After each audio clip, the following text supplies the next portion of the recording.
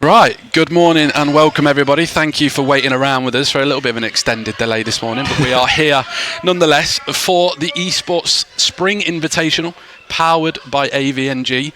You have seen me, Joel, with a couple of different casters before, typically abuse COD, but I'd like to say that I have massively upgraded this weekend to our good friend, Mr. Chief Lid.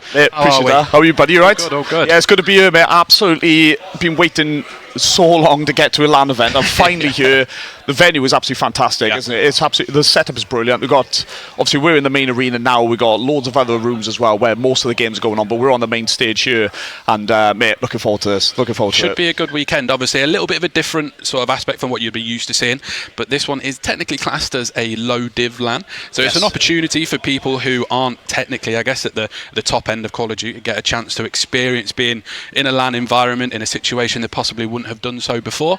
And I tell you what a game we have got to kick us off today. Obviously not biased, but maybe a little bit slightly biased at the same time. Obviously we do have indeed Peachy Originals versus CRG Accentura. How are you looking forward to this one? I'm looking forward to it. So like I said, I've done loads of casting for both teams, like I said. So we've got our first two female teams coming in for the tournament now, which is absolutely amazing as well.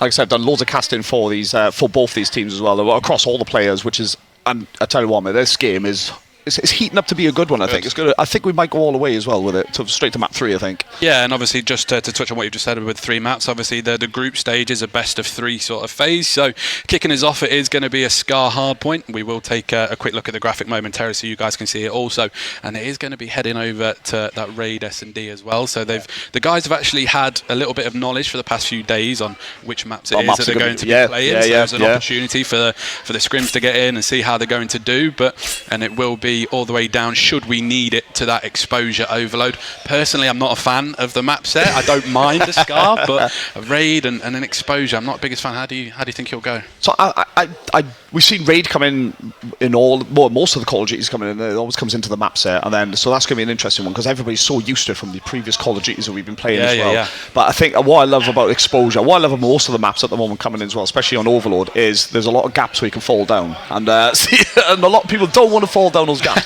but they do a lot as well. So it's it's going to be an interesting one anyway.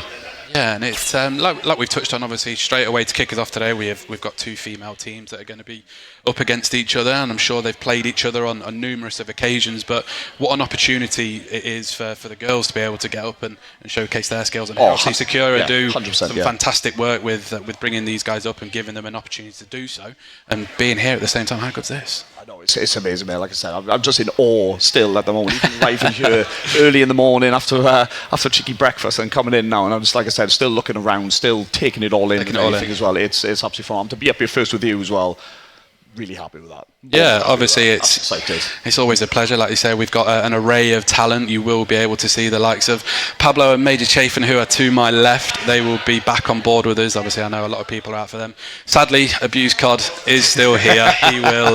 He'll be on board for the next game. But like you say, thankfully for me at the minute, I'm stuck with my good friend Chief Lid here. But in terms of obviously you're a first time here as well. What's your sort of background in the casting sort of world for those who might not know? Well, for me then, so like I said, I started off playing competitive Call of Duty when I was playing with the British Army, and then from there then got into obviously the young whippersnappers coming up, and I'm like, I can't keep up with them anymore, so how can I keep into the scene? So I had a dabble of casting, and what's that been now? Good couple of years now. I've been cracking on with it now, and I've been doing loads of events with it as well. Like I said, trying to get as much exposure as possible with more for the teams more than anything.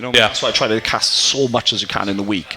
Obviously there is only so much we can do. Yes. At the same time, it's very tiring. Yes, it is. Like I said, but this is where these opportunities come in for the weekend, and it's going to be absolutely phenomenal. Can't wait. Can't wait to get stuck into the first map. It should be good. Obviously, at the minute we have got games going on around the venue. So we took a look round earlier, and there's so many stations. It's 5 groups or 4 groups full of 5 teams, isn't it? So there's going to be plenty of Call of Duty going on this weekend. Like we said, the group stage is going to be the best of 3, so everyone's going to have an opportunity to get some good maps in. We are going to see it head over to winners round 1 and losers round 1, I think, today. But enough talking about what is going to happen. Let's find out what is indeed going to go down on this Scar hardpoint. It looks like all the girls are getting ready, fist pumps are coming in. I'm sure the energy will indeed increase itself as well.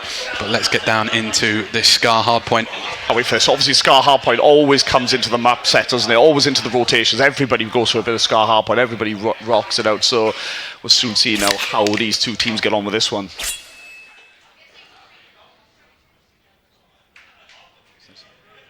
There's the countdown. It's the countdown indeed. So looking forward to this one. This is going to be the first one that we've seen this weekend.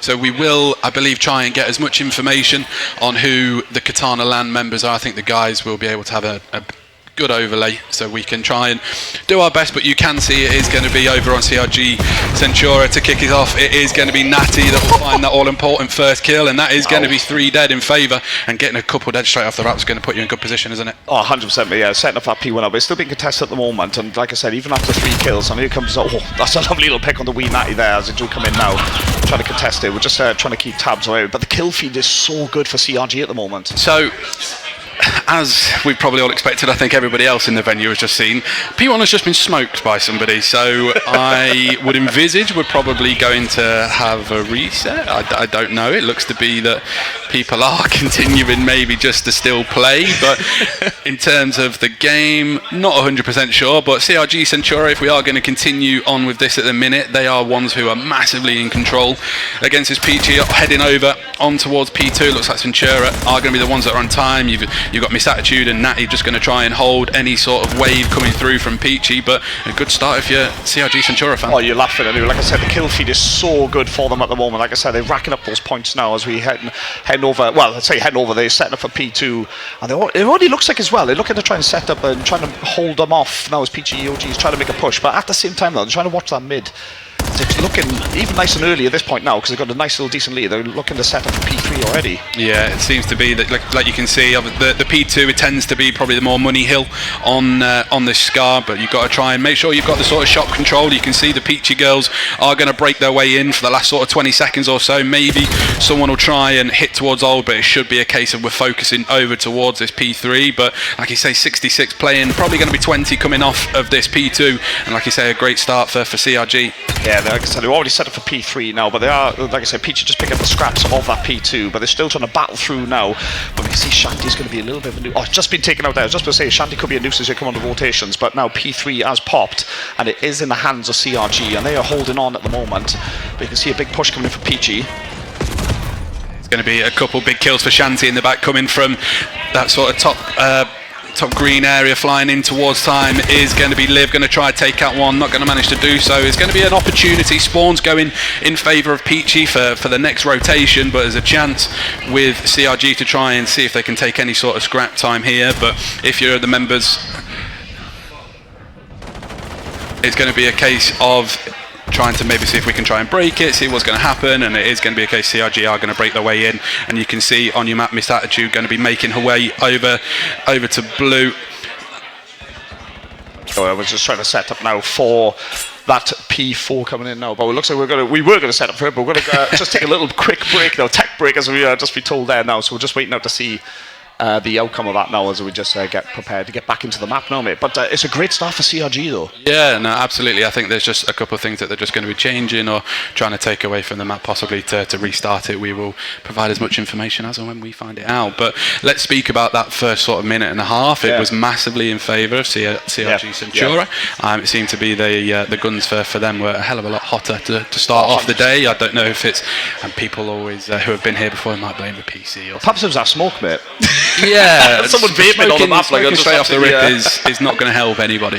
I was surprised we continued, to be perfectly honest. But other than that, like you say, sometimes you've got to deal with little bits of adversity, and this is obviously one of the things you do get with LAN events. You are going to have maybe the odd hiccup, and it's one of those cases that everything was completely flawless throughout the week, but as soon as the bright lights come on, naturally something will come about. But like you say, Centura seem to just be able to go through the motions there. Shanty, I've had the experience of playing against Shanty and absolutely destroyed our team. But that point about Shanty just now, and she was on the flank and she gets taken out, but then she spawns in at the perfect time, man, where obviously they held the spawns for CRG, and then she just comes in, and two of the Peaches were coming through mid, and she was there, perfect time, and takes them both out and stops that push coming in. So it's whether it was her making that play or whether she knew that was going to kind of happen, but either way she had the advantage. Even if she was successful on the flank, brilliant, happy days, she's going to come behind them. But even then, getting taken out, coming back in,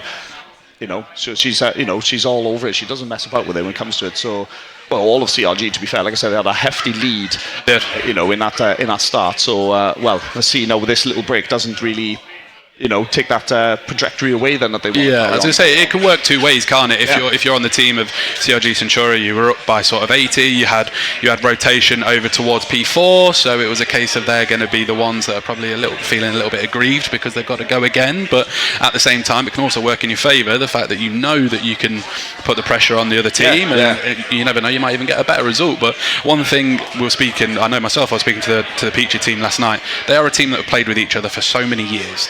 They know how each other plays, they know where they're going to be. So if there is a team that is going to be able to turn it around, be able to build each other back up, I'd be confident in those guys, and I'm sure wearing your shirt, you'd like to think they are as well. I'm not. No, but like I said, I've done so many casts for the Peachy OGs. And, what I've seen from them as well. Even if they get taken, if that hard point, that first map, they get taken, take a bit of a dip in form or whatnot. But they always pull it back in that search and destroy. Yeah. I've seen them come back and they just absolutely go mental in it, and they take a good win as well. It's like a 6-3 or 6-2 win. So it's a big win as well.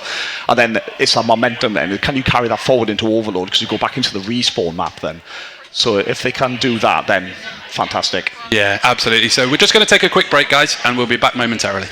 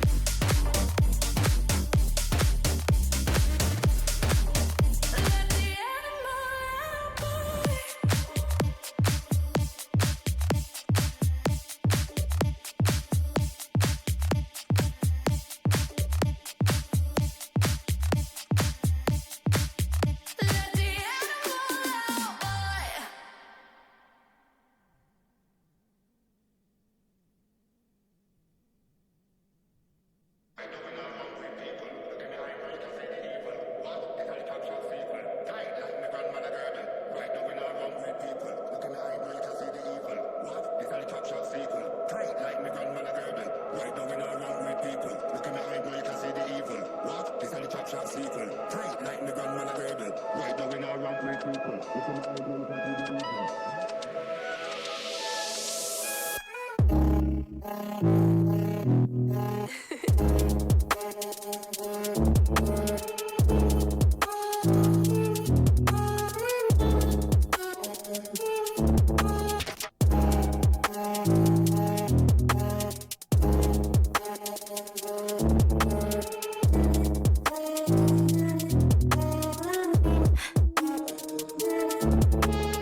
Right now when I run with people, look in the eye, now you can see the what? This is the chop shop sequel. Tight like me grandmother girdle. Right now when I run with people, look in the eye, now you can see the evil. What? This is the chop shop sequel. Tight like me grandmother girdle. Right now when I run with people, look in the eye, now you can see the evil. What? This is the chop shop sequel. Tight like me grandmother girdle. Right now when I run with people, look in the eye, now you can see the evil. What? This is the chop shop sequel. Tight like me girdle.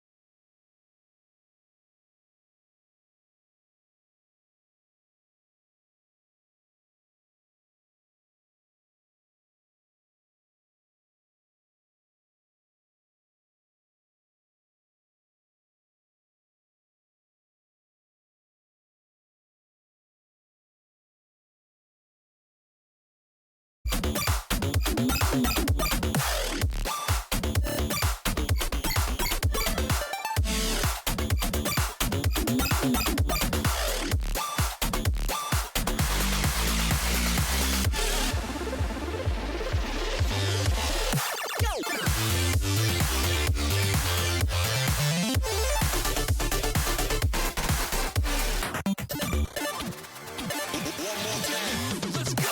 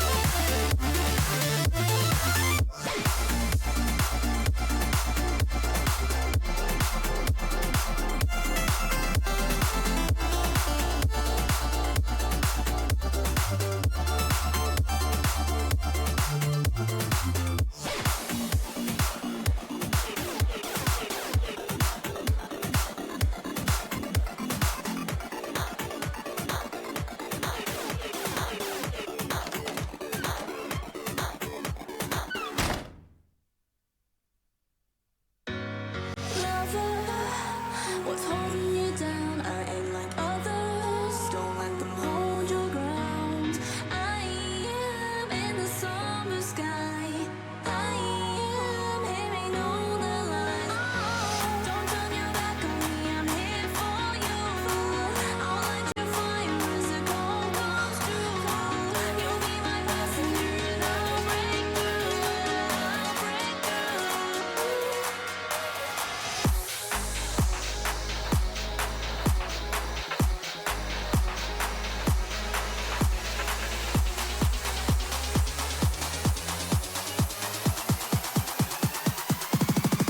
Venus.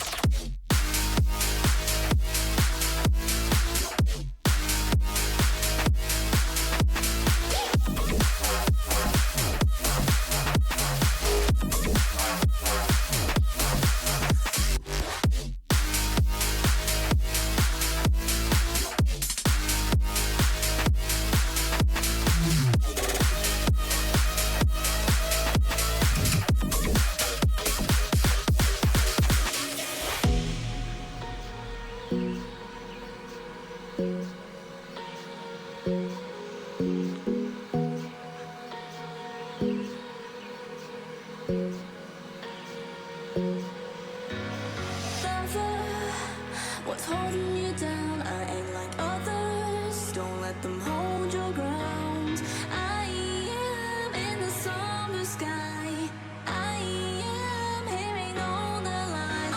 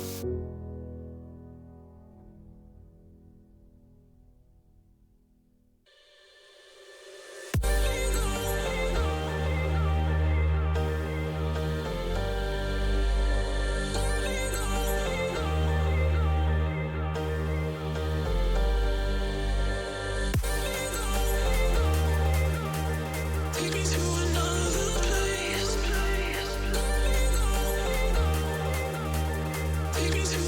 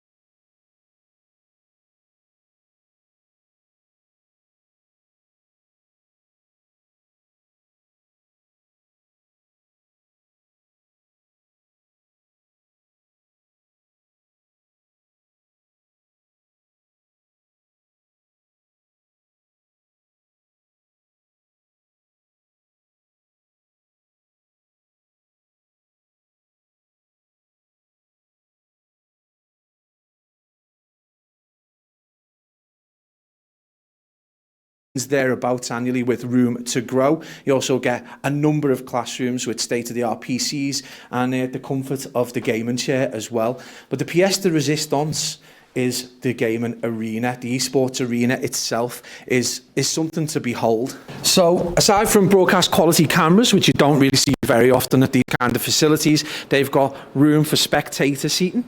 They also have an incredible video wall backdrop. All the graphics are done bespoke in-house by Josh, who's done every single LAN, I think, that we've held here. You've got room for casters and analysts. In fact, the casters are that way, I think, and the analysts are over to the right. And these actually light up, and you can have them for individual players as well, so you can show video footage of individual players. Just like that, Back in it. we are back. Obviously, what a video that was. Obviously, that was shot by some of the students yesterday and some of the good people that help out around here. So I believe we've sorted problems. Obviously, hence the reason that me and this chap are back. So obviously, we had a little bit of an insight into what this series could look like. Obviously, CRG Centura predominantly coming out on top. But for those who might have just joined in with us, it was a case of a couple of things went wrong. But this is the Esports Spring Invitational, powered by AVNG. Like I say at the start of the broadcast, I've got my good friend Mr. Chief Lid here, and he is going to be alongside me building up this game. How we find it after what we've seen so far? Well, like I say, first of all, I've got to flip in credit to the video, you know, absolutely fantastic. We spoke about it at the start of the stream, but actually seeing the video now of it, it's like, yeah, that's actually just cemented everything we said. So I'm well happy with that. So credit to everyone who did that as well. And then going back into this game now with these two teams, like I said, Centura are going to be, you know, they're going to be coming right back at it, you know, as you can see from the maps there. So we start off on Scar Hardpoint then, where, you know, we did see a little bit of a fantastic start for Centura, isn't it? You know, and I think PGOGs did get the flow a little bit when we went to P2, P3, but, you know, it's hopefully now both teams right off the bat are going to go straight at each other for this first map now. Yeah, and then it is going to be a case. Search and Destroy is going to be over on Raid, which I think is probably like the third or fourth Call of Duty this map has been involved in, as we alluded to earlier on. And then, if needed, so the group stage here is going to be a best of 3. So it might only be a case that we play 2 maps, but should map 3 be needed, it will be an exposure overload.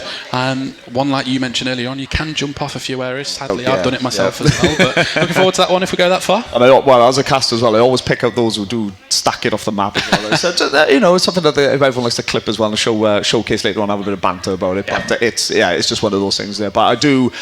Not a lot of people are big fans of Overlord, but for me, casting it, absolutely love it. I absolutely love it. And like I said, as I found yesterday, obviously, when we're chatting, obviously, big NFL fans, I always try to use that as well, you know, for the possession and getting up the territory and all that kind of good stuff. You know, have a lead blocker out in front of you. Exactly, yeah. I always call it the blockers as well, going out in front. And so it's a big pinnacle part of the game as well, you know, strategizing that as well. And I think that's what Overlord brings in for it. Like I said, it's nothing worse when you're playing it.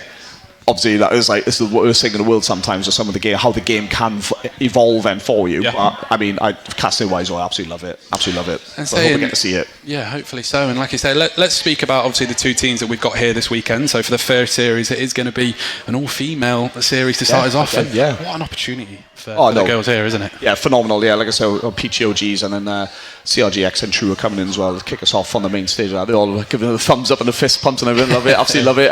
Like I said, no bias, as we spoke about earlier. There's nothing here, but but no, it's absolutely fantastic opportunity. And like I said, they're hopefully going to relish the whole weekend now with it, and all the other teams as well is going to be competing over as well. It's going to be phenomenal. Yeah, so obviously, as you saw, there's going to be a couple of venues around the building that have got games going on at the minute. Games started earlier on.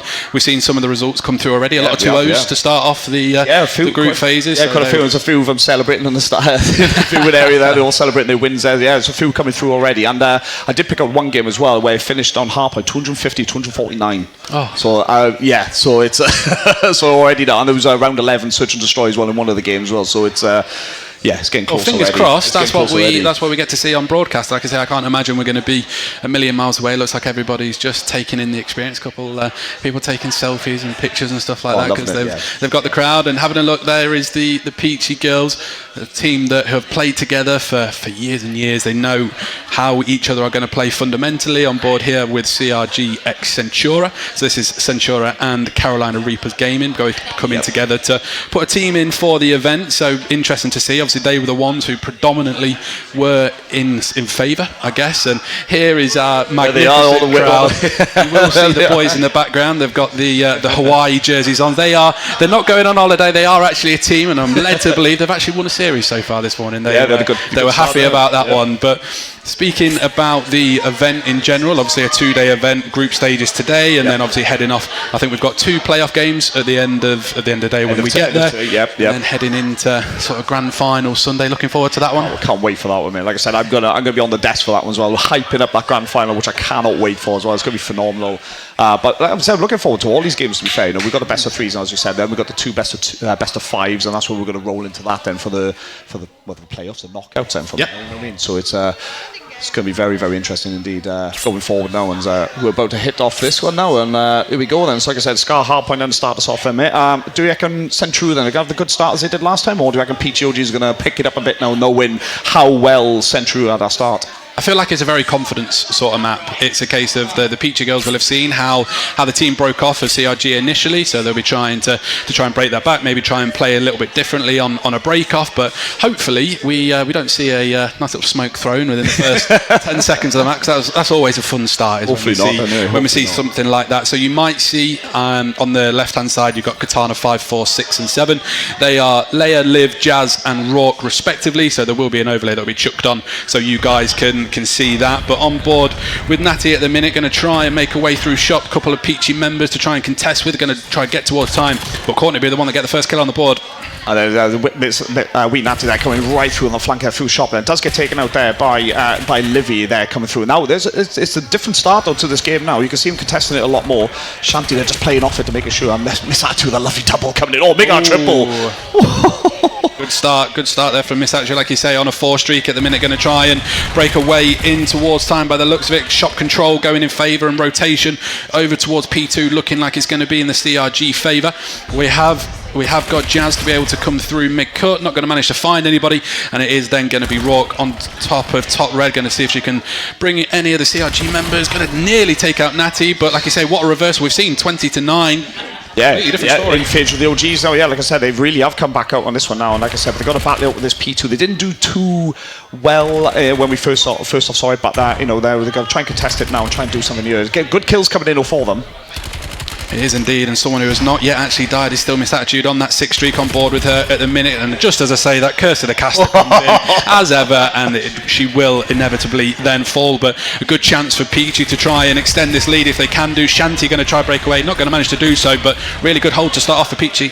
Well, what they say, I think it was Leo who did have tech issues early on as well. You can see the difference now. She's just been taken out there, but she is 5 for 4 at the moment, so she'll be happy with that now coming back into this. And I think that's the difference now coming in. As you can see, Rourke there trying to go for the pistol whip on Shanti, but Shanti's ducking and diving everywhere. It's like dodgeball coming in. So finally taken out there by as we jump over Jazz now, pushing into mid. Yeah, nobody yet actually making that rotation over towards P3. It is about to pop ever so shortly. I think it's Shanti going to try and chal towards Liv, but Liv will be the one that will take her out. Rourke on a 3 streak of her own. It is going to be a 1v1 pretty much if she goes through mid-cut. Don't know if she's going to realise possibly going to be pinched by Belters here at the front. The Bells will fly around, find a big kill. There's a chance for Centura to try and get some big time here on this P3. Leah coming in now just to contest it, but Wee Natty holds on as well. She's going for it, but we'll keep an eye on Livy as well. 6 for 0 at the moment, so she's only 1 off now, bringing in the rain, as I like to call it, and we'll keep an eye on her as we go. Oh, there we go, we're jumping on her now. She's just holding this back spawn here, which is really clever actually, because now it gives them a good setup when they do fall, and like I said, it's going to come on for P4, and straight away I've just jinxed it as well, mate. Caster's curse on Livy there. We're 1 for 1 now.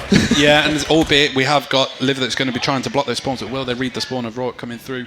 Blue is going to be a case of Leia's going to chow towards time as well, but Peachy going to try take out a couple, but I believe it's Liv with a streak in hand, going to take out one, not going to manage to find any other, but rotation, big 1v1 going over towards New Belter, just going to try and play her best as she can at the back. Going to have Leia challenge towards her, not going to stay alive, does find one, but then couldn't help find the second, so a chance for Peachy to try and regain this lead. They are going to be able to have to deal with the first wave, a little bit of split spawns across the map, but big gunfights coming in.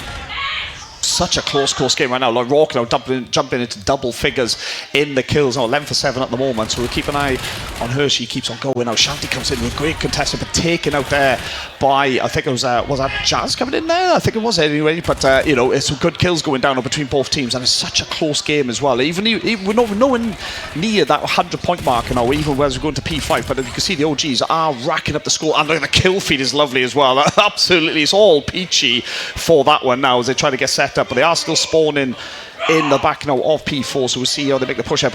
Again, well held on by Rourke. I was going to say that is now 10 untraded kills. If you are a Peachy fan and doing the maths, they are going to try and have a good lead, trying to break that 100-point barrier, heading over towards this P5. They are going to have rotation as well, so it's going to be important that CRG got to make a decision here. They're going to try to play some exit kills. Whether that's a good idea or not, I'm sure we'll find out. But on the way over towards New Hill has indeed popped, and you can see it is going to be the members of Peachy going to have to try and play some cuts on board with. It was Rourke there, didn't manage to find one, got took out by Misattitude, but an opportunity for Peachy really to build on this lead and going into triple figures and nearly have a double the amount of way through. Yeah, no, absolutely. Now you can see now the big push coming in there from CRG. They've now regained the point, and they've got the spawns now. We've got Rourke now just trying to make a push through. She's 16 for 8 at the moment as well, coming on to point now.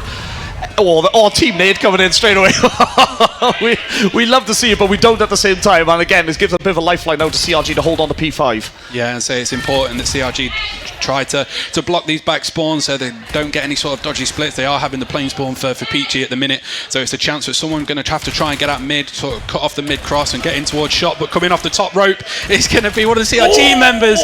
Not going to find, I think it was Belters that jumped out, but Natty does find one. But it's a predominantly favourable kill feed for the Peachy fans on board with Rourke. They're just going to see if she can try and play some exit kills. Does find it, and again on to P1 we go, and it sounds like we're getting loud. Yeah, the second rotation coming in now, and like I said, you can see Natty just jumping on out for CRG, and she's going to try and hold her. They need a good setup here, but we can see Rourke coming on the flank around the back. She does get taken out by Natty as well, so it's a good takedown there to hold on to this one. But coming through, Jazz in the shop there, taking out Shanti, and now just trying to set up for Peachies. And again, Belter jumping back on now. It's good takedown there. So it's a smart read. She thought that someone's going to come through shop, didn't manage to find it. They did come on the left-hand side of RV, but still Peachy not being broken off of this P1. Predominantly, it was only been the odd contest here or there on board with Jazz. I think it is going to find a big 2 kills. Only one member that is going to be Belter's last up. Everybody else playing off a spawn, and it's an opportunity. So one of the better players, in my opinion, for sure, that in the female scene is Jazz, and she's showing it there on a 5 streak. And once again, commentators curse. That's 2 for 1 though, mate. You're 2-1 up on that one now. So here we go then. What's let down the Peachies there though is that they had the opportunities there. They had pinned back CRG into the spawns. Good double kill coming in from Rourke, but they could have had a rotation in nice and early. And we can see him now where CRG are spawning out now. They're going to come in for a sandwich here as well, because you've got Belters there still being a nuisance in shop. We'll see what the push comes in here now and see if we can hold on. It's a good takedown from Belters. Yeah, really important that she's going to be able to find that kill through mid, but I don't know if she's going to realise that Liv has the info onto her. I don't know if Belters going to turn around. Liv's going to come through. 2 members to try and deal with. Not going to find either. Going to try and chow towards time on board with her still at the minute, but she's got no bullets in. She takes a pistol and still can't find them. Unfortunate for her, she had the reach, but the guys will have the info onto where everybody is. They'll have to try and break their way in, but how unfortunate is that? Oh, man.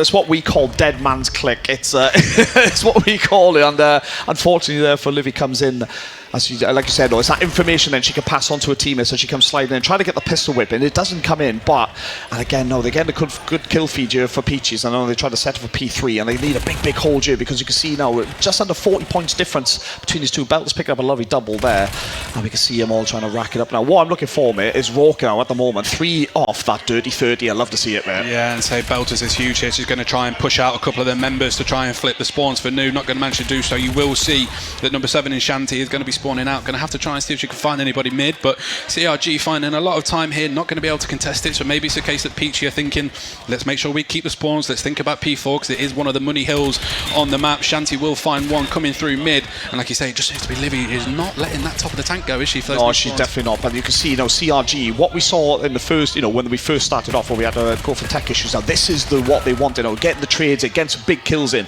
but at the same time, getting some massive points on the board now. Like you see, they've just taken the lead once again. They were, for the last 4 points, they had nothing, but now they're right back into this game. I say someone that seems to be heating up is Misattitude, now 22 and 13 on a 3 streak of her own. Going to try and maybe try carry the members of CRG on her back to try and get them through, but been absolutely turned on. Liv will enjoy seeing that one later on, I'm sure. And a chance that's been able to keep the members of Peachy in those back spawns is going to be spawning the members of CRG out. There's a chance for them to keep hold of it, but Natty's going to find two of her own as well. Oh, Livy was a lovely little 180 there, coming in for that second kill there to hold on to that point as well. Now put themselves back into the lead as well. Belter's picking up a lovely two-piece, so and we'll see if that they have pushed the point as well. Again, coming in for Jazz as well, who's trying to make an impact as well. Trying to be a nuisance on the point now, trying to get this point back, which they do. I say it's pretty much a pink feed or an orange feed even for Peachy here. Shanty going to try and play some of the exit kills coming out of old, but what was quite a big gap between the two teams has been drastically shortened down. On board with Belter's big two to try and keep the last 10 seconds in their favour, but they're going to be out the back of New. Don't know if Mr. Achu's going to be able to chow towards a playing ring around the Rosie on the back van, but Leah's going to chow towards time, probably going to have the timing onto one, which she does, but this is a big kill out the back, because this is going to be dependent on who's going to keep the spawns, and it's going to be Leah that comes out on top, which is going to spawn the members of Peachy into the back. And now look how far out CRG are going to be spawning at this point, but they need to get on that time.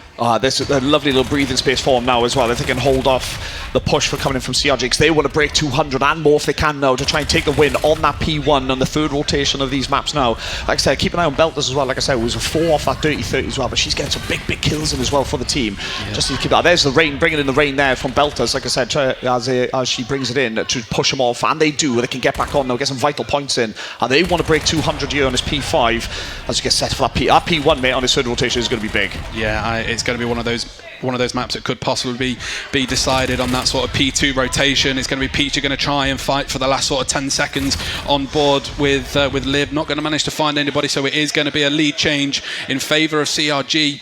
Jazz just going to have to try and play alive. Going to chow towards Natty. I don't know if she's seen her on time, but inside shop she's going to have Shanty to deal with. Jazz will find one. Pre-firing over towards Natty. Not going to manage to find anything on that one, but being alive inside shop here, you can be such a nuisance, can't you? Oh yeah. If you can hold your life here and just get those vital kills in there, that's good. Couple of them coming in now. Like I said, now Peachy jump back on, looking to retake the lead, but potentially try and take the win there. Some big kills again coming in.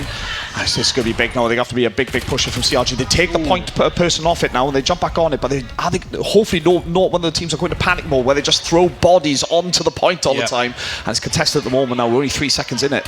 I say it looks like they're going to be reading the spawns. Natty's going to find one. They have going to flip them out towards P2. Like we mentioned, this is going to be quite a big hill. Looks like it's going to be possibly the all-deciding one. Natty going to fly through, find a big two, and that is going to be them potentially scrap time going in favour of CRG. And they have look at the spawns. You're going to see Peachy spawning towards the back of blue, so it is going to be a chance for them to get this initial time. Once again, nearly having the lead change, but still technically going to be Peachy that's out in front, and this is going to be a bang out of a P2. Oh, Belters is holding on now. She's getting a good couple of kills as she does get traded in the end now, but a good two comes in for Peachy as well as they try to get on. But it is CRG on point now, and we've seen they can hold this P2.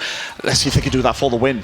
It looks like it's going to have to be possibly the hardest map to try and break. They're going to have to try and fly. Only 10 seconds left to deal with. Jazz going to try fly towards a couple of members. Is going to spot Shanty up top. Not going to find the all-important kill. Only 5 seconds left to deal with. Peach are going to have to throw everything they can towards it.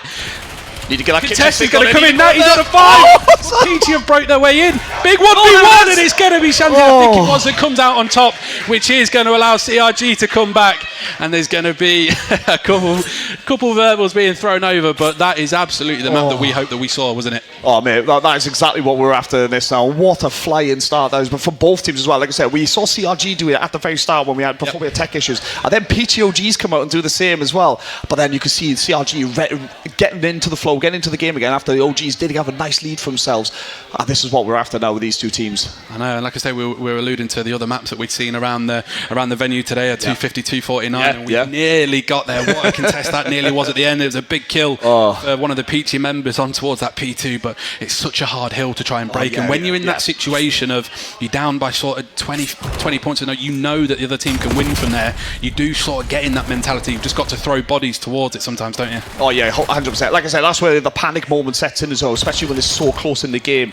But that was the opportunity. They had to throw bodies at it. But again, CRG just getting those kills. And I think it was Shanty who got that last kill in the end. Obviously, Shanty's nerves were settling in, and she's like thinking to herself, right, I'm on my own. I need this 1v1. takes it and takes the win there with the last second on the map. Yeah, and I'd say two players that had a fantastic map one. I think it was Rourke and, for Peachy, and then Miss Attitude for CRG, both hitting, as you say, the dirty 30s. I believe they were. 30s, yeah. I don't know if whether Rourke managed to get the naughty 40, and that's the other one I like to call it as well. So I don't know whether she did get it. I was trying to keep tabs on it as well, but again, the game was just so exciting then. It was just we were just so fixated in it. Yeah, and we mentioned at the start, obviously, we saw how the first rendition of map one went, and CRG were massively out in front, and then Peachy started to come back. But it looks like during the break of the tech issues, they maybe just ironed a few things out. They said, let's try and play this. As we saw, Liv was doing everything she can to try and block those spawns, because how crucial can that be? Because half the time, if you're going to get pinched, you need someone back there to try and allow you the best opportunity to get through. And then this is just where, at the point of the map where it started just to get a little bit hectic, that P1 predominantly went in favour of CRG, and then just turning out to a bit of a bang out. Someone, like you say, a big kills coming in. It was Shanty. It was, and like you say, going to hop down, find an all-important kill. But so let's take a breath. We've managed to get through that one. We did get it in the end, yeah. We've got plenty more Call of Duty. It's going to be a raid S&D, so typically maybe one of the slower ones. It's going to be one that you might see a sniper involved with at the same time. People would probably challenge in around shop or sort of laundry area, but interesting to see how they're going to play that, isn't it? I hope we see a sniper, because I absolutely love it. And this is what I love about S&D as well, bringing back in the snipers for this Call of Duty as well. I absolutely love it. Like I said, we call it the boomstick, as Hawk Gaiman would say as well. We absolutely love it, so we'll keep an eye and see which one, if anyone does sport it. I don't think any of the PGOGs will be sporting the sniper rifle, unless they're going to change it up for some giggles, but it'd be interesting to see anyway. And we'll see if any of the CRG are as well. Like I said, do love a good sniper kill, or a good sniper feed then, as it likes to come in as well. Yeah, and like you said, this is where the experience of this Peachy Originals roster should possibly be able to play in, because they've played countless amounts of Search and Destroy, countless Call of Duties probably together at the same time. They are going to be comfortable on listening to each other's comms, knowing where each other are going to be. So, the first map, obviously the Katana members, that will be visible for you guys. We'll get those overlays on there, but just on board with Jazz at the minute. Going to have a couple of members challenge towards a big kill initially for Rock. Will put the advantage going in favour of Peachy. It's a great start to get to be there, but the bomb has gone down as well. So now it is, you would have thought disadvantage to Peachy's out, but the 4v3, so they are one up on the player count. So let's see how they make a push here, because they have to, Miss Attitude there being chased down. What's it? The goat now. Here we go. Two fall down as quick as that. And here we go then. So just trying to see who is that. So Miss Attitude now, the only one left alive at the moment. It's come flying in, locking in on the defense now, looking to get one more. Nearly get a pistol whip in, but the diffuser's going to come in for OGs. That's a good start for them to go 1-0 up. So it was an optimistic chow, wasn't it? I was out of ammo in the AR, had to take the pistol. Obviously didn't know if she knew that the bomb was being defused, but someone looking over is going to find it. But what a first round that was for Rogue. 3-0. Oh yeah, 3-0. Yeah, that's absolutely phenomenal play there coming in. Like I said, locking in on the defense with the diffuser then, as you could say. That was, like I said, the game quickly switches. That's what I love about Search and Destroy. Even if you're on the attack, as soon as you get that bomb down, you're locked in on the defense straight away then. It completely changes the game. Yeah, and it's going to be interesting to see how we're going to see this next round go, because it can be a map that sometimes can get away from you. Raid can, because it's a case of predominantly A is going to be the site that people will go for. So interesting to see how Peachy are going to plan to this one, on board with Jazz at the minute. Well, I just love how both teams as well, at the moment we saw the defensive plan then. Again, first kill coming in there. It's a good start here as Jazz picks one up there. Like I said, and that's what I love about it as well, how both teams, they all approach it differently when it comes to the defense. Do they go for an even spread? Do they go 2 for 2? Do they go 1 for 3? And they change it up all the time. And now we'll see, like I said, Peachy's now getting the bomb down. Let's see what CRG can do here. Yeah, I was going to say Peachy bomb down over towards B. They've got quite a lot of the map control as well, so CRG going to have to try and group up and try and bang it out and try and play trades together. But only 28 seconds left on the clock, so they are going to have to make a decision relatively soon. Obviously 7.5 seconds will defuse it. Really a big kill from Liv, but Shanty will come through fine one. Just going to hop and see if anybody's on the bomb, but they're, like I said, they're going to have to try push them out. You've got members of Peachy having a look over. Natty going to fly towards it, not going to manage to find anything. Leah trying to play a top bed.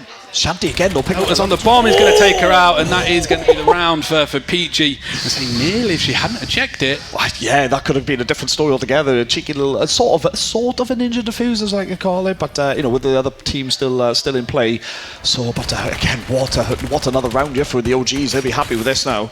Yeah, absolutely. Like I say, I respect it when you go for the diffuse. When 100%, possibly, yeah. maybe you shouldn't do, but at the same time, if someone else is looking the other way, even like you said, a couple of seconds away from winning that round, and people think, well, how on earth have we just allowed that to happen? But 2-0 for PG at the minute. You're going to see that 6 untraded Rook 4 to start her off, going to be trying to make a way over towards that Hellstorm, albeit not the greatest of maps sometimes, but in Search and Destroy, you can try and use it for as much information as possible, and it seems to be that CRG are going to try and favour this aid once again. I say now, Natty and Belter still trying to seek their first kill now. They've got opportunity to do it on the attack now again for CRG, and they said, the bomb does go down nice and quick from again, though, and good kills now, good trades coming in now, but there's a good 2-piece coming in for Peachy, and they'll be happy to get that player advantage.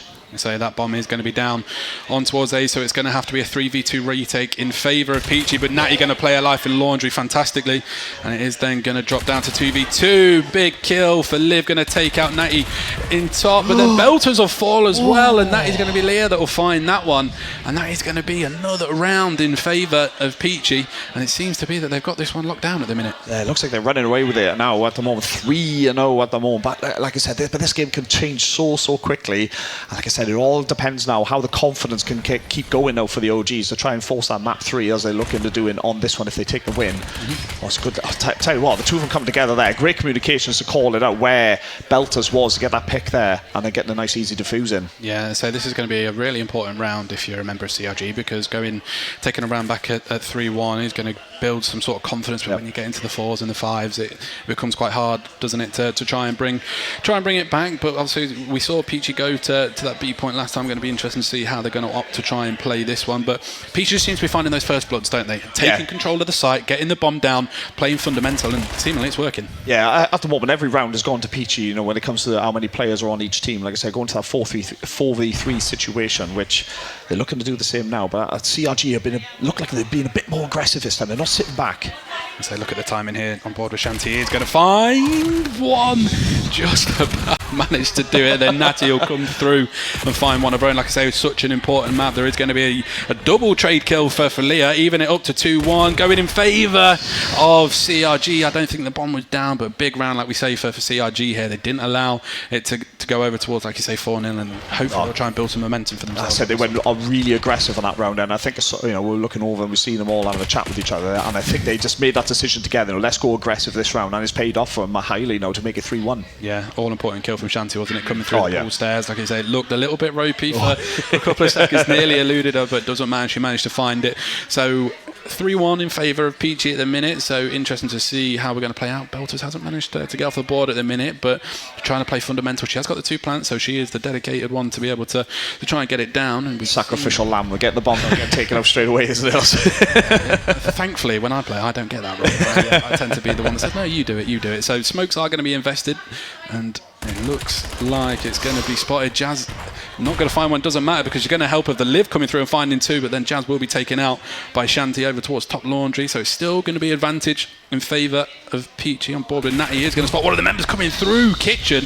Leah's been absolutely ripped, but they've got them penned into a corner, and it is just going to be Natty pretty much running for her life. Not a lot that she can do there. No, it's a big round that is now for OGs. Like I said, they've obviously losing that one just now before, but then to come back in that one, I would have thought that the communications would have been a bit more with Jazz, trying to take out Belters as she was taking him off the bomb, and then obviously the bomb never went down. Belters does fall, and then I thought the comms would have come in and said, "Oh, the bomb is on B," and then they all would have swarmed. But fair play, OG's played even better. Yeah, it just seemed to be, like I said, they allowed the gunfights to come to them, held their irons, and then ultimately, like you say, you've got people popping 2 pieces. Liv on a 3 streak at the minute. I'm sure she'll be buzzing with that one. But once again, one of those really important rounds, because as soon as you go 5-1, it's one of those sort of hard ones to try and claw back. You've got to be pretty much flawless from there on out. But interesting. And boy, it looks like Peachy going to opt to try and play this one a little bit differently. Shanti just going to be trying to play her life over towards those pool stairs, but then a kill once again for Liv. She's on fire. Oh, she's absolutely loving this Search and Destroy right now, like I said, and again, that's our advantage now, that player advantage now. They're 4-3 up now, and the bomb does go down as well, so all the pressure now dropping on CRG. This attitude, I thought she would have had that one there. Gets taken out. Again, it's one of those scenarios that the gunfights are just coming to them, and it is going to be Natty that's the last one alive. Going to have to try and give her big clutch. Big clutch. Have to be a big clutch. He's going to come through 5-1. Gets away. It's a good start, but time's well against her now, and OGs are just going to be sat and wait there, going, "Come on through, mate." Ooh, it's not going to be because she's got the clip on that she'll be looking for. I don't know. Oh, I'll tell you what, I got excited there. I was thinking, oh my word, is this going to happen? Oh, 20 seconds left on the clock as well. But again, it's Liv who comes round for that final kill, mate. Yeah, and you've got Leah. I think she's got. Is that kill streak locked in? Well, hopefully we'll find out. Maybe we'll take a quick peek shortly. But like you say, scenario is that CRG have to now be flawless for the rest of the S&D, or it is going to be going to one apiece, which we will be seeing that exposure overload potentially, unless CRG can do something miraculous here. Yeah, it was Livy. We thought Olivia was on our streak still, but she did get taken out. But it's Leah now, was 8 for 1. She's on a 3 streak. Like I said, potentially last round now for the OGs to take this series to 1-all. And like I said, they'll be itching to get it as well as we get set up, hopefully, for that exposure overload. But I tell you what, Belters are changed up. Well, she's not the bomb carrier now. No, and she's just going to have to try and play her life as best as what she can. She's going to be praying that one of the teammates come through. Shanti's going to chow towards the stairs, but it's not going to matter because it's going to be 2 members for CRG that are going to fall, and it is going to be only a 4v2 now, and they're going to have to try and get this bomb down as best as what they can. But here come those purple arrows. Miss Attitude's going to find one. Potentially some awful timing is going to die from the sort of back ramp, and it is just then going to be Natty in that situation where she's last alive, and she's going to have to find every member. There's one. Oh, here we go. Jazz and Rourke now thinking of, do they come together? They probably want to come together because you know how Natty can get these vital kills in here. As we're just following on now with Jazz now, and it's all tense moments now. It's got really quiet in there as well. I think everybody's waiting to see how it's all going to pan out. No, but Natty, time run out for her again. She's on the push. Yeah, she knows that she's got one of the members towards her, not going to manage to find it, and that is going to be it's going to be the map. In favour of Peachy. So we are going to be heading over to that exposure overload. Then, aren't we? Can't wait for this one. Like I said, I remember saying that at the very start, before we started the whole map one. You know, like I said, if the Peachy OGs do take defeat in that hard point, they are so good at it to destroy, and they just showed it there. They're going 6-1 in the end of that one. I know, and I'd say it was impressive, wasn't it? Like you say, Peachy, we mentioned it a couple of times on comms throughout it, they just allowed those gunfights to come towards them. It seemed to be that CRG were the ones who were comfortable to go and try push out towards them, and ultimately that was what was their detriment through that, wasn't it? So it was, they're just going to be taking a quick little break before we head over into it. But we got the map 3, which we wanted to see, so it'll be interesting to see how that goes. A little bit of intel for you. Some of those who watch the lower divs in their games, my good friend Mr. Abuse Cod was casting over Peachy on an exposure overload the other day, and if I'm led to believe, I think it went. Oh, apologies, it was actually Mr. Major Chafin to my left. Chafin, wasn't it? Trying to give Abuse some hype, but Major Chafin does. Trying to big him up there, weren't we? It went a few times, so it'll be interesting to see if this one plays out. I'm hoping we're on the new rule sets where it's 5 minutes, clock doesn't stop, so it should be. Yeah, so if anyone's not aware of that, is so obviously they brought in the new rule set for Overload where it was only 2 minutes, wasn't it? Or 2.5 minutes, I think it was. Something like that, but the time did stop when the bomb was picked up. But now they've changed it back and gone back to the old rules now, where it's 5 minutes and there's no stoppage on the time as well. So apart from the overtime at the end, isn't it, where if somebody does pick up and time runs out, 30 seconds to try and score.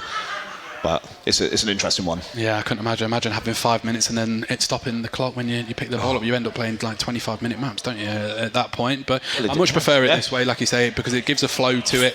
Obviously, we can make a lot of football references because there's a half-time, full-time, and everyone's screaming goal at the same time as well, wasn't it? So, like you say, just on your map, so Scar, Hardpoint went in favour of CRG x Centura, Raid S&D going in favour of Peachy. Obviously, this is still the group stage, so just going to try and get that win on the board, either team are. Like I say, still only the best of 3 through the group stages. We've got plenty of other games going on around us at the minute, but I'm glad that we've got this one on cast. Oh yeah, it's been phenomenal so far. Like I said, that Scar Hardpoint set the standards for us straight away. We were talking about other games that was going on, but that was such a phenomenal game. And then, like I said, the OG is really racking it up in our Raid, Search and Destroy. And this Exposure Overload, and like I said, back to that respawn game now, but it's going to be very interesting to see, like I said, because there's only 2 avenues, well, I say 2 avenues, 2 ways you can go and score on that A and B point as well. And, if you can lock in that defense, when somebody's coming on to attack you to try and score that on that bomb, it's a very interesting one indeed. Yeah, to make our NFL references, like we said earlier, can't wait. Having a lead blocker is so important in the game mode of Overload, isn't it? Because you need to be able to have someone that's possibly pushed out into spawn, trying to play people that are coming off of original spawns, I guess, and then just trying to manoeuvre your way through. Because obviously, only with the pistol in hand, it can sometimes be a little bit tricky. But exposure, especially because it's such a big map, is one that maybe sometimes is not going to to always be the quickest paced. Your maps like a Scar might be a lot more because it's a lot thinner. You've got opportunities to manoeuvre your way around. Yeah. But interesting to see how the girls are going to play this one. Yeah. But other than that, I think we've looked out. Obviously, we had no problems, which is always good. Yeah, but which is let's not jinx it. Just what are two maps in general, though? Obviously, like you say, that the girls performing on LAN, like this is the first time. Yep. So we're led to believe there's possibly been a all-female team on LAN playing against each other, which fingers crossed we're told is to be correct. But like you say, an opportunity for them to be able to be on the big stage, be in a venue, have people watch them. Obviously, being on broadcast as well with all of you guys at home watching at the same time. But other than that, like I said, we're just waiting for players to come back and get themselves back into their seats, and we will get this third map up and running. But after this, obviously, we've got plenty of games going on throughout the day. Obviously, still, as we mentioned, going through the group stage phase. So, any other teams that you're looking at to see this weekend? I'd say we're just pulling up the results now. So we've got some more results coming in now already through some of the group stages. So Peachy Esports, the other Peachy team, has come in as well. Curse Game in there. So Curse Game taking that one 2-1. And then we've got Extremity taking it 2-1 against Hypnotic Org as well. So that's a Group B. And then coming into Group C, which is, well, kind of classes the group of death. You know, it's a massive, it's an interesting group, let's put it that way. Where 22 Esports took 2-0 against Paradox, and then X-Force Eagles 2-0 against Flux Nation. And then coming down into Group D then, so we've got AVNG Scrimless 2-0 against Annex. And then we got AVNG Impact 2-0 against Vortex Gaming. So they are the results we got so far. Happy days. So to give AVNG a mention, I know a couple of guys are in here at the minute as well. They've done a great break they've done a good opportunity, for everybody here. Been a big fan of what they do. But we'll be back in a couple of minutes, so don't go anywhere.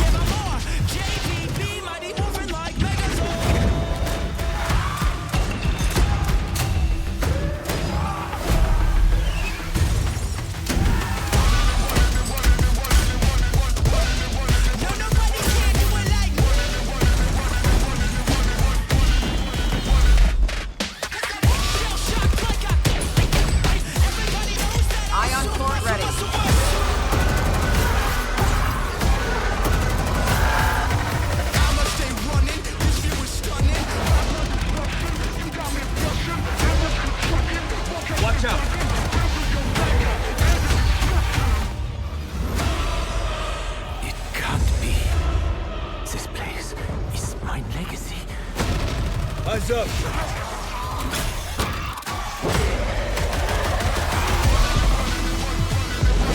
Stations reporting, ready for launch.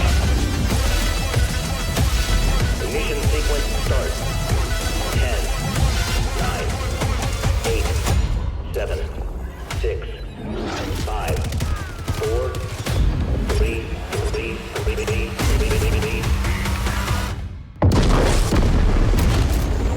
No, nobody can do it like me.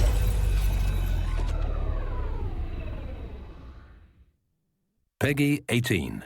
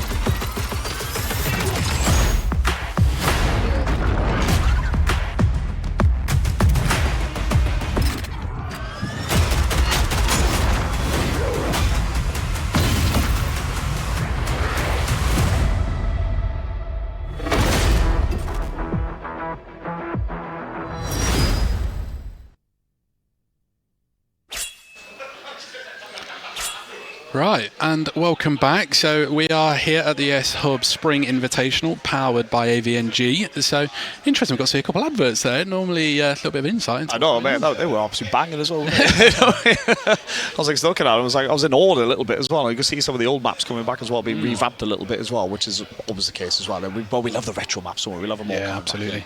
So for those who might have just joined us, scenario is at the minute that we have got Peachy taking on CRG Excentura, both one apiece at the minute. So we are going to be shortly heading over into an exposure overload. Obviously, group stages still at the minute, so it is just going to be a best of 3 scenario. So winner of the map is going to take the winner of the game and put their points on the board for the group stage. But map 1, what an absolute bang out that was, wasn't it? Mate, like I said, we've been talking about some of the maps that's been going on in the other games and how close the scores have been as well. We just had that as well in this one as well.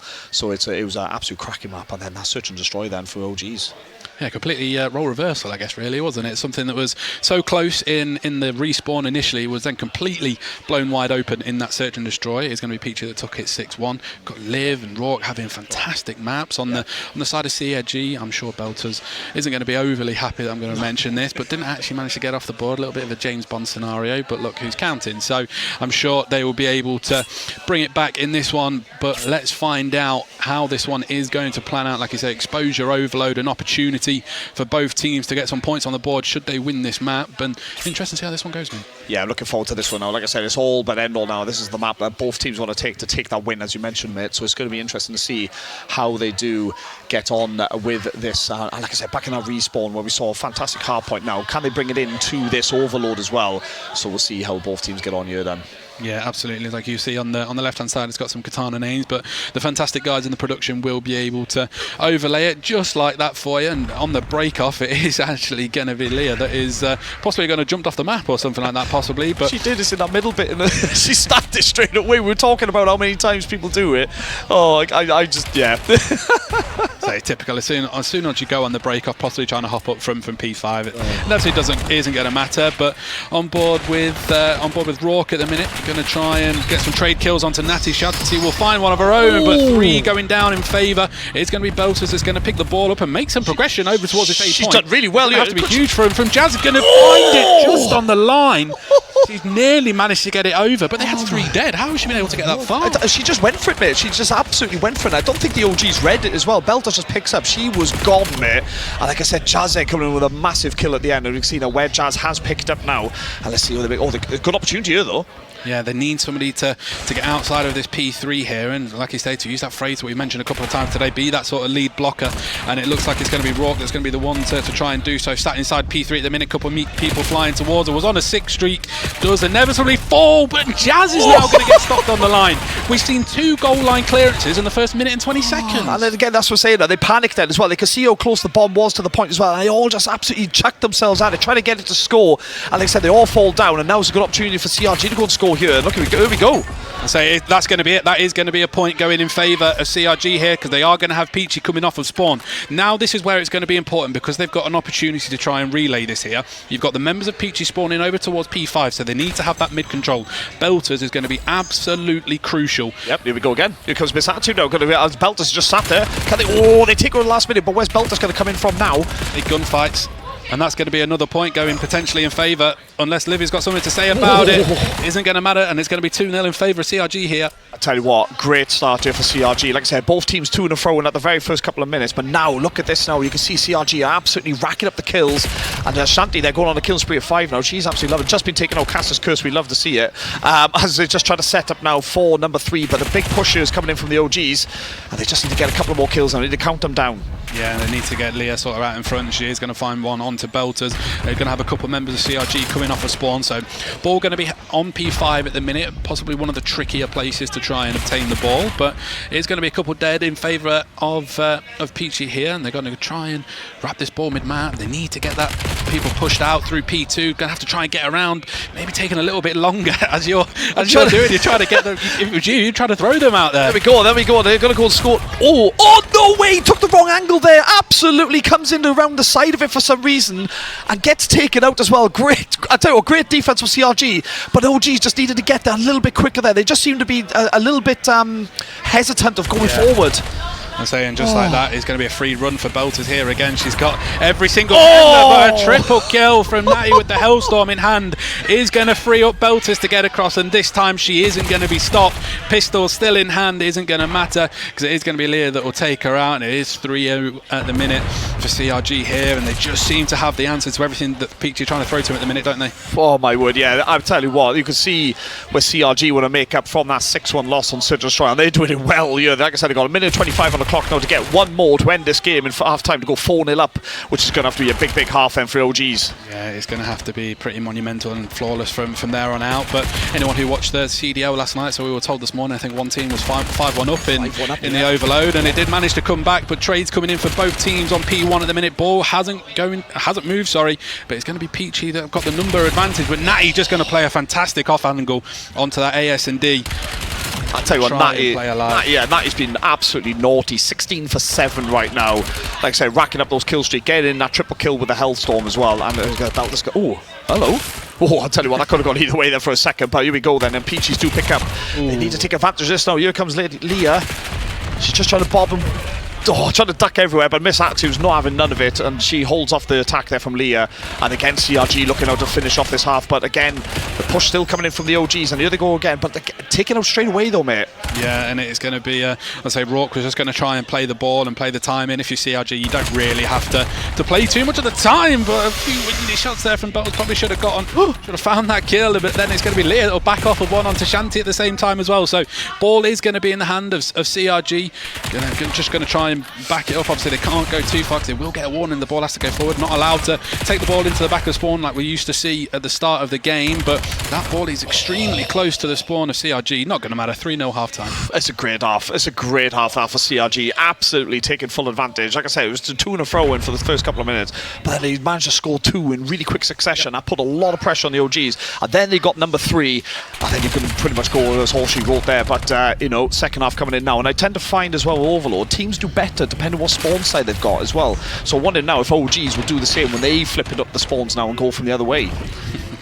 You can see some of the crowd that are in with us here today getting the opportunity to play and watch at the same time. But how important was that streak that we saw from Natty? Ultimately opened the door for Belters to not get stopped on the line this time and get the one down, but big triple, wasn't it? Well, it just goes to show it was Belters now on for a hat-trick as well. She's got 2, Wee Natty with 1 now, and let's see how they do get on here. Like I said, Wee Natty 18 for 8 as well. Absolutely, you just know now she's going to be absolutely dangerous now in the second half. Yeah, confidence will be sky high for her at the minute. So in towards P1 3-1 the ball is going to be. Everyone just going to try and feel each other out for the first couple of seconds or so.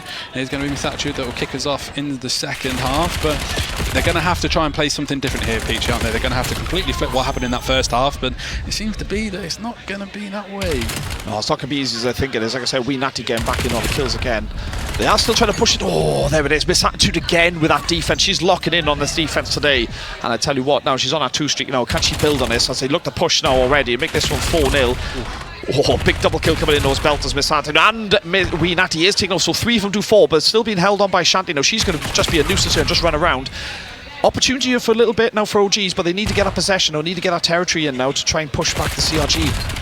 Yeah, when you're the last person alive with the ball, you're up a certain creek with no paddle sometimes, aren't you? You don't have an opportunity. You've got a pistol in hand, you've got 4 people flying towards you. You're going to have to do something immaculate to try and bring it off. But PG trying to put the pressure on here. This is the second time that we're going to see them try to fly towards this point. If Shanti's got anything to say about it, not going to matter. So, no clean sheet in favour of CRG. It is going to be a point for, I think it was Rourke that managed to get that one, over the line. But as you can have a look already, CRG already over towards that P2 area. Big Kill's going to have to come in through mid, because if they don't, they've got a straight line run towards it. Belter's absolutely running for her life, trying to get away as best as what she can, and it again isn't going to be that goal line stoppage. She's got a hat-trick. Yeah, she's got that hat-trick she wanted. I was just about to say as well, CRG now need to get this next one down. If they can score this next point now, it's going to make it so difficult for OGs, and they did it straight off the bat as well. As soon as OG score, they wait for that spawn, they pick up, they go, and they score straight away. Yeah, it's one of those ones that sometimes if you're not going to get the kills, you sort of have to allow the point to happen to try and then work your way over towards New. But Rourke, again, she's doing the best as what she can to try and put members of CRG at bay here. Ball is going to be over towards P5, a big kill from Jazz coming through is going to take out Natty that was laid on top of the ball. But again, here comes that sort of lead block element that we were mentioning about. Had a couple of members flying towards her. Belter's been taken out of the question, but Miss Attitude will turn around and find an all-important trade. But it's like the ball's going to be working its way over towards the P2 side of things. So say, it just seems to be, we've seen it a few times now with Belter. As soon as she picks up, she's gone. She's gone for it. She's going, right? She's not even hesitating. But at the moment, I'm seeing the OGs now. They could get advantage a little bit of just going absolutely flat out at it. Just be prepared for those gunfights. Oh, I'll tell you what, Natty's just turned there, just get traded. But like I said, just be prepared for those gunfights. You know they're going to come. But here comes CRG again. They're looking to pick up. But we've got, I was just about to say, Miss Attitude defending it now. Beltus is there now, and she's going for it as well. Trades galore now on this point. Yeah, if you're a CRG member, you can sort of turn it into a team deathmatch, really, can't you? You're not the one that has to try and send everything you have at it. Shanti going to play a little bit of an off angle, is going to take out Leah. All important kill, but a big kill with a pistol in hand from Liv. That's another goal line clearance, and someone who's had one is then going to pick the ball up in Belters. She's trying to find. She's going to try and find 4. Yeah, she's got to. Well, why not? You know what I mean? I'm feeling confident for it as well. Like, they're trying to push forward now. They're just trying to make a massive run for it. But again, no, here comes the attack again. They all fall down, but again, they seem to be a bit hesitant about it as well. Nobody pushing on, nobody trying to go for it. And they're just trying to hold off now. Yeah, I was going to say, it was a case where I think 3 fell for both teams. There was a big kill coming through mid, and we're both looking at the screen saying someone pick it up and try and get a point down. But ball is going to respawn over towards P5. Miss Attitude going to have a couple members to deal with. They're going to try and fly towards it. But a big nade kill there from Jazz, wasn't it? Love that. Love a good nade kill as well. And a good kill feed now. Like I said, they're all falling down now for CRG. Opportunity here now, because there's only one of them there. Shanti's on the defense now, so let's see how she does pan out here. She does get a stun and a couple of hit markers. Oh, I'll tell you what, again, good trade. Now, pushes out. It's going to be trades galore, and Belters will find a big 2 to try and put Peachy at bay. I'm not too sure on the timings if there's enough time for them to be able to bring it back, but a minute still left on the clock to try and play for, to try and make it a little bit more respectable. Obviously they don't want to go down 4-1, but like we mentioned, CRG can just sort of have fun a little bit at this point, can't they? Turn it into a team deathmatch, don't have to try and do anything, but they've got a clear run with the ball if they can try and get over towards P2. A couple of members coming through mid, and it's all going to be on. I think it was Liv possibly. But Natty, does have the bomb. Like I said, she's 3 away from that dirty 30, and here we go now. She does pick up one as well. She's still going, Natty. And there's an opportunity now for them to push out, because they've only got Jazz and Rourke there on the defense. All the rest of OGs are spawning in. But Natty now is going to come flying in. Belters with a good kill. Can she get the pistol whip? She doesn't. And they get held off the last second. But Shanti with a big 2-piece now is going to pick up, and it's easy pickings for her to go in. Oh, I thought she didn't get it in, but she does get it, and literally taken up by Jazz. 5-1 now for CRG, and I think that's game over. Yeah, that is indeed going to be game. It was a big 2-piece piece off the top rope, as I like to say, from Shanti there. Did manage to get the ball down. 5 seconds left to play for. Big kills coming in through mid, predominantly all in favour of CRG. 2 seconds, 1 second, and just like that, CRG are taken both of the respawns, will take this first group game 2-1. And what a series that was. Oh, what a game, what a game. I'll tell you what, I'm going to pick a wee Natty for that as well, dropping that dirty 30 as well, absolutely. But she went schizo in the first half and the second half. She just absolutely went stir crazy that game on the kill front. Obviously, she did score for him as well, but Belters then pick up a hat-trick as well for CRG. So, what a win, what a way to take this win now for CRG, who take the, 2-1 winners. Yeah, and they say Belter's obviously hat-trick hero, get her the signed match ball, and I'm sure she'll take that one away with her. But they just seem to be a lot more comfortable on the respawns, don't they? Especially on that overload. They were picking the balls up, getting in the faces of Peachy to try and make sure that they would be the ones that would come out on top. And ultimately, that was the case. And like you mentioned, you've got Natty dropping 30. You're going to have every chance to be able to win the map, aren't you? Yeah, she was an absolute nuisance for OGs, I think, and like I said, giving that opportunity as well for Belters to get that hat-trick as well. So she does really, really well. But again, this is a part, just seeing that replay there from Miss Attitude, she locks in on the defense so much as well. Absolutely phenomenal play as well. As I said, CRG though, like I said, come together as a team.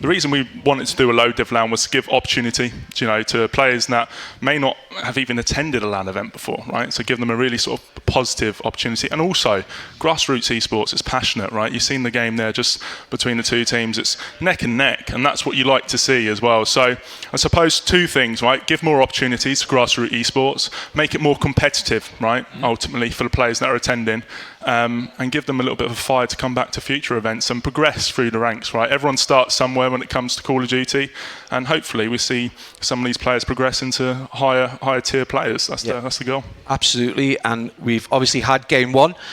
Peachy Originals has already played up against CRG Centaura. We are going to just throw the groups up on the screen for everyone to see, so you should get an idea of what teams have entered. The first game was, I say, epic. It was so close at times, especially in the respawns. It was, that first hard point was incredible. Joel, I'm just going to throw to you. You passed over the game. Just some of your thoughts about that first match. Yeah, obviously at the start of the day we saw, obviously before the technical stuff, it was a case of CRG Centaura. They came out on top so fast out of the blocks, and they were really putting the pressure on the Peachy girls. And then ultimately when we then went back into what is again map one, it was a complete role reversal. So they took the time to maybe try and look at things a little bit differently, try and have a different break off or make people play differently. And ultimately it come down to the last sort of 20 seconds. A big contest on hill was what nearly won it for Peachy, but it was an absolute bang out of the first map. The thing is, obviously it goes 2-1 in the end. The two respawn maps, CRG looks super strong, but they fell off quite considerably in the search, and I just wondered if you think that's going to come back to bite them further down the line. Well, this is what S&D's about, right? S&D can go either way, right? Respawn, we see it neck and neck. If you don't have a solid ground in S&D, right, that can be a make or break for a series. It'll probably be an issue for them in the future, but to be honest with you, Lady Luck Leah, she went absolutely huge in that S&D. I think it was like 9-2. Belters didn't really have much of a belter. In the agency. Yeah, Sorry, 007. Belters. Sorry, Belters. But yeah, it's all competitive. Who knows? Maybe they'll have better luck next time in their S&Ds. A quick question about Rawkaiser. She dropped some big numbers in both respawn modes, but honestly for the L as well. But is that a player that you would say to look out for? Obviously from the female perspective, right the way through this tournament as well. No, absolutely. She definitely sets the pace for that team. She's always done that in terms of whenever I've played against her or been in the opportunity to cast over. The girls of Peachy have played together as a unit, that core four for such a long period of time, and Rourke is certainly one to look out for. So, off the back of the success of the all-female COD LAN in Saudi Arabia, I think this might be a first as well, guys. We had, obviously, the first match was an all-female affair, but this is the first time, I think, at a UK LAN that we've had all-female teams competing against male teams. So, and I got to say, shout out to Hannah at Sakura. She's done so much work in bringing the female Call of Duty scene forward, and I think we're just going to see so much more of this going forward. I just wanted to get your perspectives on why that's important. It's super important, right, to give females an opportunity in esports, right, and to showcase it, right. It's about raising awareness that if you're a female, get involved in the esport. And a lot of females don't know that they can, or they might not feel comfortable doing it. So to see people that are on main stage standing up, screaming over monitors, and delivering that passion that we expect from competitive esports, hopefully that inspires more females to get involved in the esports. But I have to reiterate, huge shout out to Hannah and what she's doing for the female space in the scene. Absolutely. So if you want to guarantee a win, maybe not guarantee a win, the best thing to do is stack the odds in your favour. And one of the teams that's done that is AVNG, submitting 3 sides. The next game coming up is going to be AVNG Impact up against AVNG Scrimless. I was going to ask who the favourites might be, but calling yourself Scrimless might just allude to the fact that you're not getting a lot of practice, but just your intimate knowledge of these teams, what do you think this game's going to play out like? Yeah, I think Scrimless will definitely be the ones that people will be looking to come out on top. But there are some dogs over on that the other AVNG team. There's people that I've had the joy of playing against before, and they're not going to go down without a fight. But if I was a betting man, I'd potentially be leaning more towards the Scrimless side of things. Had a conversation with Ghost last night. He was having a chat about things he'd done previously, and they're going into it fairly confident, I'd like to think. Yeah. Okay, and for yourself, Heffy, how do you feel the next couple of days are going to pan out? Have you got any favourite teams? You got anything else you want to add before we move on? I'll say Scrimless, right? A good team here, right? Div 6 team, and they're all wearing their flamingo. It's making me want to go on holiday, honestly. this point. I just want to go on holiday. So they're a good team to watch out for, and we'll get to see how they play here now in the next few minutes. But yeah, if I was to predict moving forward, I say Scrimmers will take this series, but I'm hoping for AVNG Impact to make an impact, so we'll see how it plans out. Excellent stuff. So we are going to be heading over to the mercurial talents of my brother from another mother. Is Major Chafin. It's an odd one watching him on the other side of the desk, but he is going to be in safe hands with Abused Cod over there as well.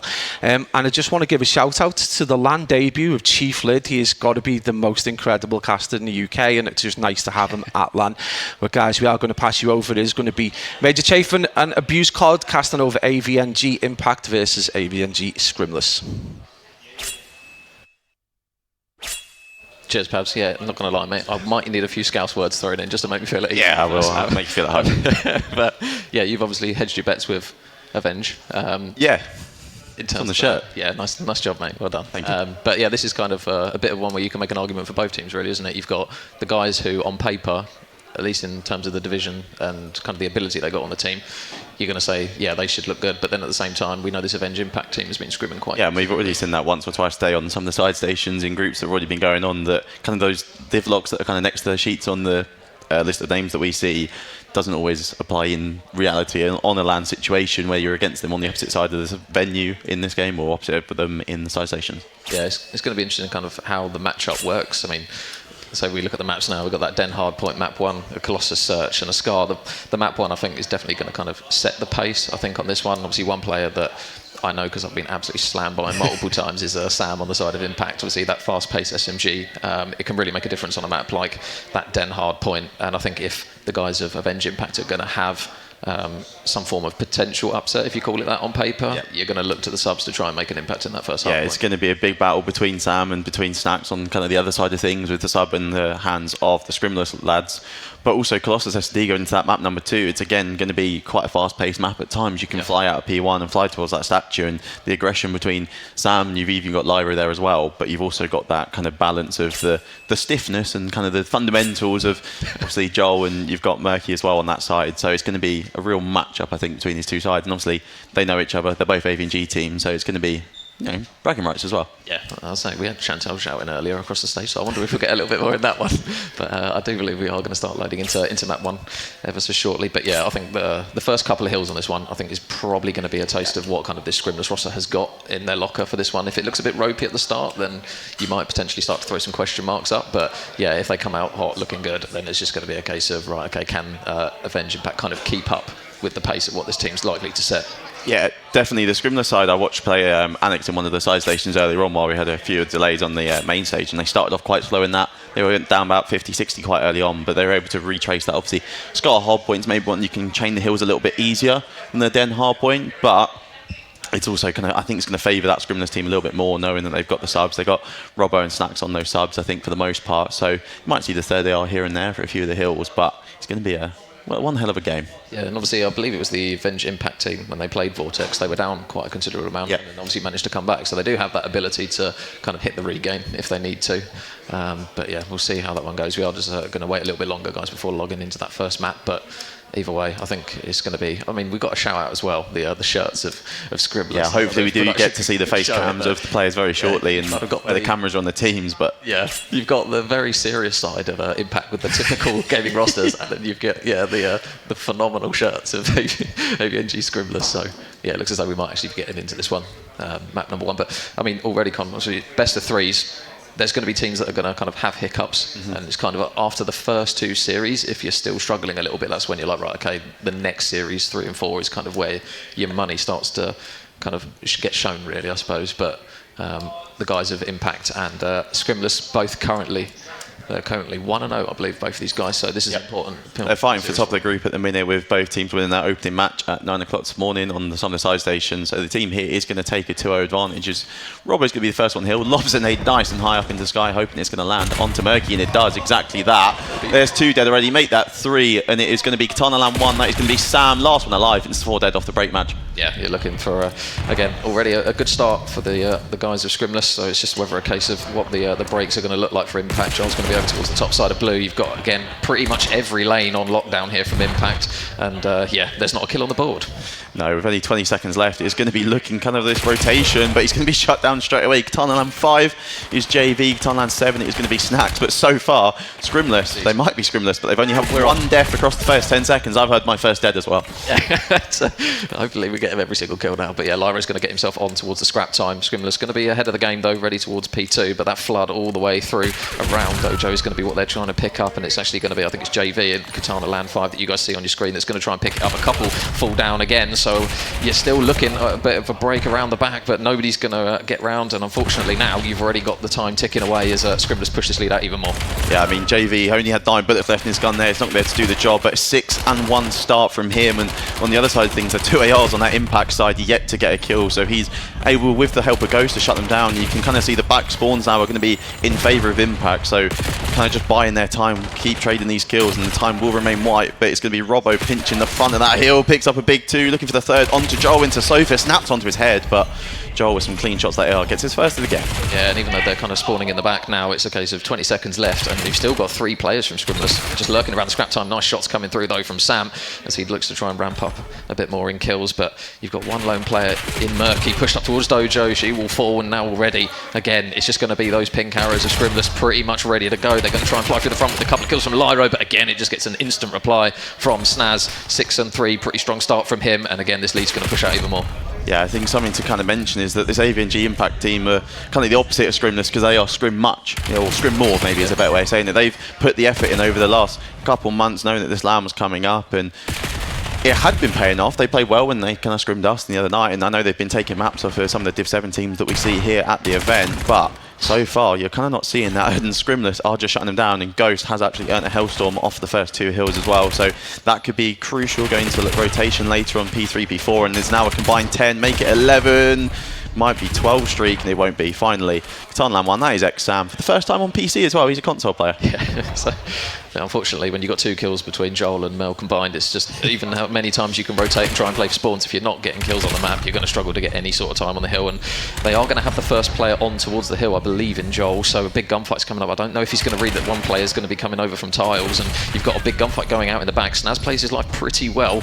Impact are obviously locked in towards the back spawns, but again, they've just not got the person on the time just yet. It looks as though Joel's going to be the one just to contest it as he flies out. The shots come through from Robbo, and Joel with a big kill there is at least going to grant them an opportunity to probably get the best chunk of time that we've seen so far. Yeah, that's the first time we've seen the AVNG Impact side actually get a 4 dead in the feed, and it was quite a quick 4, which is going to spawn the players on the opposite side of the map, but they are going to start to collapse through into this server room. Ghost is going to get one with that AR in a close range, but there's still 3 players in and around the time. He has 2 with a pistol. That's the 3-piece for Ghost. He's going to be hunting this player out in the back now, going for the best play. He's screaming dead. That's a 4-piece, and he will fall eventually, but with only 20 seconds to go, the spawns have re-flipped, so it's going to be Impact now fighting through P1 and 1 player through roof. He's going to... Oh no, we had that one. We had that one here. So unfortunate kill in that situation, but yeah, Scrimless still looking around the 100-point lead as we get in towards our second rotation. Lyro doing a good job of just making sure that that pinch doesn't come through straight away. I don't know whether he's going to make the second read though. The Ghost is coming through as well. He's still holding the angle,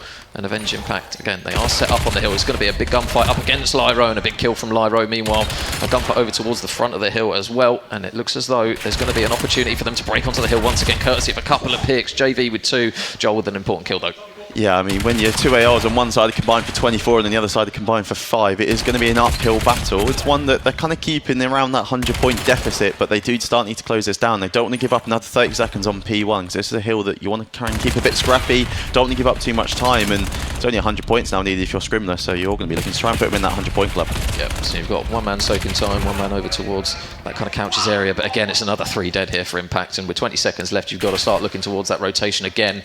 So unfortunately, they're going to have to chalk another 20 seconds that they can't really afford to give them as Scrimless slowly work their way to that 200-point mark. They're going to look to try and bang up towards the front side of time with 2 players here, but it looks as though the bait and switch might be beneficial to them, and it is going to work. So they are going to get on towards the P2 rotation. They are now set up, but again, kind of just going to be that first first wave of gunfights. They just need to hold strong. Yeah, they have got set up. They've kind of got a good setup as well. Although, as saying that, Ghost and Robbo do shut down the two players holding into Sofa from mid. The spawns are going to still be in the back, but it's player 3. That's going to be Robbo trying to fight for those back spawns, get some bad timing there onto Murky. So Impact's going to hold on to these back spawns, and the kills are still being traded down the hill. There's 3. There's 1 player left alive. Ghost has read it perfectly. If he just held his iron a little bit longer, probably would have got the kill, but it's going to stay mixy. The spawns are still in favour of Impact, but the flooding from the front and the kind of the gunpowder that we're seeing from Scrimmers at the minute is just too much for this Impact team to hold on to. And Curse, as I say that, they dive 3 in the kick. So they still need to get rid of Ghost. He does finally fall. Robbo looks to try and fight for a little bit of that remaining 20 seconds of scrap time. So it looks as though they're going to try and double up over towards that P2 area, and it will be a kill in favour of Robbo, and his teammate's going to help him out with some potential trades, and another one for Robbo. 17 and 12 from him. Again, a little bit more scrap time, and it's going to have to be a case of Snaz just playing his life, just waiting for the potential reinforcement to come through, because they do have an opportunity to help him out. He does unfortunately get snazzed out, and that will be a case of 3 people on the hill, at least nearby, but there's a big gunfight in mid here for Sam to try and take. Yeah, this is kind of time where you might think if your Ghost to start to invest that Hellstorm, trying to break this hill, and you also want to flip those spawns. You want to be spawning towards that dojo side of it for the next hill coming up, but that's going to be your P4. But with 40 seconds left, it's still important to kind of fight for this time. If they give it away, it kind of gives Impact a way back into the game. We saw them earlier come back from 60 points down against another team in groups and came back to win the map. So they don't really want to give them too much time here, as they're going to get another 4 dead slow in the feed this time. And look at these spawns from the Scrimmers team. They are going to still be spawning out quite far, and a few of them are going to start to try and hit that route with 20 seconds to go to ensure that that new time is theirs. But player 6 is going to be Murky. Not have many kills this game, but if she can pick up these kills on the rotation here onto, it's going to be Ghost, it's going to be crucial.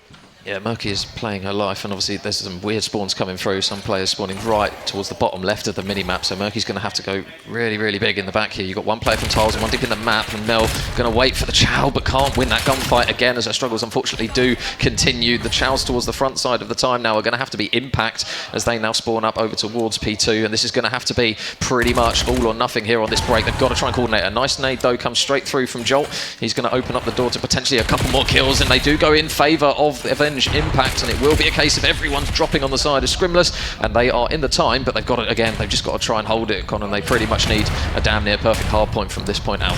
Yeah, from having that many players kind of in and around that hill time, the spawns are going to be a little bit split. So you see 2 purple arrows spawning out on the opposite side of the map. Your Ghost in the Hellstorm is going to invest it. There's a 2-piece coming through, but you've still got 1 player in the back. That's going to be Joel in the back. He's going to eventually fall. So it's all down to Sam, last one alive, who, to be fair to him, is having a good map considering kind of the score and how the rest of his team are doing as well. Yeah, but this scrap time is going to put them right on the precipice of taking this map now. They're going to be so close with it, and unfortunately Impact cannot break in towards this time. It looks as though Joel's going to try and maybe take 1 player out through servers, but again they just seem to be playing their life so well, and JV shuts him down. So the P1 is going to pretty much be do or die for them here now, as they look to try and win their first engagements. Lyra's going to get the first pick, and another pick does actually come through. So Scrimless down to 2 on this initial push. I don't think they know that Robbo's here. The stun check's actually going to completely check him out of that one. So Impact set up. They've got that player over towards me. Cut that player. Does, however, fall. But again, Murky, a pick. It's only a 4th of the entire map, but it might be an important one.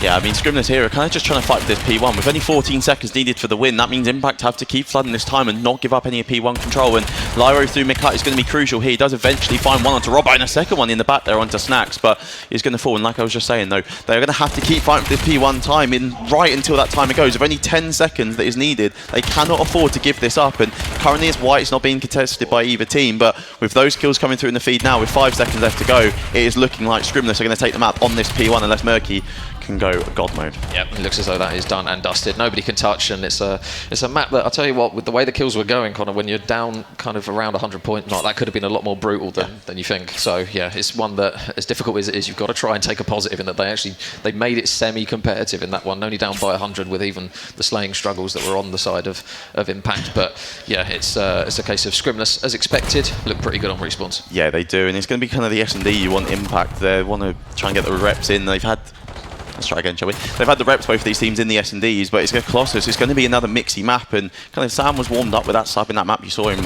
in around that 1.5 KD mark, which for a team that have kind of been slammed, if we're being nice to them, that's quite good. But the other side of things, the the slaying power from Scrimless there was just too much for them in the end. Yeah, it felt as though every single time that Impact had a rotation, you just saw a 2-piece or a 3-piece, whether it was from Robbo, whether it was from Ghost. It was just a case of every single time it looked as though, right, okay, we're going to reset, we're going to get set up for the next hill, pretend the last one didn't happen, and then as soon as the hill starts to pop on the new one, everyone on the side of Scrimless just bangs straight through the front of the hill, and they just win every single gunfight off the back of it, as we saw, especially over towards that hill over towards server. So yeah, it's a rough one for Impact, but again, we go on to a search and destroy on Colossus, which we know can be fast-paced, but at the same time, you do have a lot of offensive teams playing it very, very slowly. And after that first map, I've got a feeling that the Impact guys will be playing it pretty tentatively, at least in the opening rounds. I think something to keep an eye out is kind of the nades and the use of the utility in this game, obviously with the stun grenade and that frag that's typically used, maybe a smoke we'll see from the teams here as well, but especially defending that bomb site towards P2 on the statue, that barrel's kind of a key point in the game. It's almost like a fifth player at times for some teams, that the amount of times you see that blown up by a nade or someone shooting the barrel out, it can just get a kill or two and then opens up that bomb site completely. So it's going to be something to keep an eye on, especially in the first few rounds when there's no trophies. Yeah, so it's going to be one of those for the Impact guys where they're just going to have to sit there and go, right, okay, we'll pretend that one didn't happen necessarily, and then obviously try and work on towards it. And the thing is, we tend to see a bit more of a gap in teams that scrim in search and destroy more so than hardpoint. Obviously, we know it's important that teams get reps on the respawns, but the teams that tend to struggle a little bit in the respawns, if they've got reps in search, there's no reason why they can't.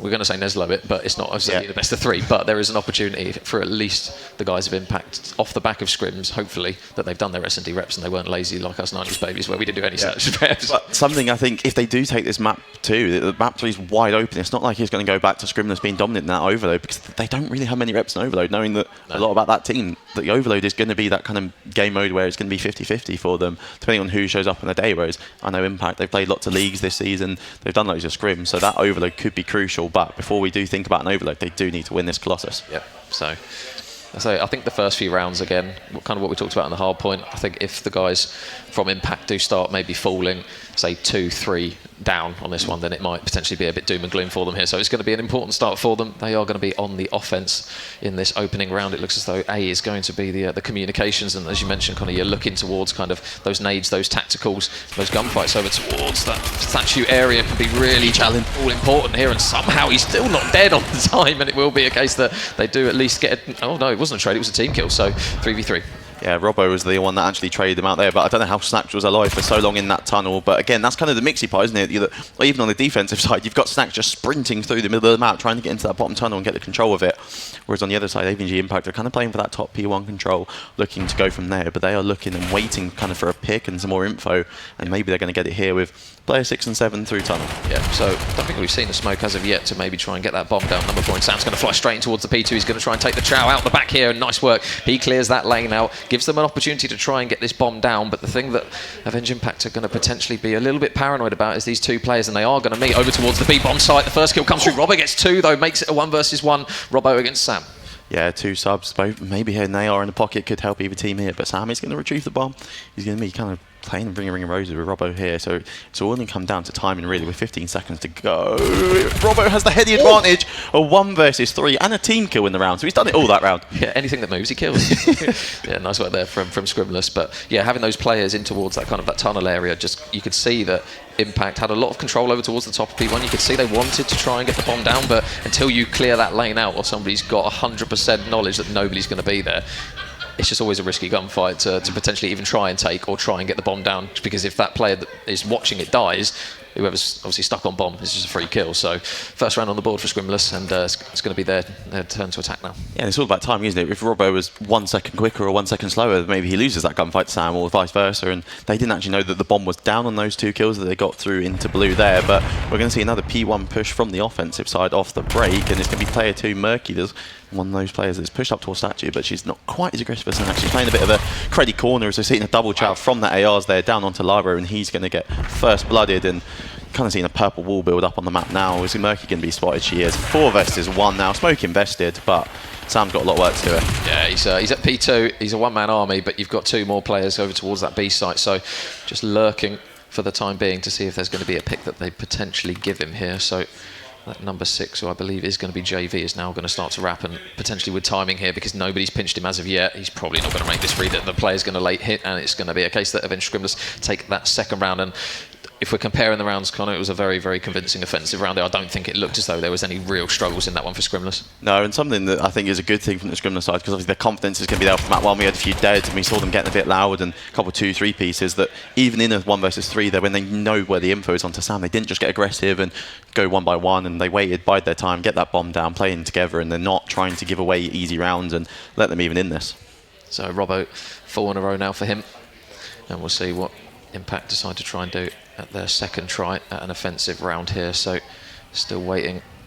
Yeah, Robbo's also got a bomb plant, so working towards a Hellstorm. Not necessarily the best map to have a Hellstorm on. Gloss, there's only about 3 places you can actually hit a Hellstorm down, but just to have it in the pocket is if you need it, is good. I do hear a boomstick out from someone on the Impact roster. I think that is going to be Force. That's Sam, I think, with a sniper in hand. So seeing a sniper, they're maybe changing up the kind of play call and what they're wanting to do here. It is Sam with the sniper out. He's just trying to get that pick, but Robbo's just going to be laying on his bum in the bottom of the statue. Yeah, and the difficulty is because obviously Sam runs that main sub pretty much, and he's the kind of the fast-paced player on the team. If you now substitute into sniper, you lose a lot of the speed at which you can potentially hit these sites. So he's going to have to really try and play for a pick here. You've still got Robbo laying prone, and there's a player right next to him, I think. So he's just waiting for the right time to strike. Joel's going to get one. Robbo replies with one onto Murky. Robbo gets a second again. That's surely going to be streaks for him now, or at least he's going to be so close. And the damage, at least in the early stage of this round, is now done. That bomb is dropped over towards A for Impact, and that is not ideal.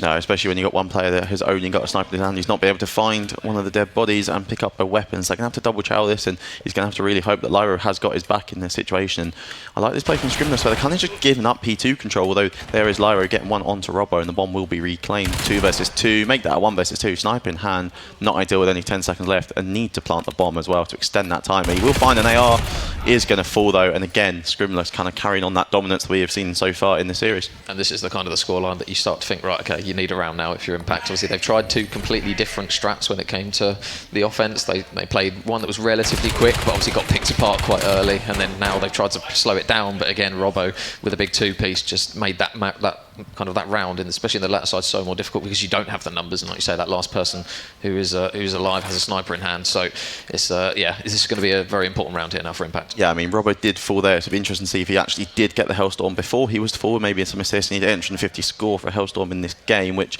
he definitely got 700, but I'm not sure if he got some assists towards him there, as the scoreboard only does show kills.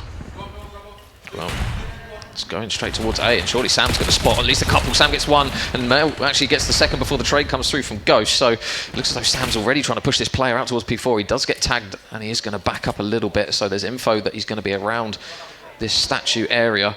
There's going to be a lot of responsibility though on JV, and unfortunately Lyra gets picked for a freebie over towards that side. So now a 2 versus 2.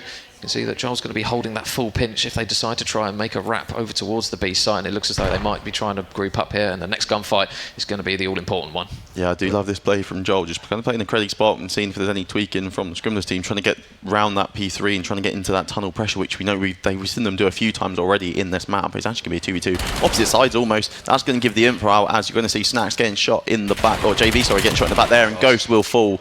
Impact with the much-needed round at a score of 3-1 now. Yeah, much better there from Impact. Again, even after dropping a couple of kills, they just regroup up, play their 2s together. We see it a lot of times where teams obviously try and separate the last 2 players to play for that information, and it is kind of a high risk, high reward, because if that player gets caught in no man's land, whoever's last up can't really make the trade. So yeah, really good work there from the guys just to group up a little bit, and they actually managed to get that free pick, which made it a little bit easier. I think that's what they need to do the rest of this game, isn't it? I think one-on-one Scrimless, you're going to probably take in most of the gunfights, whereas if you can get together, even just like Joel there, pushed up one side of the map, knew it was free, so waited for his other teammate before they then double hit things, and they were able to trade out the kills eventually. But we can see that they're doing this now. It's a 4-hit toward B.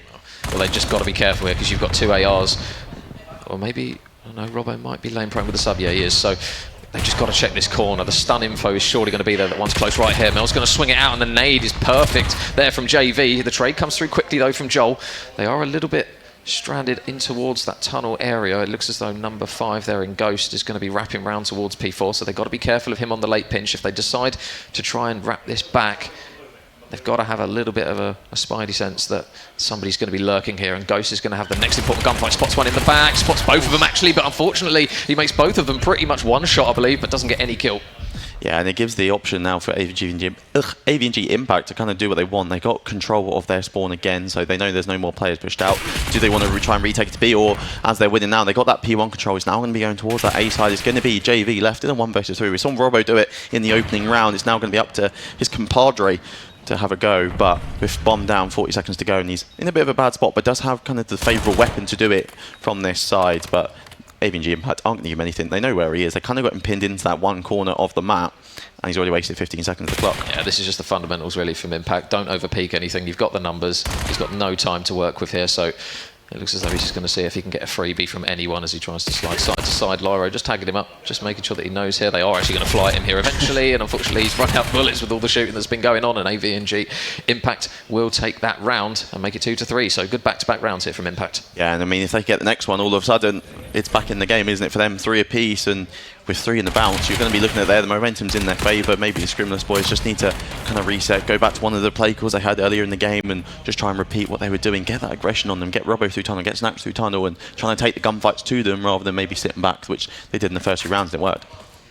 So let's see what Scrimless decide to do on the offence here. It wouldn't surprise me actually if they decide to just completely fly at one particular site here, because when they have the fast engagements they do seem to be pretty quick on the trades. It looks as though Bomb is going up towards P1, so got to be careful, and there's the nade just to open that round out. We spoke about it before, Connor, and unfortunately Mel's going to be on the receiving end of it. Yeah, and it was exactly onto that P2 barrel, exactly where it was. It wasn't actually the barrel that got the kill, and we are going to see a smoke invested, so this is going to kind of give them a free bomb plant, although great use of saving that tactical. A lot of people early on in the rounds just throw their tactical and hope for the best, but saving the tactical, especially if there's a bomb, you know when that smoke goes down, typically someone's going to hop the bomb straight away, use that tactical, and all of a sudden it's now leveled up at 3 apiece. Yeah, Lyro's got a big job on his hands here, though. He's got to try and play his life while his remaining 2 teammates, see number 1 or number 4 there, and Joel and Sam going all the way around the back, and they do actually manage to catch them out again in the spawn. The bomb is going to go down, but it looks as though there's another pinch coming through. Sam's going to be able to mop them up. The bomb is down, but unfortunately they have no more players remaining, Scrimless, so it will be a good retake here from Impact. You can see Sam on a 6 streak, combining for 9 across 3 of the players, and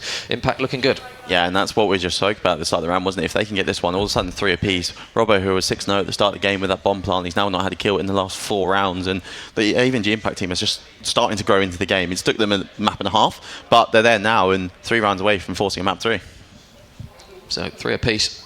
Again, if you're Impact here, you just want to just keep this momentum going. You don't really want to give them a lifeline back into this one. Snaz struggling at the moment at 1-6. Mel having a difficult map again, but I say when your other 3 players are doing what they're doing, it doesn't really matter if you can get it over the line. So Impact up they go. They've got a bit of a default split here, playing for info across both sides, and it's going to be a Kobe this time from Mel. Lands right on the head of Ghost, and there you go. She must have learnt the other nade from the round prior, but unfortunately it's just back and forth hot potato as they unfortunately fall to the nade.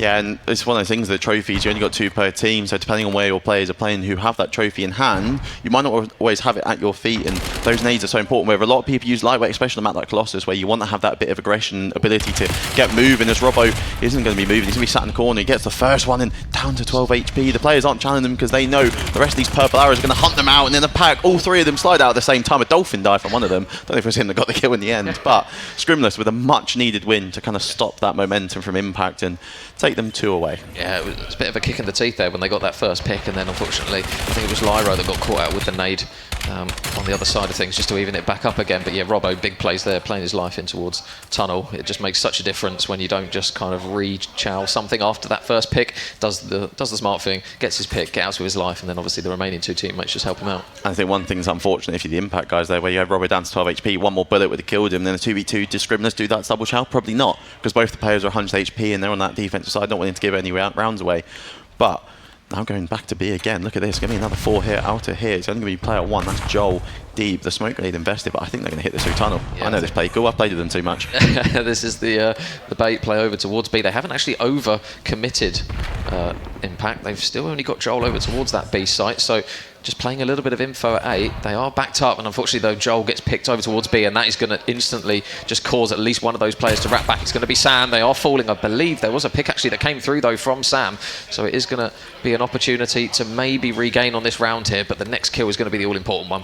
I'll be interested to see if that barrel's still on the map here. I don't know what Rob was doing with that nade. He's going the wrong way. There it is. He's going to throw it towards P2. No info given. He does have bomb in hand. So the trophy system's been invested on that A bomb as well for the Scrimless guy. So he was able to get a bomb plant free if he he wants to, but I think he's just in 2 red dots on the map, so he knows both players are there. You can see player 8 here, Snacks, laying on those stairs. He's going to give info on the players and make sure they can't wrap through blue. 1 versus 3. Sam left alive. If any man's going to do it on this impact team, it is going to be him.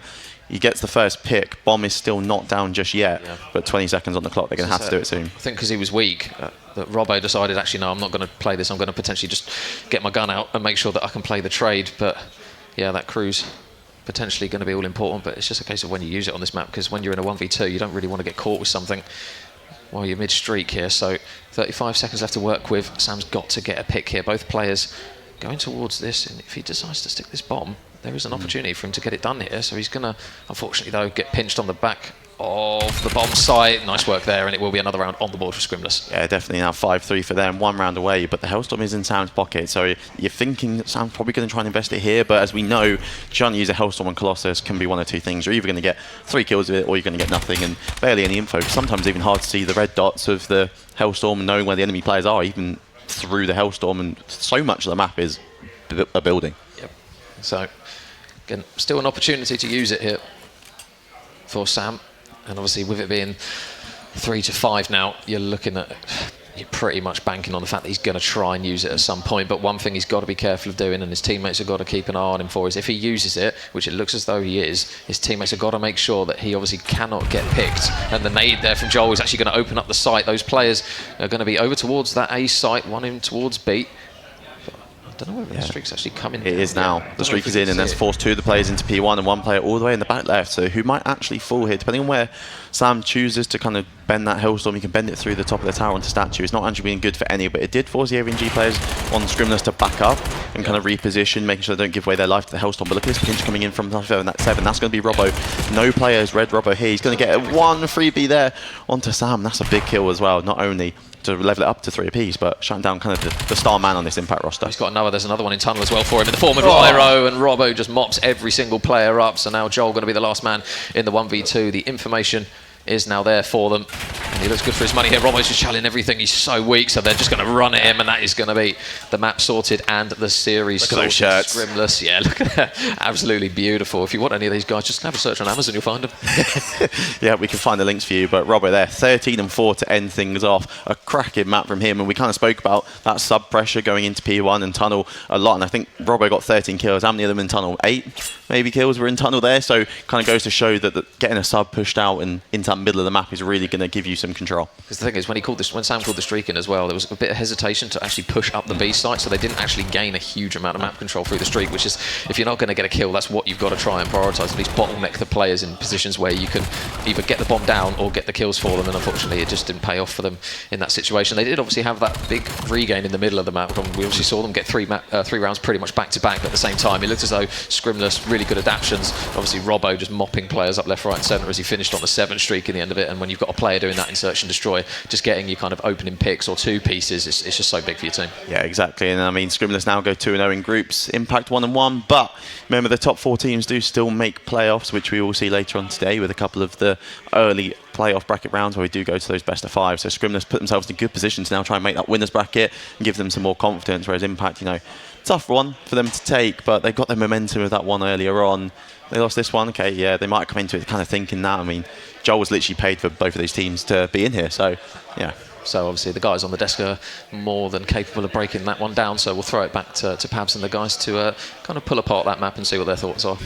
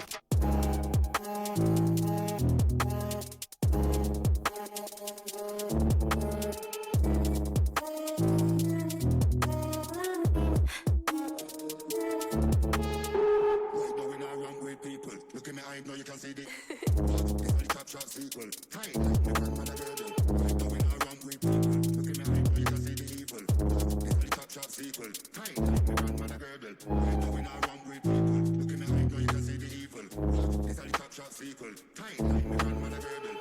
Going around with people. Look in the eye, now you can see the evil. What? This are the top shot sequel. Tight like my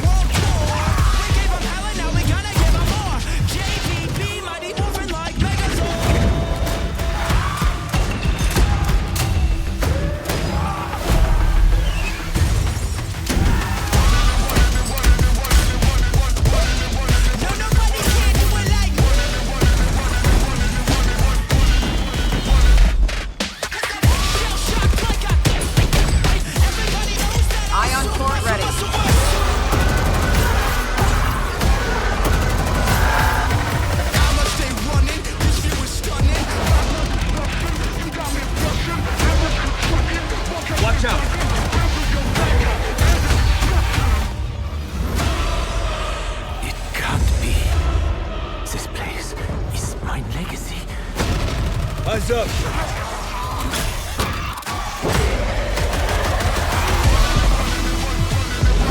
Stations reporting, ready for launch. Ignition sequence start. 10, 9, 8, 7, 6, 5, 4, 3, 3, 3, 3.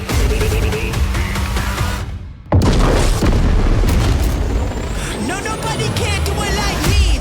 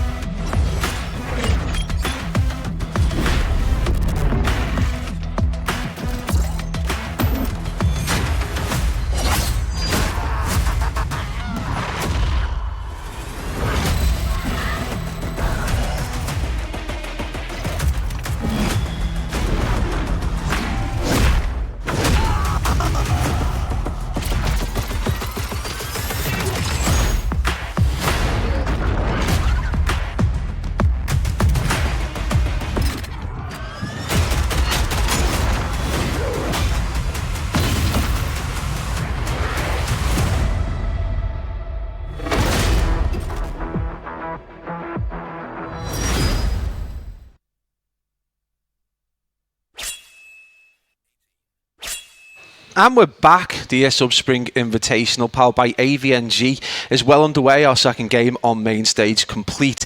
And in what can only be described as Santa delivering all the toys to himself, Shieldsy not only entered 3 teams, but he's playing in a 4th. AVNG Impact versus AVNG Scrimless. Very comprehensive win. Looks like Scrimless have all the vibes, but they also have the gunny. Joining us on the desk, Heffy again, providing some wit and wisdom. And Chief Lid, it's good to have you on board finally at a LAN. Just want to get your thoughts on that game. You know, there was some, interesting plays in it. It was pretty comprehensive in the end. And just get your thoughts on it, mate. No, I really enjoyed it. Like I said, the Scrimless looked really, really tasty in the respawn games. It was on that hard point there where they were just, you could pick out a few players on it, but the whole team were just racking up the eliminations. But again, they were just absolutely bossing it the whole game. And the Impact did, they did try to pull it back for themselves. Quite on so many occasions as well. But you could just see how strong Scrimless were going into it. And then there's one particular point as well I was going to pick out for the search and destroy as well. It was quite funny actually. So it was one of the rounds where Ghost straight away needed Murky, and you could hear the moan coming from. It was like, oh, not again, kind of effort. But then literally in the round after, and she did it back to him, and she was absolutely buzzing, and you could see the eye rolls of Ghost as well. So you could literally hear her laugh, Nade revenge. Yeah, it was absolutely phenomenal. But no, Scrimless look really, really, they look impressive anyway. Let's put it that way. Okay, Heffy. I mean, AVNG Scrimless do look impressive. I mean, how deep do you think they can go in this? Yeah, I mean, look, that match there was to be expected a little bit, right? A big difference between Div 6 and Div 10 team, and that was evident, right? But Scrimless, good solid team there. Potentially can do some good stuff. We've got Group C. There's quite a lot of teams, good teams in that group as well. 3 Div 6 teams, I think, in Group C. I believe so. So interesting to see how that plans out. But yeah, I can't call it, to be honest. And this is what's so good about low Div LAN, is because the teams are so close, not necessarily in that series, but the series moving forward.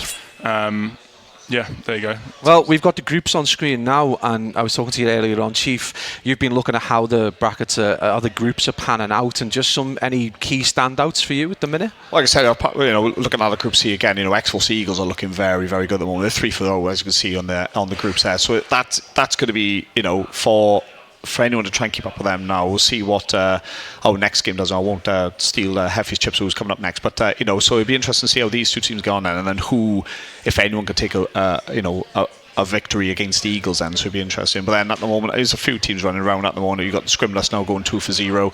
As you can see, Curse Game as well of Group A going 2-0. So, some of them stand out. I mean, some teams, they just need to warm up. Once again, I want first game out of the way. They think, right, okay, let's go now. And then, so it'll be interesting to see how it does pan out the rest of the day.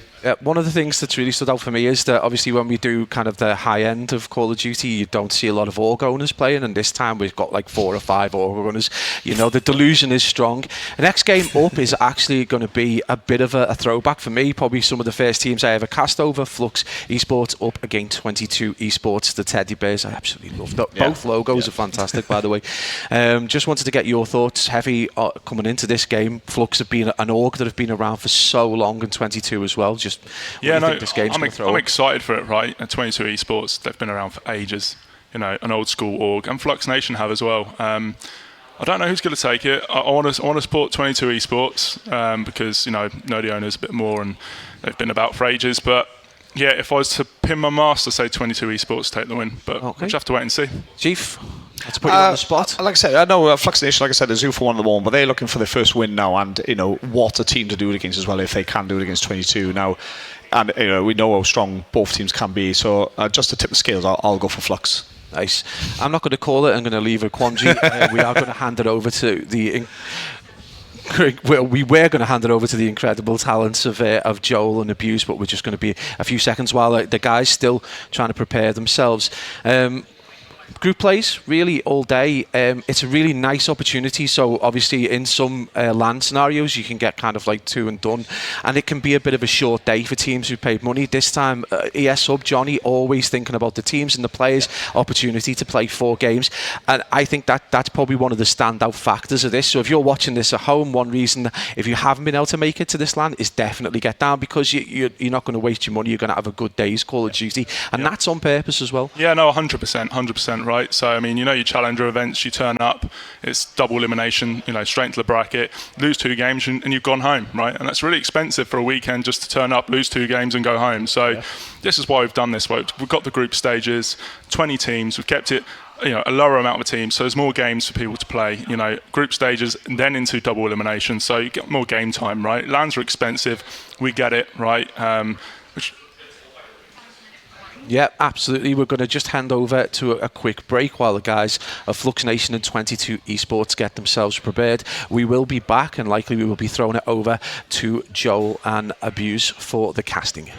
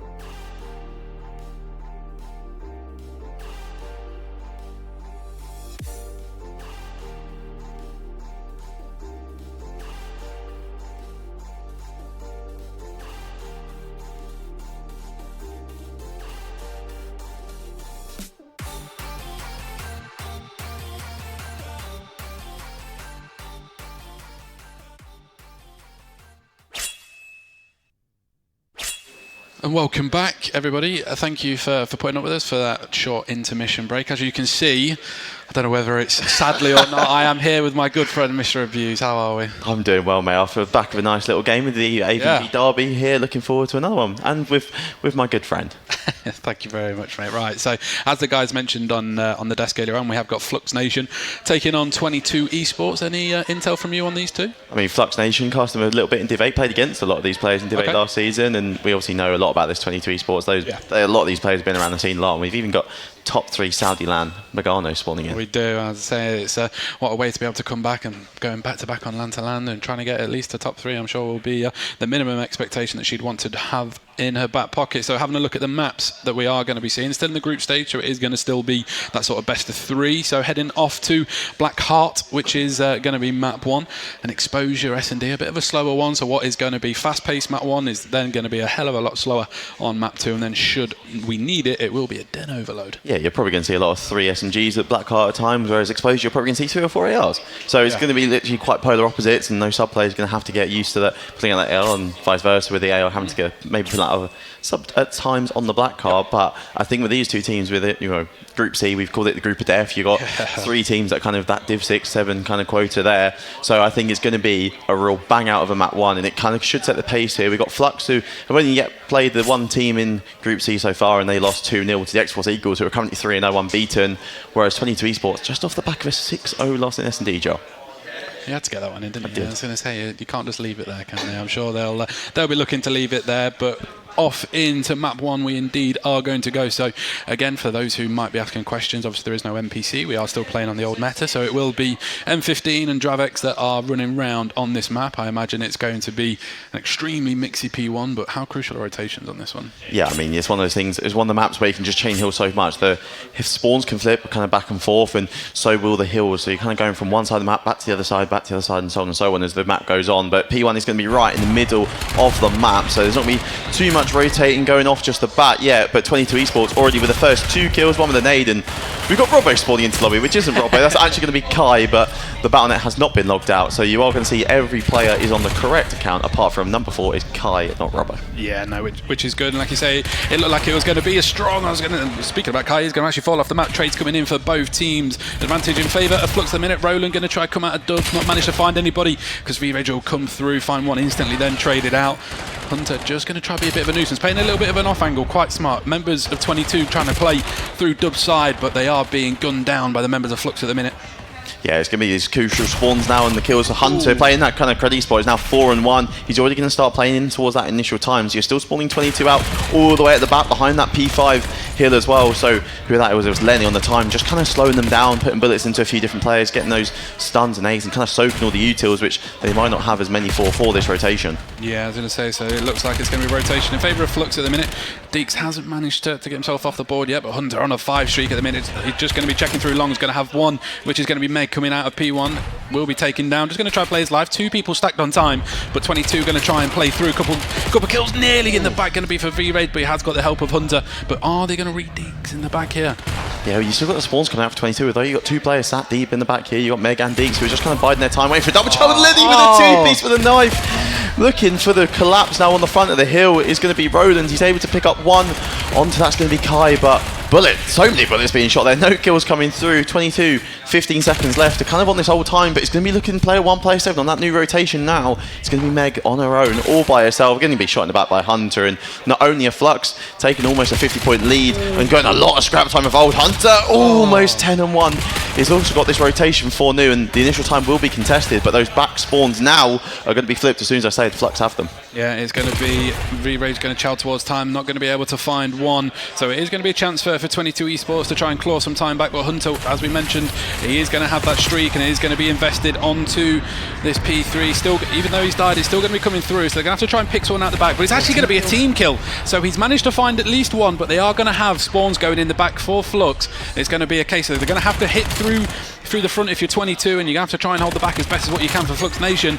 But it looks like they're already thinking about new at the same time. Yeah, Hunter spawned out there, so he's kind of going to make that smart play, just sit in new, invest the trophy system and get ready for the new hill. As 22 are looking to equal it up with the remaining scrap time, but they're not going to do it without a fight, because Lenny, and it's going to be V-Rage on a bit of a pinch coming through square now. He's going to get the kills, but look at this, the spawns from where Hunter's now blocking all the way at the back of the map. You're still spawning 22 even further away now towards that P5, but that player in the back is going to need some help, because 4 brown arrows are flying at him.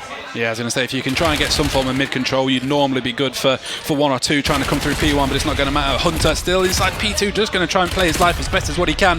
Not going to manage to do so. 22 going to try and break the way into the back. It is going to be a 3v1 on time, but V-Rage and Lenny are going to try and keep them alive on board with Meg. Just playing the smart play. She's going to wait for someone to overchow, which is going to be Lenny. She's going to sit with one. She's got reinforcements coming through small at the minute. She's done what she needed to do, but it's a big 3v1 to try and take the time, and 22 Esports are going to break the way into this. Yeah, big 2 from Deeks there to get the offensive kill, but kind of Megana is the one you picked up on there. She's the one that kind of initiated that push just by sitting on the hill waiting for that back spawn push, and as much as Flux did have that early rotation kind of from the spawning out early on, they were able to get broken quite easily with that 4 pushing all the way through P2 and only 1 player in that P2 building, sorry, trying to shut them down. Yeah, after what was a strong P2 for Flux Nation, 22 Esports are trying to pretty much take the scrap time to be able to bring themselves back even. And with the scrap time, it is actually going to be a lead change. And say Roland just had a 5 streak of his own, and that's what has been able to bring them back up and running. But big gunfights out towards the back of P5. It is going to be Kai at the back. He's got 2 members, including Meg with a pistol in hand to try and take him out, and is indeed going to do so. But, oh wow, big kill from Megan. I thought Hunter was going to be absolutely flying towards that one. It was going to be pretty much a guarantee. But what a way for 22 Esports to kick off this P5. Yeah, I mean, we saw Hunter a minute ago was 9-1, looking to go 10-1. He's now 11-7, so he started to struggle with him as we're going on for the rest of this first rotation. But Flux Nation flooding the front at this time. It's now a tied game. 22 done well across the last 2 hills, kind of to claw it back after going down quite early on. But it's just a flurry at the front of the hill. There's 4 purple arrows flooding this. One's going to eventually try and hit a route through square, but you have got Roland playing that off angle into square. Yeah, I was going to say, it's a big kill. You can either stand inside square and he will be the one that falls. It's going to be Hunter that's going to pinch around the back. He's going to have Meg, the last one on time. She's got every member of Flux to try and deal with, but not going to manage to do so. So last 10 seconds before we head off to the second rotation. It is going to be in Flux's favour. Seems to be that Hunter is getting himself going again. He's got the help of Lenny. That's 6 untraded for them 2 at the minute, and we're off to another Mixie P1. Yeah, another minute. You're kind of still seeing that pressure from Flux inside P1, but look at this pinch that 22 got set up. All 4 ways into P1 are about to be hit at the exact same time, but all the kills perp in the feed to start off with. Only 1 player left alive. That's going to be Roland. He gets dealt with quite handily by Kai, it must be said. Yeah, I was going to say, he's managed to read people coming through dubs at the same time off of P3, and it's going to be a good setup. As you can see on the map, they're already thinking possibly P2. He's just going to make sure it's going to be Hunter that's playing out the deep back. Crew's going to be coming in. Big 2-piece from Jackal, maybe not the hill that you'd normally invest it on in P1, but ultimately it's a chance to try and break 22 Esports back into this one. They don't want to allow Flux. They probably realise they're thinking P2 already, so they don't want to try and give all of this P1 time and then potentially rotation over, but big scrap time going in their favour, but Flux are still spawning in for new. I think touching on the Hellstorm play, I think what they were trying to do was trying to get them off the time, but also think about those rotations to new, because at the minute it's still all purple in that hard play in the back spawns here, and the kills at the front are going to have to be crucial, especially with 2 going down. Roden's going to trade that one out, so it does leave 1 player alive. That's going to be Lenny. He's got 2 to deal with. He's dealt with the first, but Mega tagged Lenny up enough, and Deeks comes in with a trade and is now blocking those spawns. And again, Flux Nation, the early rotation, it gets broken quite quickly. 22 Esports now looking to hold on to this, but they're trying to do the exact same play as Deeks is starting to get loud. Yeah, as I say, big 2-piece from Deeks there, just managed just to keep a couple of members of Flux at bay while to take the sort of first 20 seconds of this P2, which is going to have a lead advantage going for 22. So still Flux going to try and pinch the back, but Jackal's going to find one. Every member of 22 getting on the kill feed at the minute, and it's going to be on a 3 streak. So 30 seconds still left to play for. You've got an opportunity if you're Flux. You can probably send a couple people towards time, but you can't then allow someone to get out through P4 and start thinking towards new. Which is exactly what's happening. Roland, as soon as you say it, Roland has already started to hit that rotation, but it's going to be Hunter and Roland to keep an eye on the minimap. Player 6 and player 1 there. That's going to be the crucial gunfight for these pack spawns, and Hunter's caught with his pants down, this knife out. Lenny is going to have to now try and make up for that, but you've got 2 players. I'm not going to say the 2 numbers, Joel, because it's going to make us laugh, but they're playing through that back spawn. But Robbo, there's not Robbo, it's Kai. A big 2 is going to re-win back those spawns, and look where 22 is spawning, the opposite side of the map, as deep as possible. Yeah, that seems to be what Kai's doing at the minute. Every time he's on the kill feed, it's normally a 2-piece at the minute, and it's being allowed to happen consistently, which is going to be why Flux are going to be the ones that are on this P3 at the minute. But it seems to be 22 going to stack the front stairs. It's going to be quite a bit of a bang out on towards time. Just keep your eyes. Hunter's still playing at the back. He's going to have to try and play through square. Be interesting to see where Flux are going to spawn. Possibly they do, I was going to say, should still spawn in, and which they do. So contested time, still 30 seconds left to play for, but 22 esports seem to just be gradually, consistently growing into it, and they are going to try and think about new and say everybody seems to be getting loud at the minute. Still 20 seconds left to play for, and it's going to be all on this next point as well. I think the players know what's kind of at stake here, especially with one team being 0-1, one team being 1-1 now, with the kind of both one in winners bracket in that group of death. They know every game's going to be tough. They're starting to go into it. 22 esports are really relying on these breaks to kind of get their hill time. As much as they are rotated early to this hill, so far they've relied on breaks, and level score, it could go either way, and the teammates are not going to help them at all. No, so you've got nobody that is technically positive on this Flux roster at the minute. You've got Hunter's, apologies, is going to be the only one, sorry, but they are going to be the ones that are going to try and break it off. You want someone at the back of P2, which looks like possibly Lenny's going to do so. Deet's going to try chow towards small. Nobody found there at the minute. He's got every single member of Flux to try and deal with. They're going to have to break it. Pinch is going to be coming in from both sides. Not going to matter, because that is going to be 2 for 2.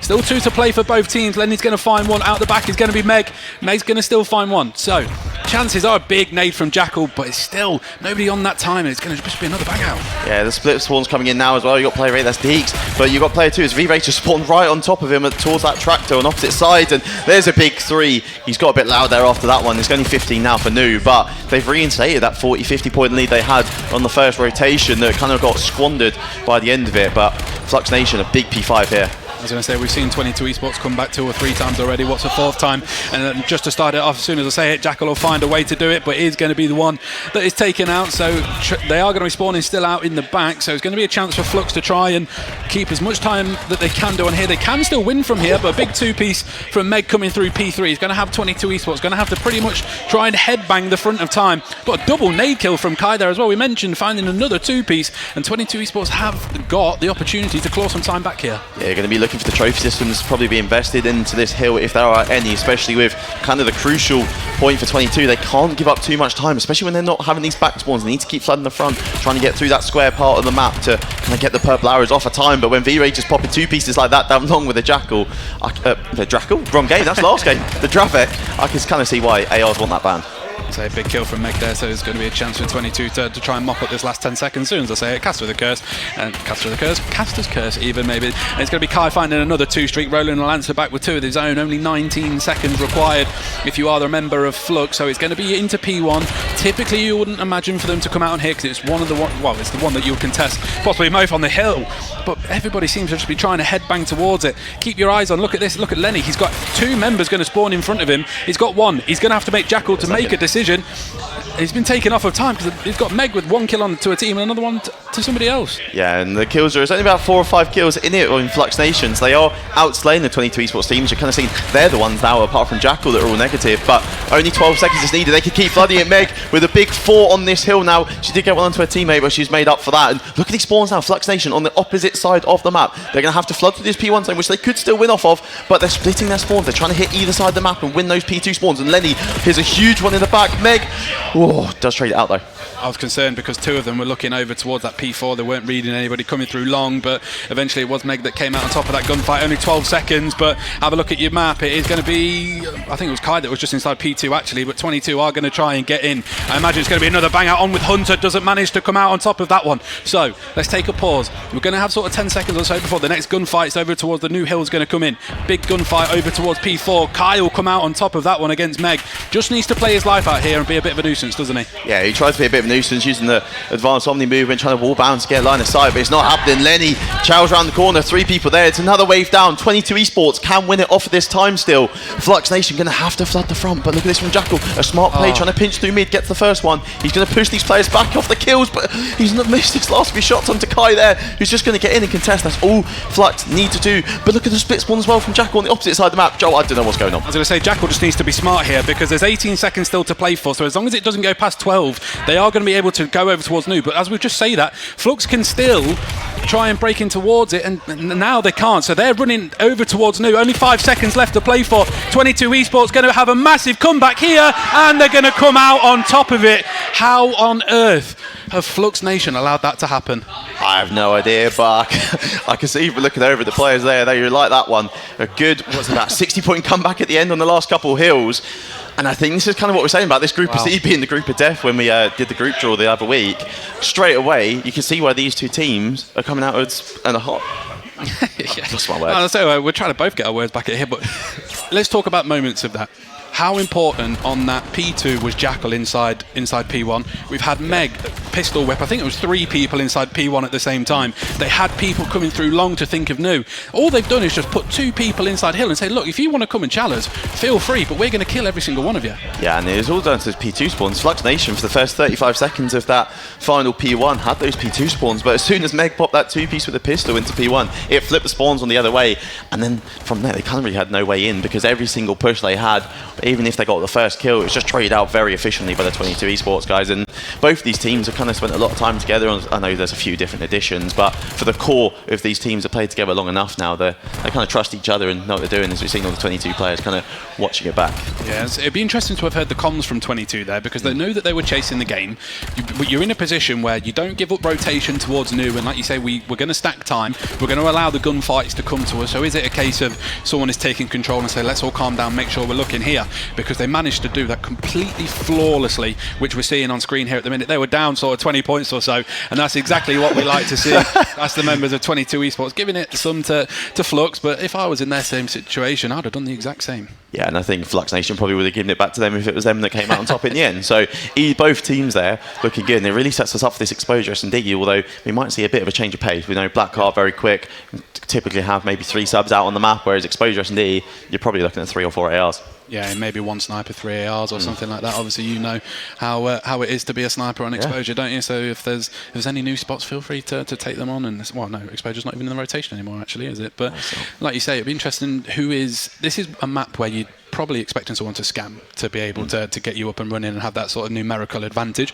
B point tends to be the one that people will typically try and go for. Obviously, A point just going to be inside P1. You can only really see it, well, you can see it from pretty much everywhere through mid, but it'll be interesting to see, is it going to be a case of things do quieten down? We're going to be waiting for somebody to overchal. As we mentioned at the start of the series, it is not Robbo, as the guys in the production have greatly updated it for it. It's going to be Kai, and interesting to see how this one's going to play out. I think Smokes is going to be a big part of this game, Joel. This A-bomb site is quite open, although it can be favoured should you be able to get that smoke grenade down towards the bottom P3, but the nade's already coming out. Remember, this early on in the game, no trophies will be earned, so Meg's going to fall quite early on to Lenny's nade, and Revage gets another one to Deeks. Eventually, 22 Esports shows some life in the round, but instantly trade out, and there's a very quick round from Flux Nation. As soon as that first kill popped, what, 10 seconds? Yeah, it didn't take long, did it? They were comfortable in their read. They were allowing 22 to try and chow towards them, and then as soon as they got the first couple of kills, they then just managed to try and cram them into an area, and Lenny finding 2 of his own inside that first round will only breed confidence, won't it? Yeah, definitely, and it's Flux Nation, if they get an early 2-3 rounds here, it's really going to give them that boost again after kind of heartbreaking map 1. You're up 40-50 points, you just lose that rotation, you're constantly dying in the feed as well towards the end of that game. You've got to remember that they didn't really get many kills because that 22 team was set up so well on that P2 hill. So coming in early in this S&D is going to be crucial. But inside S&D, it's one of those game modes that's more of a feel for how it's going to play out, and the experience that 22 roster's got. You imagine they're going to come out on top of that one, but Rage is going to be the first one to get Deeks taken out.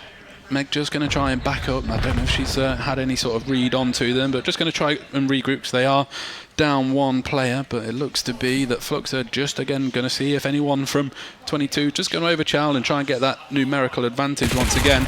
And say Jackal was going to be huge, but it's a great read from Kai. Yeah, the off angle from Kai there. You don't see too many people playing up on there, as Meg probably should have won that gunfight and will fall and leaves Roland in a 1 versus 4. But something I wanted to point out is actually that Flux Nation took that bomb through the P5 side of the map, which typically is a bit of a risk because that P5 is so open and normally dominated by an AR, and you can see it from the mid window as well on the defensive side. There's a towel in play. Allowed. But as we were saying, that bomb going to P5 is a bit of a risk, especially if Deeks was able to actually open up with the first pick. But luckily, his teammate was there to support him with the bomb, and Rage is on a 4 streak as well, trying to work towards a Hellstorm, which are kind of opposed to the Colossus S&D that me and Madge saw in that last game. But Hellstorm on this map is crucial because there's not many places to hide. Yeah, there's only really inside P3, isn't there, to P3 be able to try and get away. The amount of information that you gain from a Hellstorm at the same time is so invaluable sometimes when you're in a bit of a tight situation. But Flux not seeming to be in that situation themselves at the minute. They've currently got a whopping 8 untraded kills. Look at that for quick maths. And we're going to see how this one's going to pan out. Yeah, obviously Jackal was the one that opened up the first round with the nade kill, I think it was, wasn't it? But from there, it's not been their favour at all, as we are now going to see 22 getting a pick here. Rage is going to fall, so he's not going to earn that Hellstorm missile today. There's still a few players in this team that get a kill, and hopefully Meg with that bomb in hand, and probably Deeks as well, who's going to be pushing through this P3 building. Well, the trades are through though, so it's going to be now a 2 versus 2, making it a 1 versus 2 for Jackal. AR in hand, kind of the weapon you want for this situation, but you have got both of the Flux Nation players kind of playing hand in hand, not wanting to leave each other's side. Yeah, you can't afford for someone to really overextend and leave it into a 1v1. Like I say, Jackal is going to be trying chasing a couple of members of Flux, but they are going to have a great read onto him. Did the smart thing in not shooting the first bullet. He was anticipating the second person was going to be there, which they were, but then maybe it was just a case of they are just checking their back, making sure that they're not being pinched, and ultimately that's what happened. Yeah, it was a smart play from Jackal there. He got the read on both players and decided to go and push it, but Kai, another good kind of blind read from him, just to turn around and see if there was someone there when they started to move out, and got the timing and the kill as well. 3-0 for him. Was that 3-0 as well on the scoreboard? So we saw this earlier on. We kind of, Flux Nation, we said going into this map, if they get the first 3 rounds, the confidence is going to be back. 22 Esports maybe a little bit deflated after losing 3 in a row, but they have got the kind of comfort of knowing that they did take that map 1, so we could be seeing a map 3 here. Yeah, quite possibly. It's an important round, isn't it? Because if you're halfway through, like you say, you're seeing it 3-0, you need to get 1 on the board. So being in a position where you can try and bring it back to 3-1, but it doesn't look like that's going to be the case. It's only going to be Meg that's the last one alive. Just going to see if she can find anybody going to try and scam out towards her. Doesn't seem that that's going to be the case. Bomb is going to be down on towards A. And it just seems to be Flux checking everything here, aren't they? Yeah, Flux playing smart. I know it's a 1v4 and they got the confidence flowing, but they're not trying to give anything away to Meg. They don't want to lose their streak that they're on now. The info will be given, so you're going to see all the purple arrows kind of now look towards where she is and fly, and look at that, good team shots there. I don't know if a team kill actually might have come through from the one player sliding down the stairs that was tagged up, but you can see the smiles on the Flux Nation boys, and even some of the smiles on the 22 team, even though they're 4-0 down. Yeah, again, it's not how I expected this exposure to plan out, really, but only through experience, I guess. It's more of a case of you are playing a little bit slower, you're trying to pick one off at a time, but it seemed to be that everyone's sort of confident at running lanes, and ultimately they're the ones that are being taken off. But 4 unanswered, and it's going to be 10 untraded for 3 of the members of Flux at the same time. This is exactly the bounce back map they would have asked for, wasn't it? Yeah, I mean, you kind of touched on there the bit of about the pacing of this map, and Flux Nation, once that first kill is in, the pacing's quite quick, but sometimes up until that first kill it can be a bit slow. But when you see 22 now opening up the strat book and trying something new, which I think is probably the right decision at 4-0 down. Yeah, it looks like it's been pretty much read by at least Hunter. At least he's going to try and play his life. You imagine he's going to be the one that says don't allow me to be the one that falls closest to that all-important Hellstorm, but going to be a case of 22 just going to maybe try and play a little bit slower. Jackal going to have some info onto Hunter, but it's not going to matter because Roland's just been absolutely turned on, but he's still going to have information onto where a couple more members of 22 are going to be, and Rage will find another one as well. Yeah, the collapse is through again, and like we said, once that first kill was through, the rest just seemed to follow for Flux in this map. It's absolutely flawless. Jackal does well to find 2, Joel, but what's that score going to be? It's going to be 5-0, and the reason you've asked me that question, there was a fantastic footballing display from a team called Nottingham Forest last night, who actually, they won 5-0, so that made my life a hell of a lot easier. But what was important at that round is Hunter was actually taken out. So someone who's trying to play towards the Hellstorm, but it's going to be Rage that's actually 7-1, so it's now Hunter that's actually 7-2. It'd be interesting to see if he managed to get it with the 7, because I think it was 7 and untraded. But how important can that be for the all-important round as well if he's got that? Yeah, I mean, you've obviously got quite a few rounds to play with. I think anyone that's kind of putting their money on 22 Esports now is definitely a man who wants to make a lot of money, whereas kind of Flux Nation, they're the team you're thinking now, okay, you got a few rounds to play with, let's just keep what we're doing, but if we lose one, just shake it off, go for another one. It doesn't matter too much. Kai's not even died this game. No, and it has to be what they call a full sale from 22 here, and they haven't shown any sort of not the word competence, but competence at the same time to be able to say that they can do it. It is going to be Deeks that will find the first all-important kill, and it is going to be that person, Hunter, that we've just been mentioning, that will be the first to fall. Deeks just going to see and check over towards P5, and this is a little bit more what I've expected. 22 just taking things a little bit slower. Flux maybe because of the numerical disadvantage they're having to try and play, but Deeks did get some shots onto, I think it was onto Rage, wasn't it? And they're both just having to try to feel each other out, but kills coming through from P2. Roland didn't manage to find any. Meg did find one, so it is going to still be 3v2, but that bomb's still not yet going to be planted. I think the all-important thing for 22 at the minute is the two Flux players are quite literally on opposite sides of the map to each other, so if they're able to isolate one of the players in one of the gunfights, it should be a quick trade-off between the teams, even if you do lose a number yourselves. But by checking their spawn, they're kind of not sure what to do. They've kind of got every lane covered. One's at B, one's towards P5, one's through P3. Meg's going to open up with the second of the round and of the game indeed, and it's now going to be V-Rage with a lot of work to do. Bomb is down, gets the first one, but 22 Esports show some life in this map number 2. It starts with one, mate, as they say. It starts with one, and whether that's one just for a bit of confidence or something, we'll be soon to find out. But they played it so much better in terms of allowing Flux to come to them. They found the first pick, regrouped, got together. I thought there was going to be a case of when that bomb was going down towards A, because they'd all backed up towards the back sort of Jen's area, but ultimately they'd come out on top. Yeah, they allowed the bomb plant, but they kind of had the confidence with the numbers going through. And, 22, as much as they are 5-0 down, they're probably still confident in their own ability to maybe not necessarily come back and win 6 in a row, from now. But still they have that confidence that in the 3v2, we can let them have the bomb down, gives us the info, and then you can kind of check the usual spots. And there was nothing really too different from the Flux boys of what they were changing up and doing. No, Jack Bull's been the one that tried to nade over in towards P3. Just keep your eyes on Rage here, because he's got potentially some interesting info. Just going to see if anybody crosses. Hunter will find that first one onto Meg, so it's going to be a chance for Flux to maybe try and get some sort of height up at the map. And 22 backing themselves into a corner here. Yeah, they really are backed up here. And luckily there's no Hellstorm, because they would not be able to get it. Deeks has pulled a sniper out, so that's potentially why you're seeing a slightly different strat call from the 22 team. But you're going to start to see now the bomb wrap all the way towards your top side of the map, towards that B side. They're going to play it slow, just checking out and see if there's any corners. There's so many corners towards that B bomb side where people play just to try and get 1 free picks. They are going to have to clear them all out before they go, but they should kind of now start to give Flux Nation the inkling that they're going to be playing towards B. They've had nothing for 40 seconds this round now. Deeks is still holding the same iron with that sniper, really hoping for a tweak, but it's just not happened. Although he's going to get some good time, he does line up the shot and get the first one, picks up that Dravek as well. Going to look for more, knows exactly where Hunter is. Yeah, I was going to say it's interesting that you've got a couple of Flux members and inside P3 Deeks, nearly manages to take out, I think it was Hunter that was going out towards the back of P5. Deeks coming through AS and D at the minute, not going to manage to find anything, but that bomb is going to be down. Flux sort of gave that up, really. They had 2 members inside P3, not going to shell out. Jackal's going to find one, so on board with Kai at the minute. He's going to have to try and play his life as best as what he can, not going to matter. Hunter's going to be the last person up.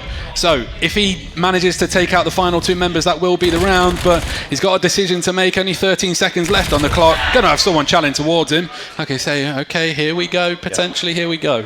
Yeah, I mean, if you're Flux, you're probably not worried just yet. Maybe another round in the favour of 22 Esports, and you'll start to kind of panic and worry about what's happening. But they really did not care about that other bomb side, did they? They held those irons to what they had, not covering really that P5, where they knew 3 of them were at the start of the round. One player had stayed there the whole time, was able to get that opening pick onto, I can't remember who it was, but they had their back turned to him, so it was a freebie, as long as you didn't miss the snipe. It's interesting because they've been able to go from the top left-hand corner of the map, where the overload point is, all the way to complete diagonal side of the map to be able to get that bomb down for complete free. If there's any pilots on board, feel free to take control of this one, but we'll try and guide you through as best as what we can. So bomb going to be making its way probably around towards mid-area at the minute. Nobody is going to be sort of ironing up with each other. 22 going to try and play a little bit more reverse, but this is a bit more like we saw from Flux in the first half of the map, wasn't it? Yeah, look at the aggression from Kai there, getting the first pick, and you're going to see the supporting players now.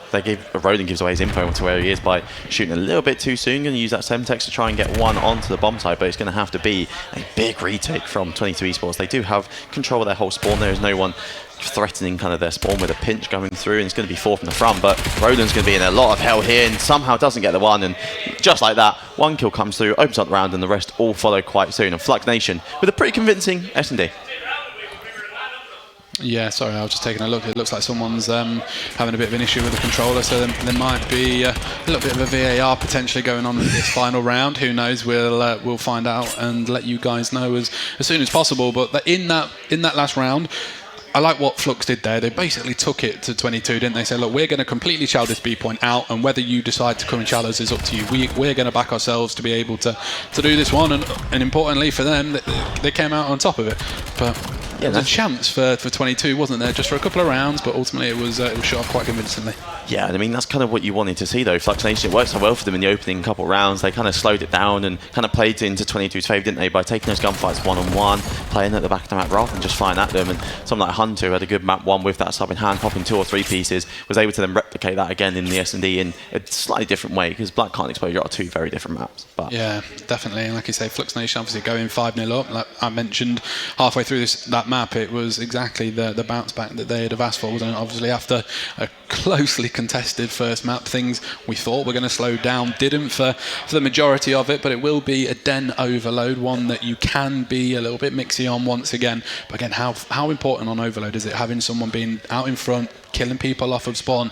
And I say both of these teams that people can do that. yeah, I mean, you can see that a lot of the time on that den now with those new spawns coming in, that you're pretty much going to spawn the opposite side of the map. So if you're on towards B, they're going to be spawning on A. If you're on A, they're going to be spawning towards B. So it's important to have that blocker out in front, not only to give you info on is it clear, can you pick up the EMP and bring the pistol forward. Remember, you can't drop it now as you used to be able to a couple of weeks ago when they were in the middle of changing the rule set to overload. And I think we could potentially be seeing a score draw, couldn't we, by the end of this, and going into that regulation overtime. So it's going to be an interesting one to see if the guns of 22 and the confidence is still there from that respawn they had in map 1. Yeah, absolutely, like you say. So whilst you're having a look at the map picks, just for anyone who has joined recently, we are still in the group stage, so it is going to be a case of it's a best of 3. Obviously, we've still got more group games going on around the building. I think there's been some interesting scores as well. It seemed early on in the day there was a couple of 2-0s, but it seems to be that scores are becoming a little bit more closer at the minute. Especially in this series, we know how tough that Group C was going to be, and this is one of the games in Group C. We know it's a group of death. We know both of these teams already lost today. That kind of says, 22 Esports coming in as kind of one of the favourites. You know, a lot of people know Jackal and Deeks from being around the scene a long time, and they're coming in as one of the favourites, a primarily Div 6 roster. You know, you've got the Flux Nation boys, some of them played Div 8 last season, they're kind of in around that 7 division now, and they're taking it to them. Yeah, absolutely. Like you mentioned, this group is certainly by far the trickiest one to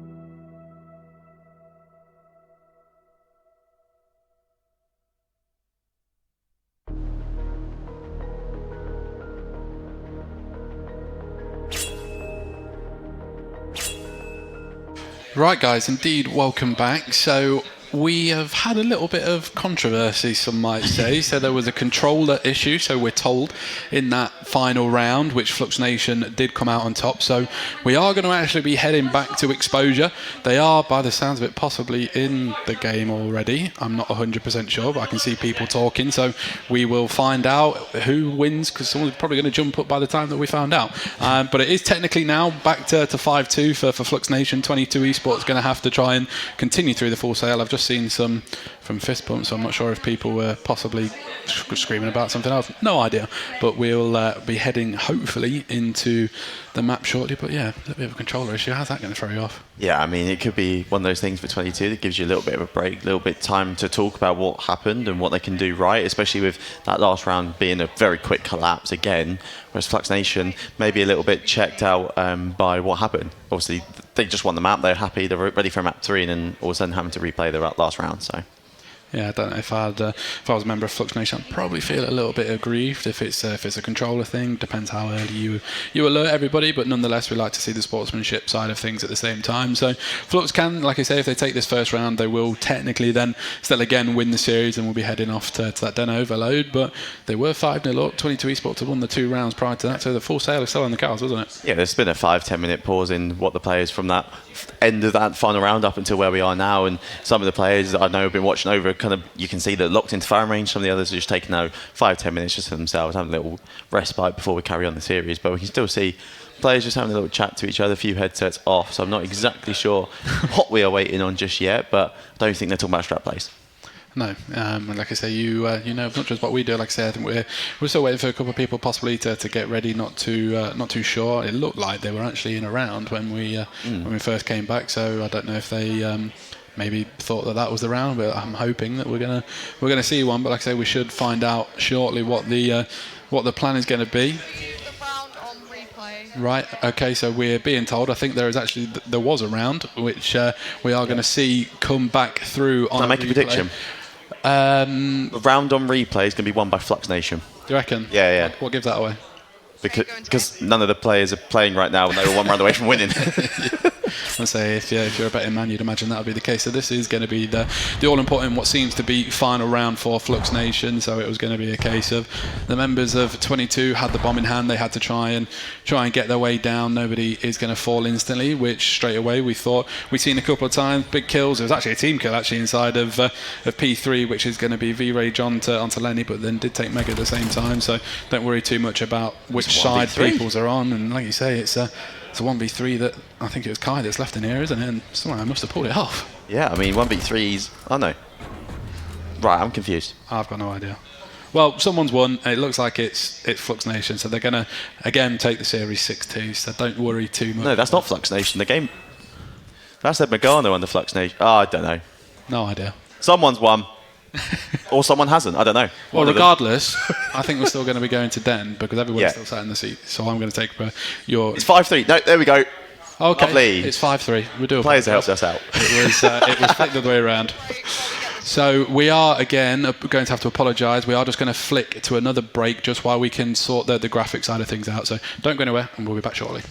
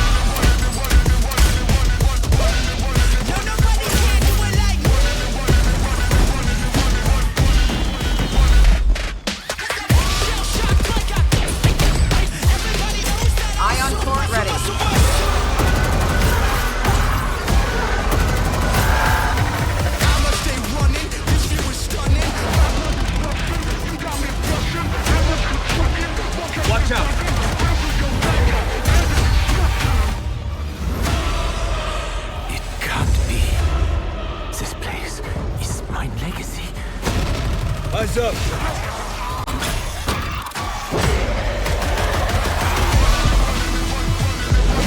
Stations reporting, ready for launch. Ignition sequence start.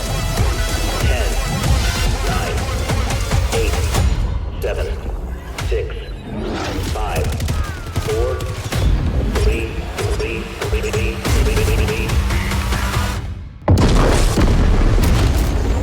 No, nobody can.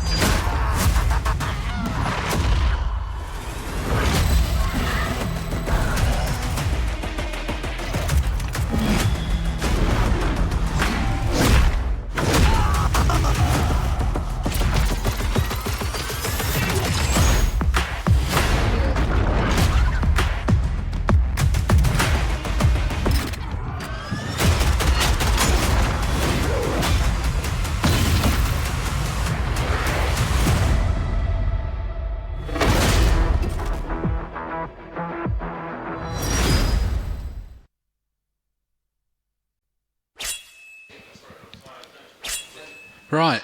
Welcome back for, I think, the third time, but nonetheless, so we've managed to get things ironed out, so it is actually now going to be 5-3, still in favour of Flux Nation, so the full sail is still on. Yep, definitely, and I mean, 3 rounds in a row, it's been probably the slowest 3 rounds of S&D you'll ever see, so maybe the Flux boys are even more kind of checked out from the series, thinking it was already done when they took that 6-2 before obviously we were aware of the issues had, but we are now loading back in, fist bumps are in, and I think we are expecting to see Flux on the offensive side of things. I might be corrected in a second when we do see the players spawning in, but again, what we spoke about before was that Flux Nation just kind of, when they got aggressive, when they took it to 22, they were the team that were coming out on top. As soon as they sit back a little bit passive, 22 walked all over them. So it'll be interesting to see how, in potentially 3 more rounds, this plays out. But Flux could get this done in 20 seconds. Yeah, quite possibly. And like I say, so it was 22 Esports that won the absolute banger of the first map. So should Flux Nation come out on top of this one, they will indeed be able to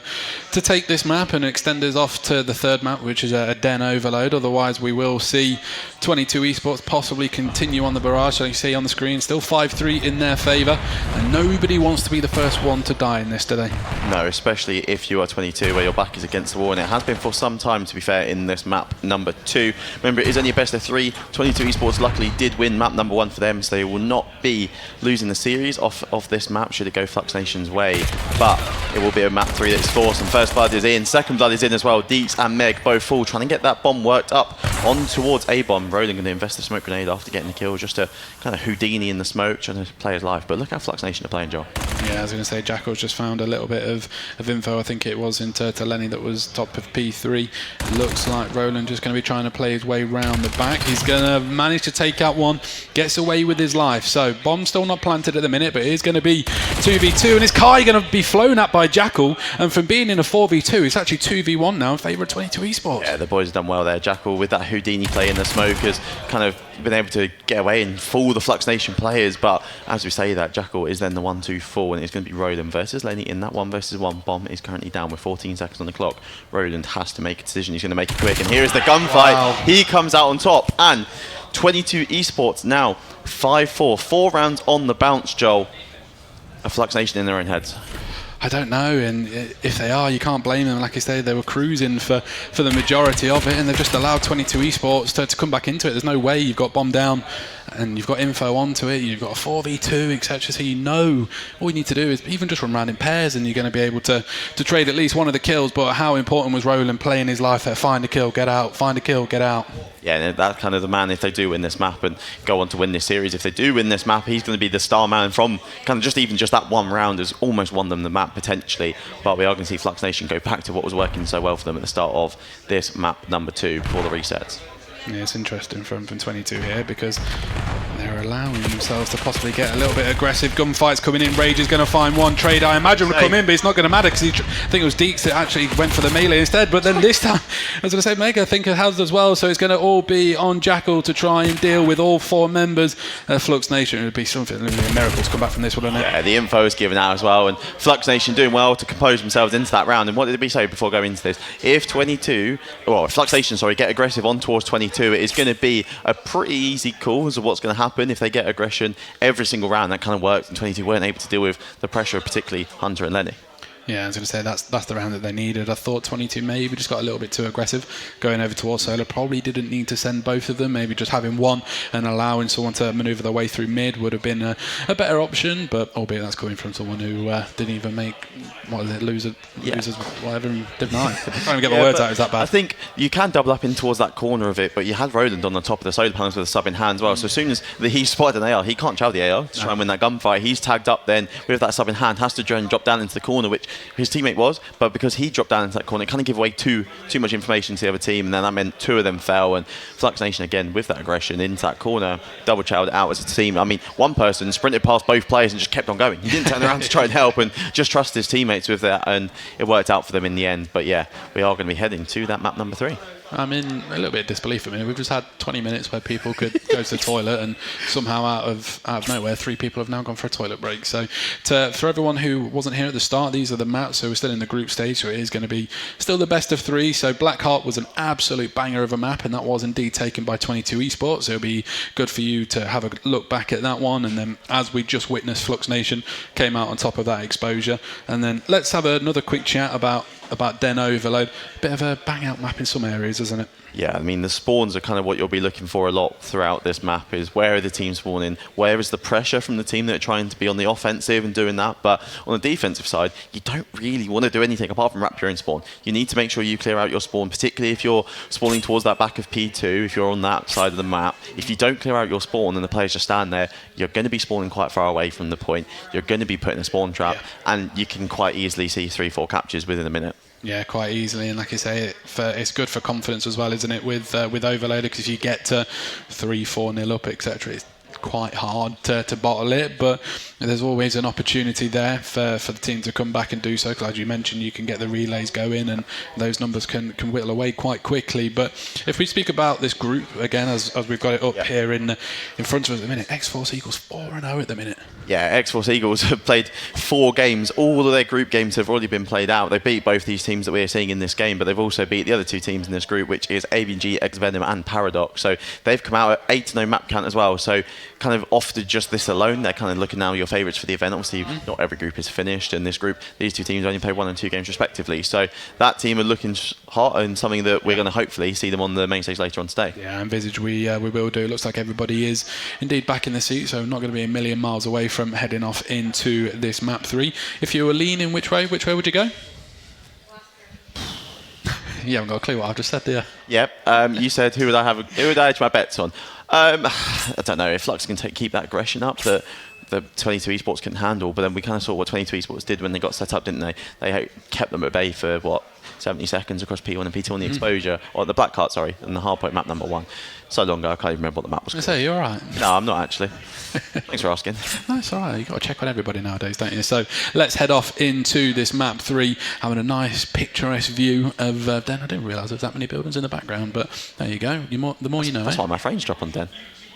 I don't know if that's strictly the case, but anyway, let's about the design of the map, and let's focus on the map. We have got Overload Den. We're probably going to see a lot of ARs pushing towards that P1. You're probably going to send your sub around towards P3, so you can see it's going to be Red and Hunter having that low match up towards P3, but it's 3 players through P1. It's going to be V-Rage with a big 2 with that sub up close, looking to make it 3, and he does make it 3 already. EMP in possession. You're probably going to see it push towards B here. Meg and Deeks already knew that, and they're starting to go over towards that side and sit on those headies at the back.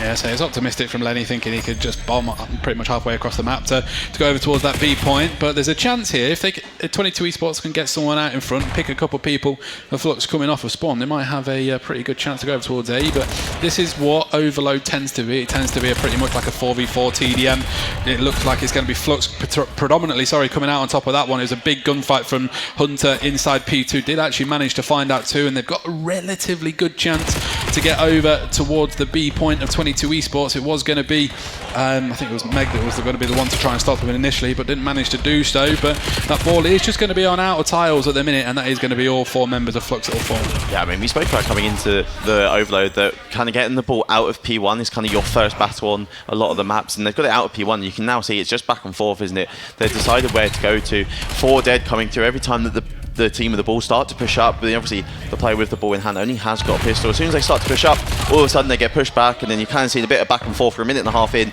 The EMP's been in play for about 1:20 and has not reset into mid yet, but a good 3 there from Flux. The players have all stopped because guess what, Joel? A smoke grenade's been thrown. Although they're carrying on. Hold on. They just had a little pause, a little break to think about it. They carried on. To do. I don't know who it was that threw it. Well, I'm gonna hedge my bets, and we're just gonna continue on. It doesn't look like the game's being paused. It looks like everyone's got headsets back on, and we are still going on. But second time we've seen a smoke today, and I've been part of both of them so far. Maybe it's your fault. All right, mate. Sorry. Going to the rest of this though, so Flux taking that 1-0 advantage. You're going to see it now spawning towards that P3 side of the map, and they are all over it at the minute, but they are not going to be ready for the 22 esports players pushing through that dojo now, unless they are ready for it. They're going to try and wrap it away. No, they're going to leave the EMP by himself. 3 on him. He's screaming for help. Kai's done well to get the first. The team kill comes through onto Kai, but is somehow 3 dead. Roland, the last one alive now, towards that 8 point. You're going to start to see the pressure. He's not quite on the staircase lane, just below those stairs, which is legal. No VR needed for that one, but the kills do come through in the end. Trades in, but 22 esports needing to get more, and there it is. The nades and stuns towards this choke point of the map are really crucial. You have to get trophy system down there from both sides of things to make sure the utility can't come into play, but 22 esports didn't have that just then. Yeah, big kills from Meg and Roland on P3 there. Managed to get the 2 members of Flux that were going to try chow towards the ball, but not going to manage to take them off. So bit of a tit for tat at the minute. Obviously we've got Flux Nation still currently 1-0 up, 2 minutes and a couple of seconds to go still left inside this first half, but that is going to be Deeks finding one onto Rage initially. I was going to say it was a big pinch coming from Deeks, but it was actually Hunter that managed to take him out on board with Kai at the minute. Doesn't manage to find both of them. It's going to be Jackal with the ball in hand, going to try get towards it, not going to manage to do so, and Flux will stop that one. Yeah, good save from Hunter there. 3 streak for him. He's now got that EMP in hand with. He's got a sight on his pistol as well. He's treating himself to one today, but they're going to try and wrap it towards that B side of the map now for them. Obviously, A and B on this map are opposites, which is a little bit inconvenient, but as soon as we say it, 3 dead, make that 4 because Jackal's stun has forced Kai off the edge of the map.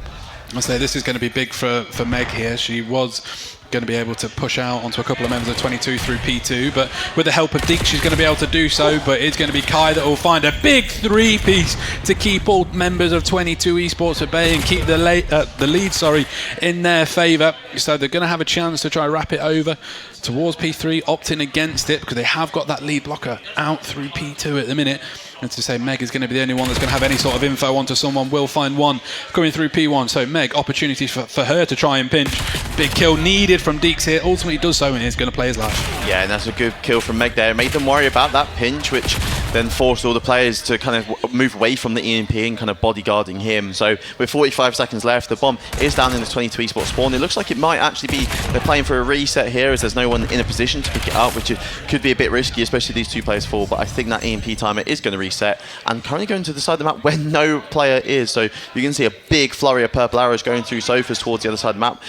Smart play here from Flux is to rewrap their own spawn to make sure there's no players got through and get a free capture from there, although their teammates are falling on the opposite side of the map. So 20 seconds to go. We will see overtime should we get to 0 seconds and the EMP is still in the hands of Jackal or any other player for that matter. I was going to say Deeks has played his life fantastically. He was holding people coming through couches off of P1, found one, wrapped his way over towards P3 side of things, didn't manage to do so. Trades coming in for both teams. Only a couple seconds left to play for. Flux don't need to do anything silly here, but they will get the 30-second timer, but it's not because of the timing. It doesn't stop once you've got it in hand. You have 30 seconds to go for it or the round will end. Big 2-piece from Kai. He's mentioned not the first time he's done that today. Jackal going to be on the tree. Hunter with it, ball in hand, will eventually fall.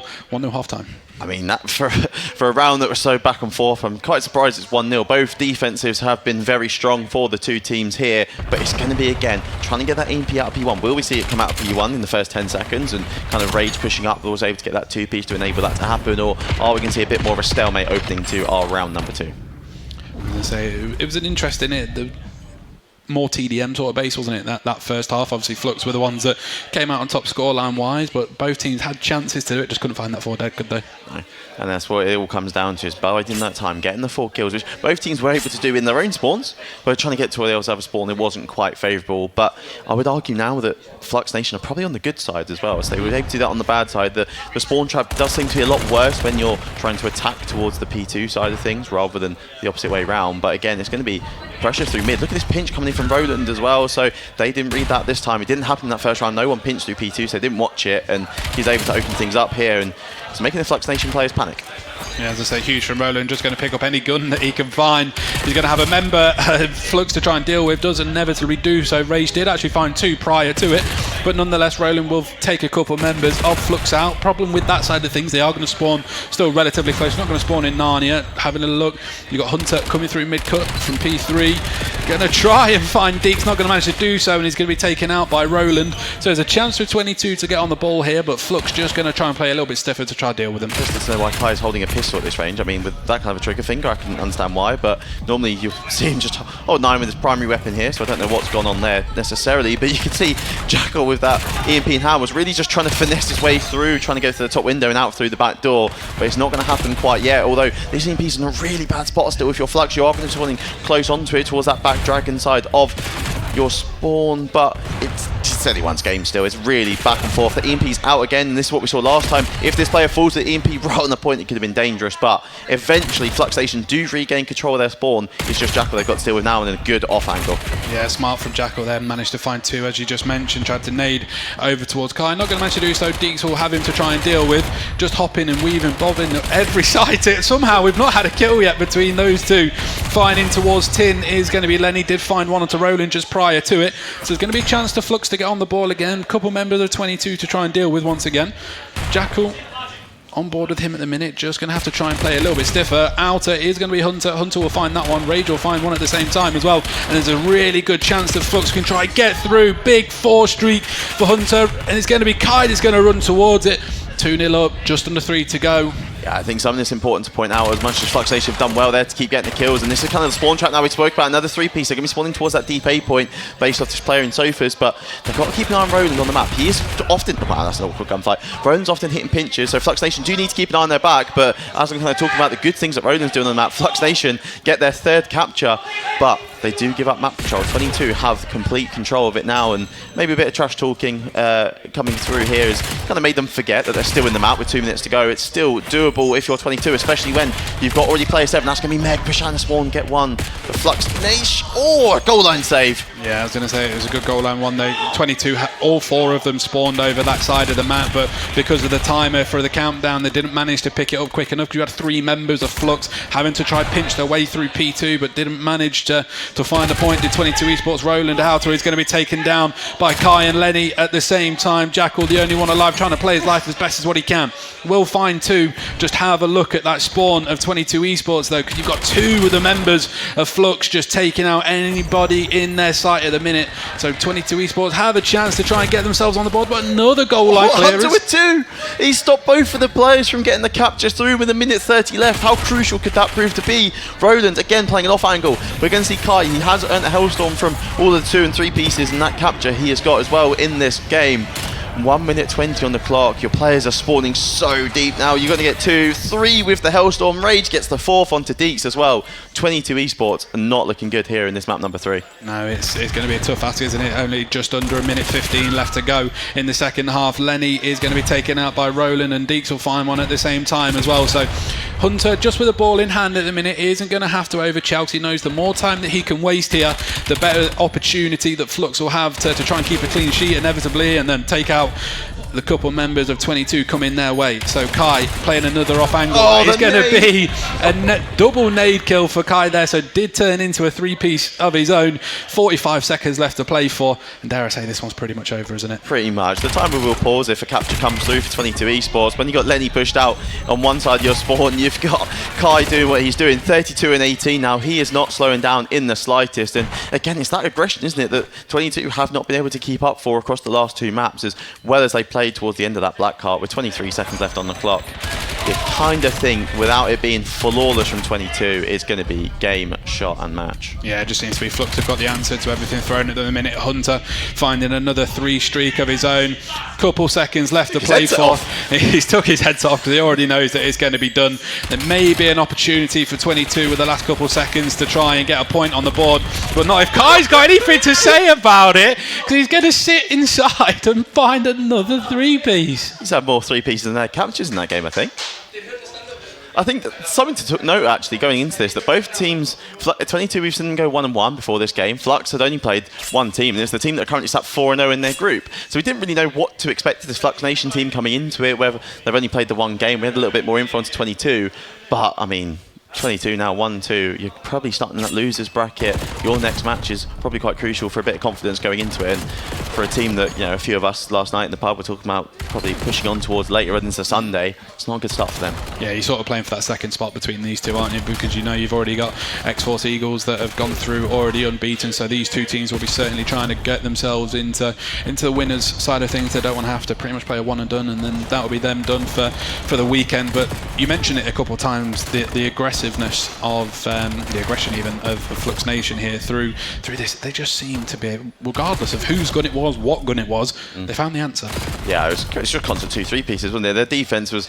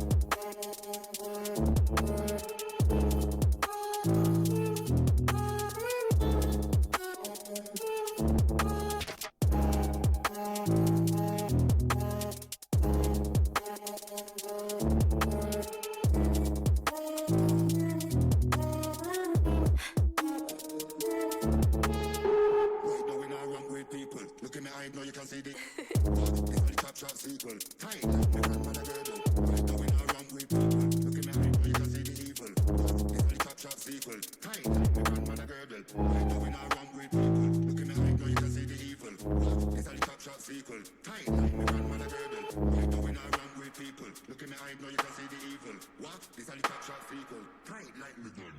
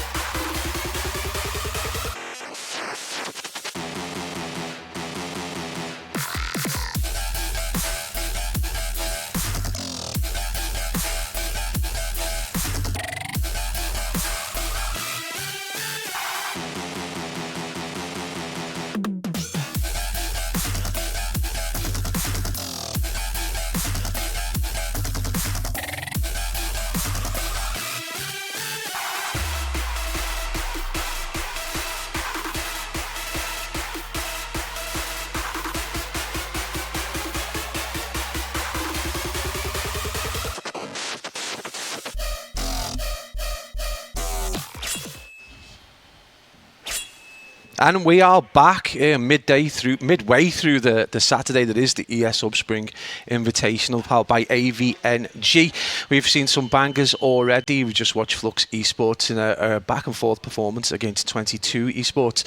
But one of the most important developments in recent years has been the work that Hannah's done over at the Sakura League, highlighting the need for a fully formed female league. And we're joined by Kirsty, one of the management team, and Chief Lid, the go-to caster.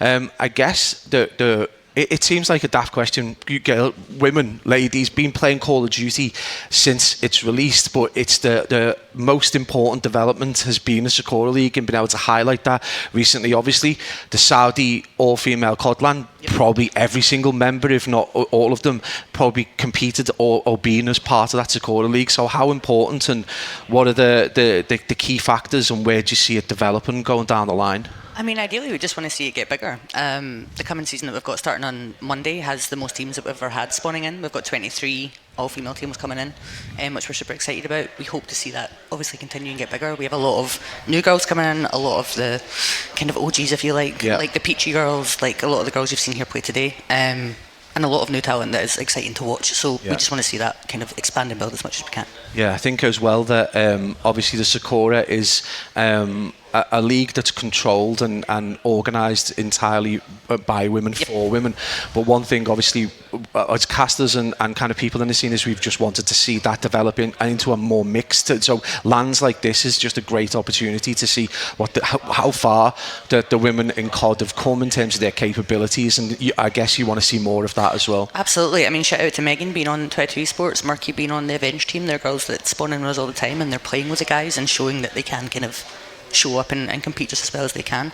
Megan coming in third at the Saudi line as well, you can't really complain at that. So she's another one of our managers that we are very proud of. Yeah.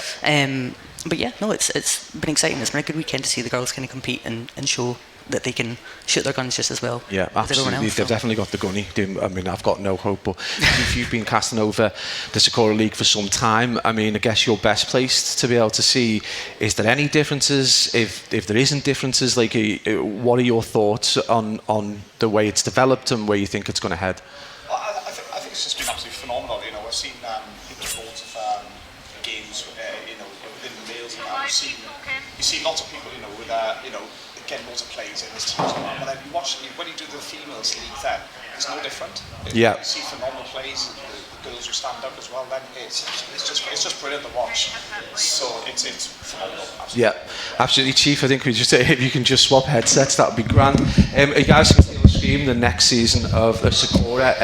If you just want to talk us through kind of like what's happening, and maybe how anyone who's watching who doesn't know how to become part of it, how they can actually get access. Of course. So we have 2 devs running in. We have this season, that graphics are a little bit out of date. The prize pool, I believe, has went up, which is always exciting. Yeah. We've had some extra kind of money coming into the pot, which is great. We do have the higher div for our more experienced girls that know what they're doing, but we do have our academy division that we've opened for this season with a lot of the new girls spawning in. We have bracket playoffs. We have high and low div playoffs as well. Yeah. So it's a lot of work. The girls have a lot of games to play in a very condensed amount of time, but we're excited to see it. And the Discord is like one of the liveliest, friendliest places. Yeah, there's always something going on. We have a very competitive Wordle League right now in the Discord, which is always fun as well. But that's just a bit of banter between all of us. But yeah, no, always good to have the Discords there. The girls are always welcome to come in. Yeah, absolutely. It's all over the Twitter as well. So if anyone does want to come in and see us, they're welcome to come in. Absolutely. So we've had 3 games on main stage. The last game was Flux Esports against 22 Esports. Chief, you've just watched the game. Flux looked pretty strong, but it was a bit of a weird one. The hard point was kind of incredible in yeah, I mean, it was absolutely amazing. It was, because I think we spoke about it with Heffy, who's going to take that one, and I called the Flux win, and then when you see him with that hard point, you think, it was a hell of a turnaround for 22 to come back and take that win, and then they showed it then in the Search and Destroy. We had a bit of dramas with it, but they got it sorted in the end, and then that Overload then was completely different. They took a big win for it, so big out to them. But 22 are going to come back hard again in the next game, so they are definitely one to watch still. And next game on main stage is going to be Kirst Misfits. and Vortex Gaming. So we've got another absolute banger lined up. Kirsty, any thoughts? I don't want to put you on the spot, but thank you for that. Honestly, I want to see as many game threes as I can this weekend. Yeah. I love a bang out at the end. I'm an S&D girl at heart, so a game of S&D is always great, but to see it go the final, kind of the whole stretch is always a good time for me. So yeah. Okay, so we're going to be heading to an ad break, and then we're going to be back with you for Vortex Gaming against Chaos Misfits. I do believe it is Connor and you and Major, isn't it? Me and Major, yeah. Yeah, me and Major. The Chief's going to be doing the bounce across to the caster's desk, and we'll be back with you shortly.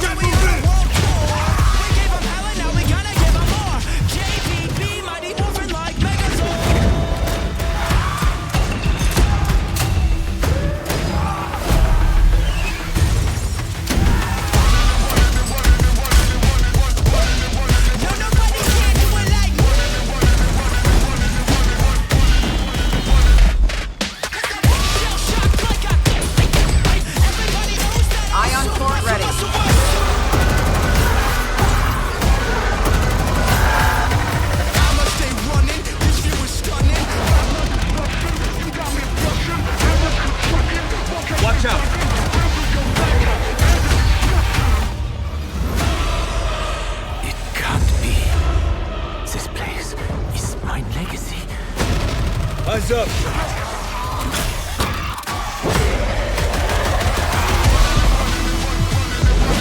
Station reporting, ready for launch.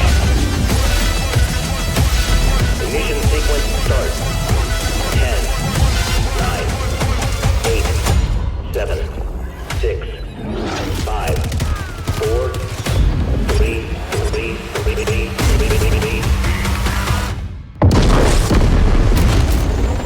No, nobody can do it like me.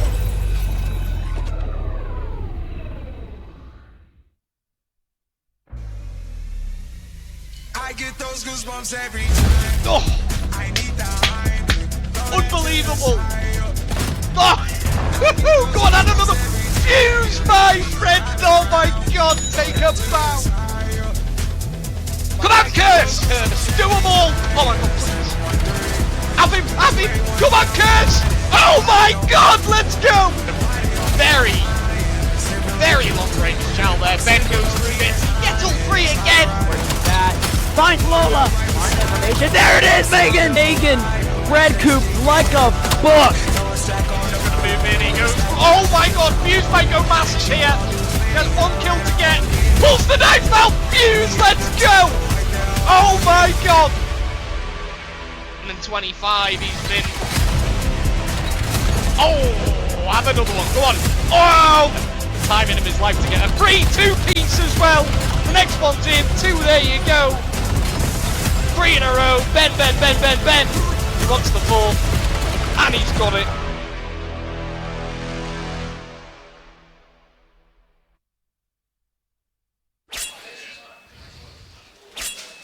Ladies and gents, welcome back to the ESHUB Invitational powered by AVNG. We should be good to go, hopefully, for our next group game, Mr. Lid. It's going to be hopefully another good one down in Group D. We've got the guys of Cursed Misfits up against Vortex Gaming. And, I mean, to be honest, on paper, this looks like we might get another game 3, hopefully, if we're going hopefully, that way. yeah. I won't I'll definitely won't be complaining if we do go to another game 3.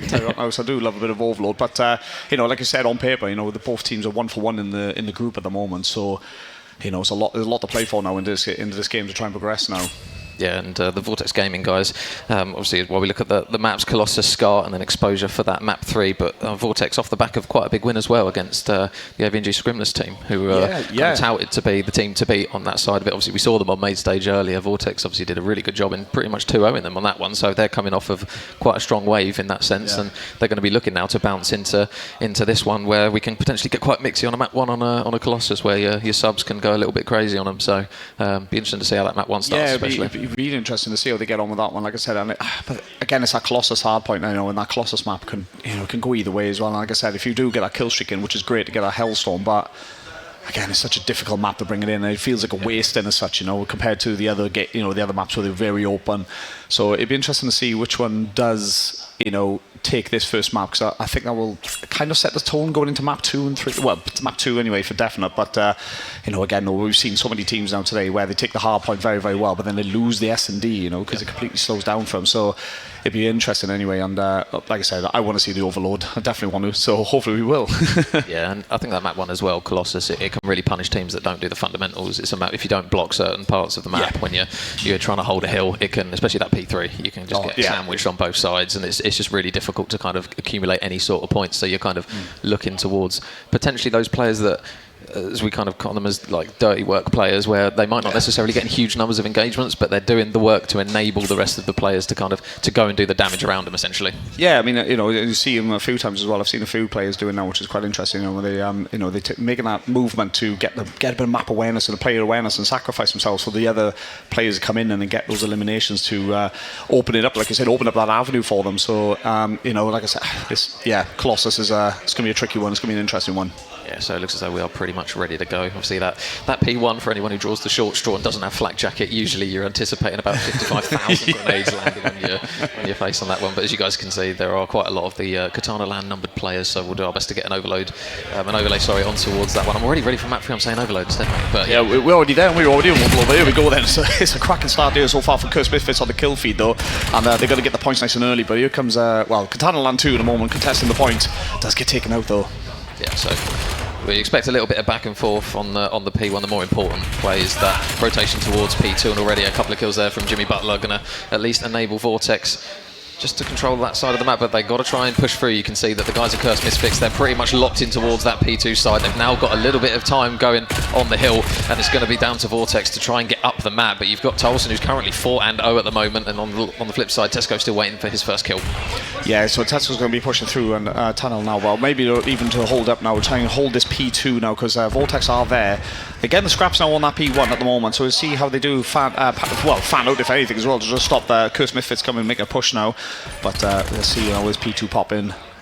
Well, that's popped, and there's Curse Misfits who are back on it. Yeah, as I was just watching the pinch from that right side of the map. Meanwhile, another gunfight going down as ACJ is able to grab a pick, but they're soaking up the time for now, and those arrows now on the side of Vortex going to try and push their way down through Statue, through the front side of the hill. Not the most preferred way, but you see Tesco now trying to go out the back, and he's got a really big pick, and this is the patient play that might actually benefit them here, as he can trade potentially the couple of players. There's one still looking for that second, can't quite get it. Usti's just about able to stay alive, and a big opportunity there for them to potentially grab some time and more important kills. Oh, he had everything in his hands there. You know, I think he just it looked like he panicked. He didn't know which one to go for first, and you know, he had two of them with their backs to him, and he gets a lovely nade in that and the team nade comes in as well to follow up on it. But here he goes now. He's jumping on, and he's going to pick up those scraps once again. And for Vortex now, they want to try and come away from that now. They need to get some big rotations in now. Big push onto his P3 to get it ready and trying to set up and good to go. Yeah, they've already got some control of underground. That player flying off the top gets shut down by Azza almost instantly. So going to be spawning over towards that blue side, and again Jimmy Butler with the first opening pick. Another player just going to play his life, but it's another good kill from him. Onto the time he goes. He's going to need a little bit of help from his teammates here, because you can see the likes of Tolson going in through that tunnel area makes it easier. You can see that number 6 though, I believe, which is KM10's going all the way around the back. He's going to be spotted and dropped. So control now on the time. They just got to make sure that they're blocking the right side of the map. It looks as though that is the case, and everyone on Vortex Gaming now going to be funneling through the front. Again, the kill feed just lights up in favour of Curse Misfits. There's another one on the board for Usti, and every single player pretty much dropping one at a time. You can see the backup coming in there. You know what I mean? That's what I was going to point that out just now with Vortex Gaming. You know, we had Tesco going on there, going absolutely ballistic on the point, but everyone's just snapping off and not giving the support. But we just saw Usti do the same thing now, but everyone was coming through with them as well, trying to get those picks off, and that's what made it give Curse Misfits a big hold on our P3 as we get ready for P4. Now everyone's making their way around. It's going to be interesting for Jimmy here. God, Jimmy's got to play his life so well here. He has got a couple of players towards P1, but you see number 4 on the minimap, Usti's pinching through that statue side. He's not even going to be required as he works his way around the back. Should be a kill there for him. Nice free one. They are spawning in the back though. ACJ's going to have a first engagement, and with the M15 up close, that's a good kill. He's going to need a little bit of help, and he gets a second as well. So Vortex going to open it up. The nade on the time. Yeah, much better there from Vortex. I was saying about the one player pushing forward and all of them coming in support. Their support came in fantastic. And now let's see if Cursed Misfits can make a push here. But at the moment, it's a good hold here for Vortex and his P4. And they look at the kill feed. It's absolutely brilliant. They get a bit of breathing space now, but they want to try and look at probably setting up early for P1 nice and early. Yeah, see, Usti's already just making sure that nobody's pushing around through yellow. You've still got 20 seconds of time though, so it is a sizable chunk of time.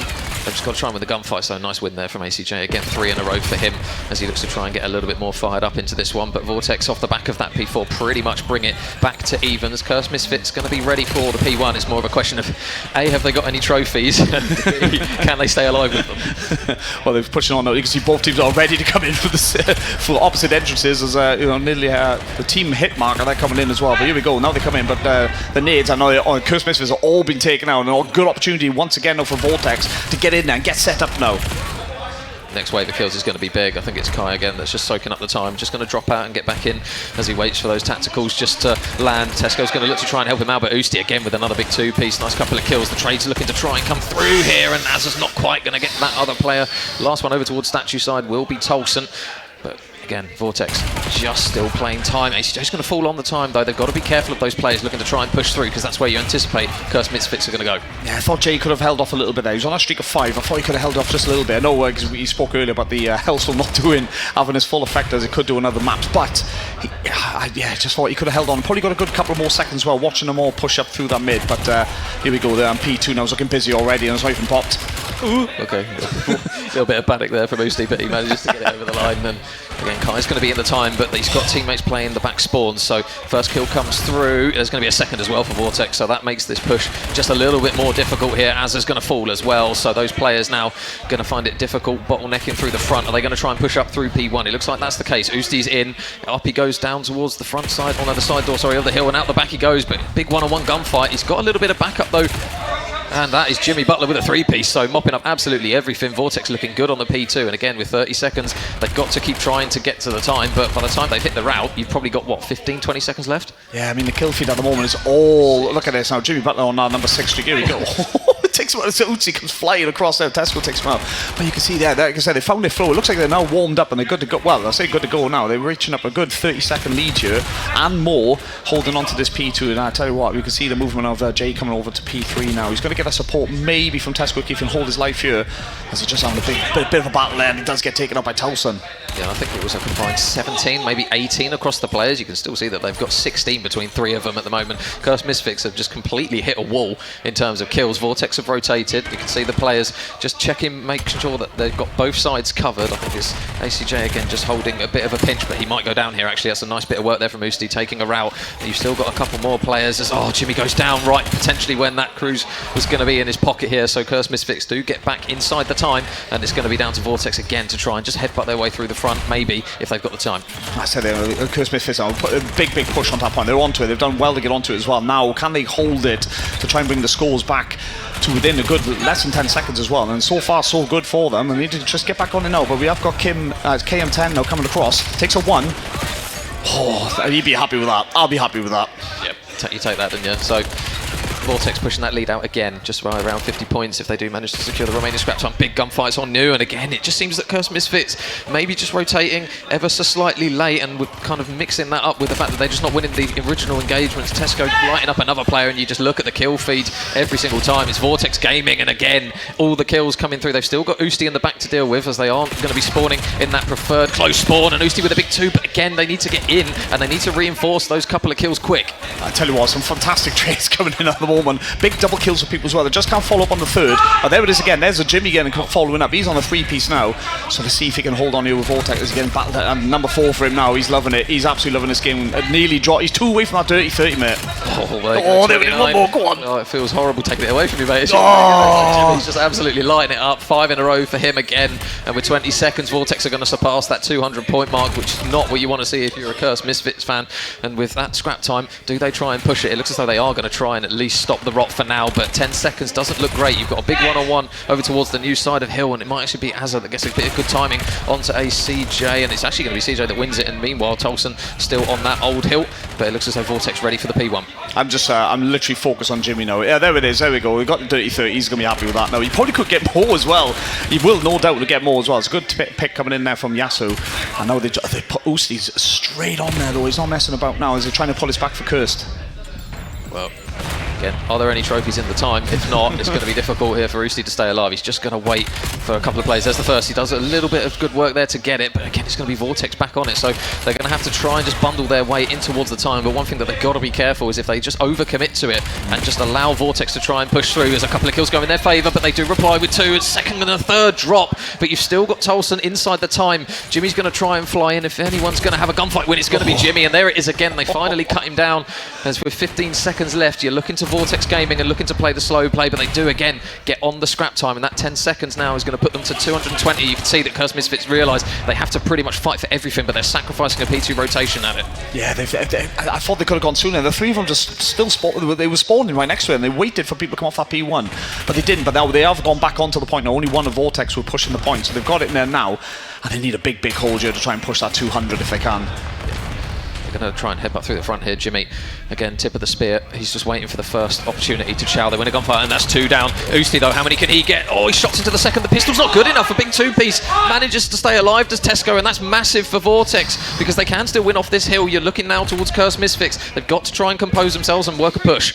Oh, I tell you what, I thought Usti had it. I thought he had it as well. Again, it just seems like he panicked and gone for those 2 people there. I'm not sure which one to go for first. He does get the first kill, and then he, like I said, Dead Man's click kicks in because he didn't have enough ammo to go for it. He tries a pistol whip, but Vortex now are really taking it to Misfits now, as they've just had their time on point, and now it looks like they're going to hold it. Will they hold it for the win now? It's going to be close. Jimmy's just holding the front. They're just fully committed to this. There's a pinch coming from P1 as well. One goes in. The contest comes through, but the shots aren't good enough. Everyone drops. They're going to take that map, and Vortex going to be very happy with that one. Mate, the start of that one, you're thinking, hang on a minute, Cursed Misfits look the better team out of these 2. Yeah, 100%. You just saw Vortex hit a completely different gear. Oh god, yeah. Like I said, I think once going to the second rotation, Vortex round, that's when they looked like they warmed up, and the kills coming in were fantastic from him as well, and big double kills. Jimmy Butler going on an absolute rampage. I think he got to 9 streak in the end. Very unlucky not to get to 10, but well, what a game! What a game for Vortex. We spoke about the impact that the SMG players can have on the map, and so this man on the screen, Jimmy's probably going to be I'd say 50 to 60% of the highlight reel, because he just got kill after kill, especially in the middle to latter portion of that one. But so it's not necessarily all doom and gloom for Cursed Misfits, because they do have a bit of encouragement. The fact that they did start very well. I think it was just a case when Vortex kind of got into that flow state, they were rotating well, and then more importantly, when Cursed Misfits did rotate, Vortex, with the help of the likes of Tesco and Jimmy, they just headbutted the hill. They won the gunfights and just completely flipped them out. Yeah, you can just see now coming on to, you know, Usti as well. He had a cracking game as well. It's just like I said, it was just a couple of occasions that we're trying to get the 2 pieces and the 3 pieces in. It doesn't fall all the way, but you can again look at it. The SMGs just absolutely dominating this map there. Apart from that one point there where I think it was Jay there getting some big M50 kills at close range. But yeah, it's going to be an interesting S&D now, definitely. Obviously, we're going now onto that Expo search and destroy, so it's going to almost like the pacing in comparison to Colossus. Your subs are going to have to be a little bit more careful with kind of the routes they hit in that one, but it's always difficult to call, isn't it, regardless of how well a map 1 can go. We've seen teams do very well. Say the Peachy guys might have had a tough respawn, but then do a really good job in a search and destroy. So you're going to likely get these kind of teams that kind of yo-yo in some of the series, and then it goes to that game 3. So I wouldn't necessarily write the Cursed Misfit guys off, but obviously Vortex are going to have the wind in their sails for sure. Oh, 100%, yeah. The momentum's definitely in their favour now, especially after the start they had, the slow start they had. And once they got the rhythm going, I mean, the rotations were perfect, and obviously, as we saw, the kill feed coming in as well.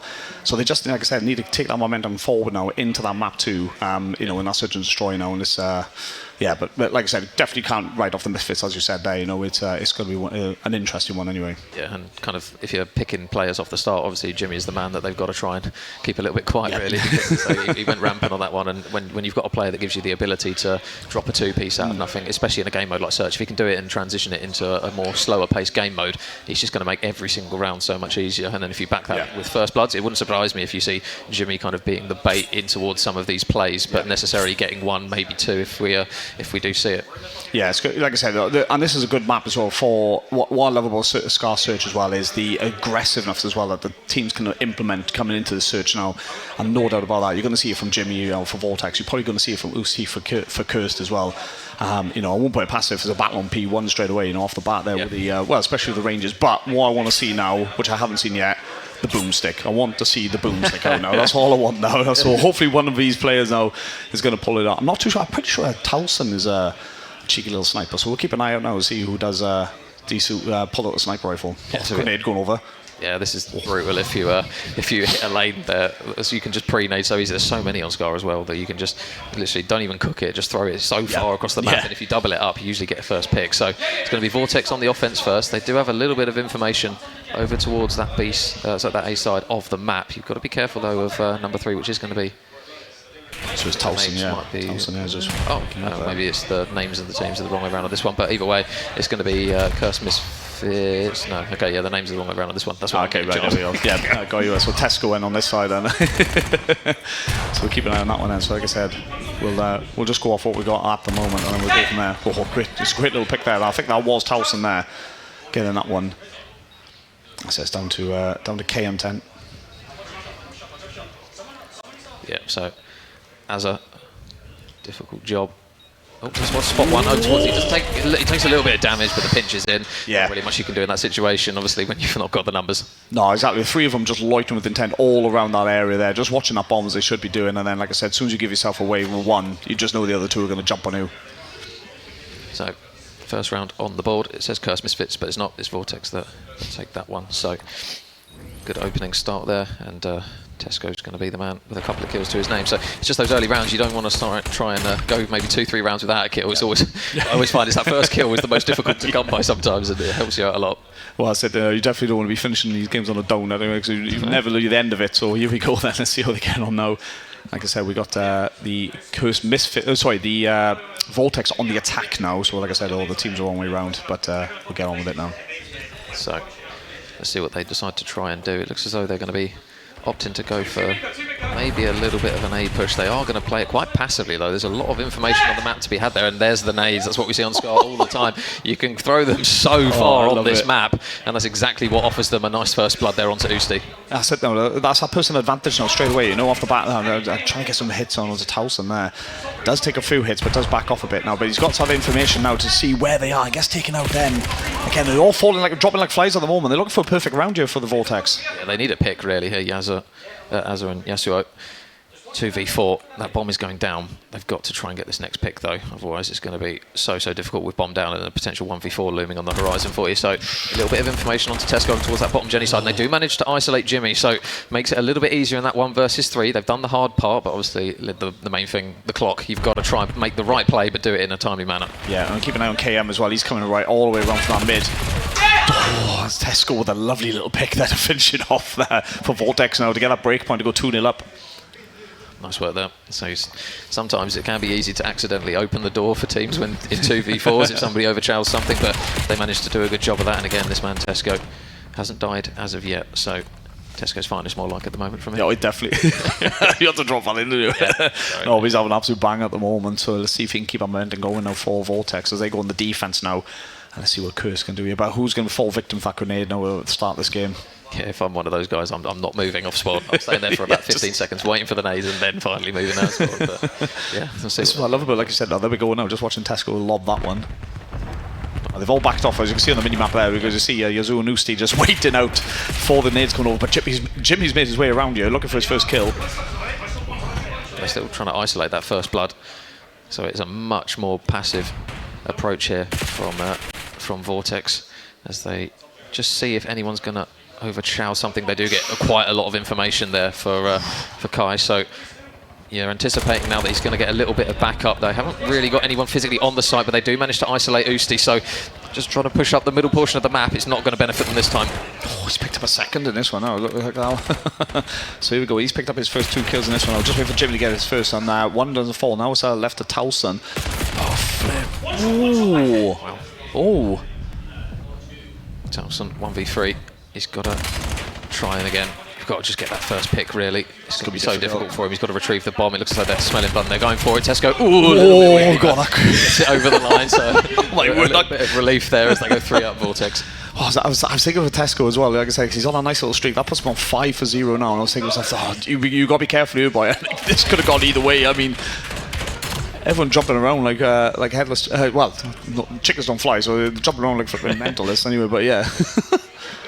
So Vortex at the moment completely unchallenged from what it feels like by Curse Misfits. Obviously that combined 9 streak, ACJ and Tesco still yet to die. Jimmy's just chilling at the moment, but after that first map that he had, you can just let him do it. Yeah, crack on, mate. You fully booked me. I've got to use Yasu and Usti also looking for their first kills as well. Like I said, I was in round 4 now on a Search and Destroy. I said Vortex are quite happy to sit back at the moment, but and the Misfits now just trying to set up on his defense.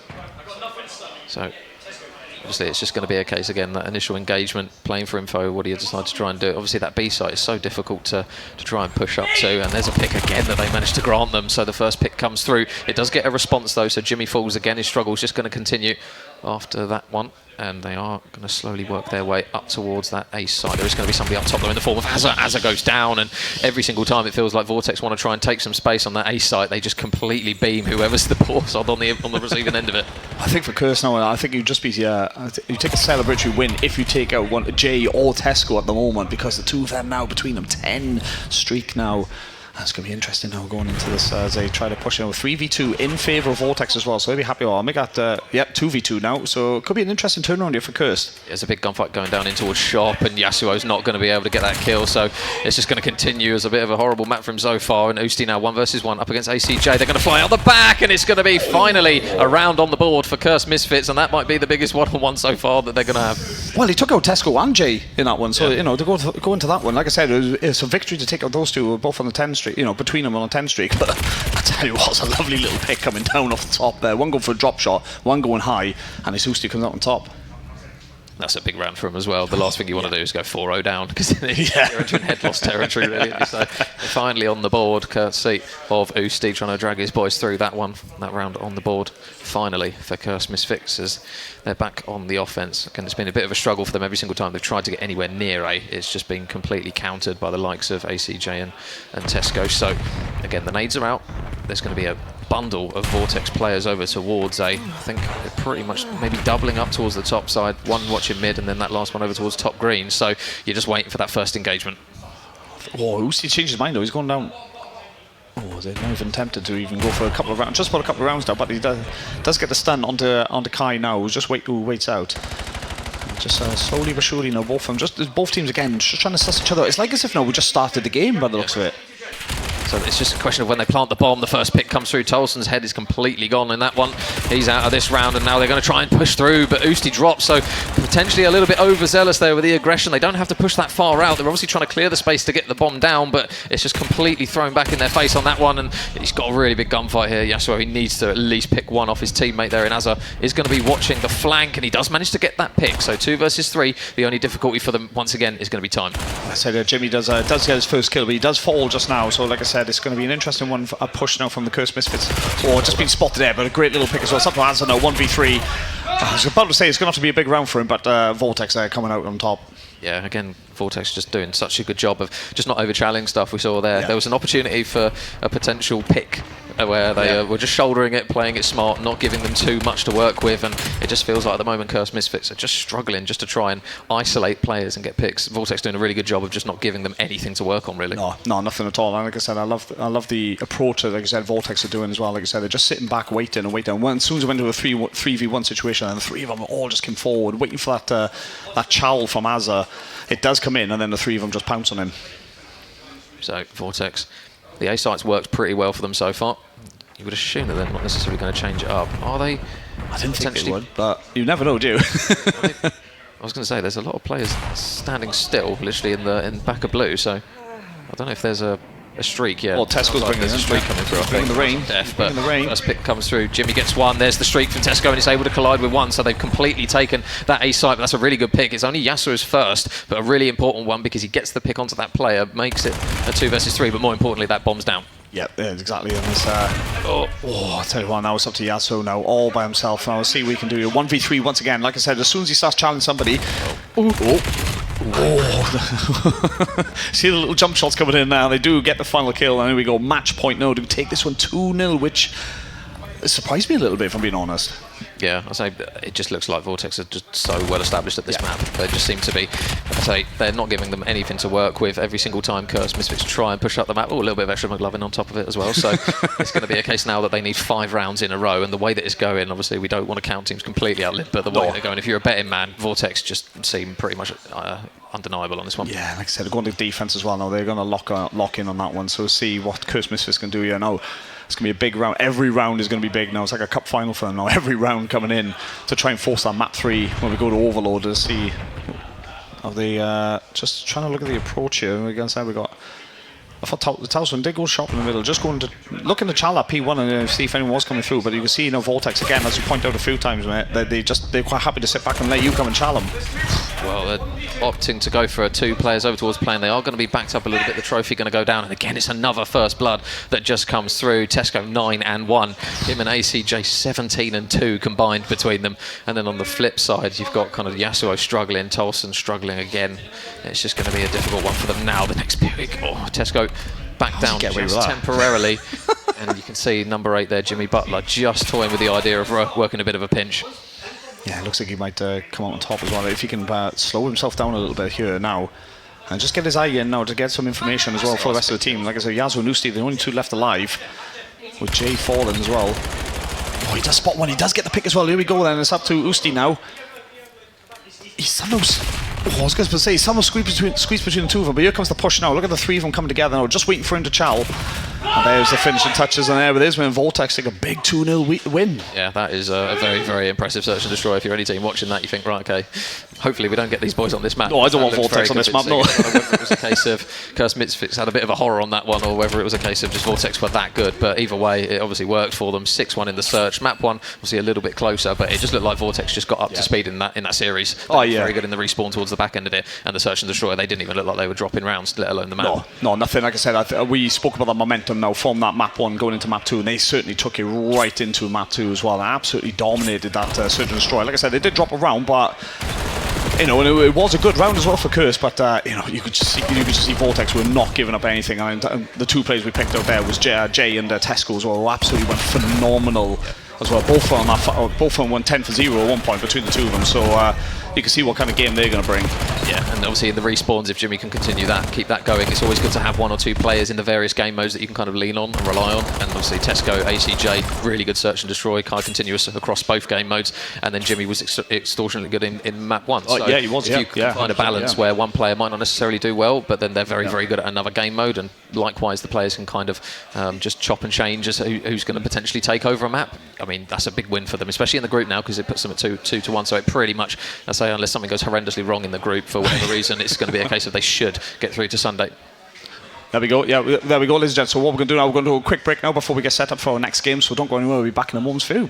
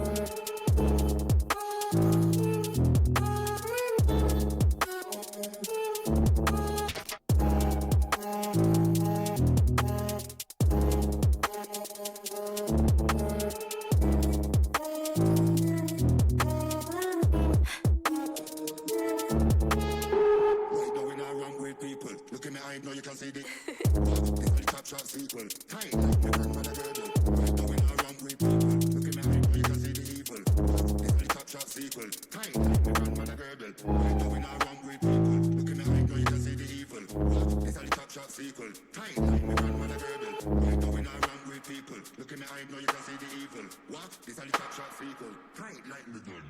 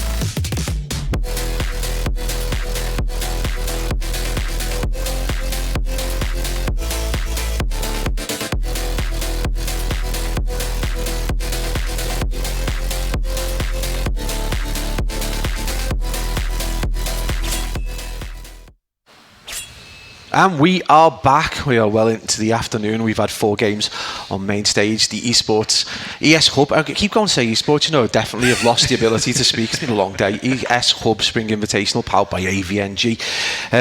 We've got Chief. We've got Connor to give us some analysis for the day. We're going to have a look at a little bit of an overview of the day. But Chief, you just come off the 4th game, Vortex against Curse Misfits. Just a kind of highlight reel if you want, and just tell us your thoughts and any of those players or teams looking likely to go all the way. Yeah, I mean, you know, me and Major Chafin spoke to her about the game, and you know, on paper, you know, in the league games, you know, both 1 for 1 in the series. We thought to ourselves, oh, this could go all the way to map 3.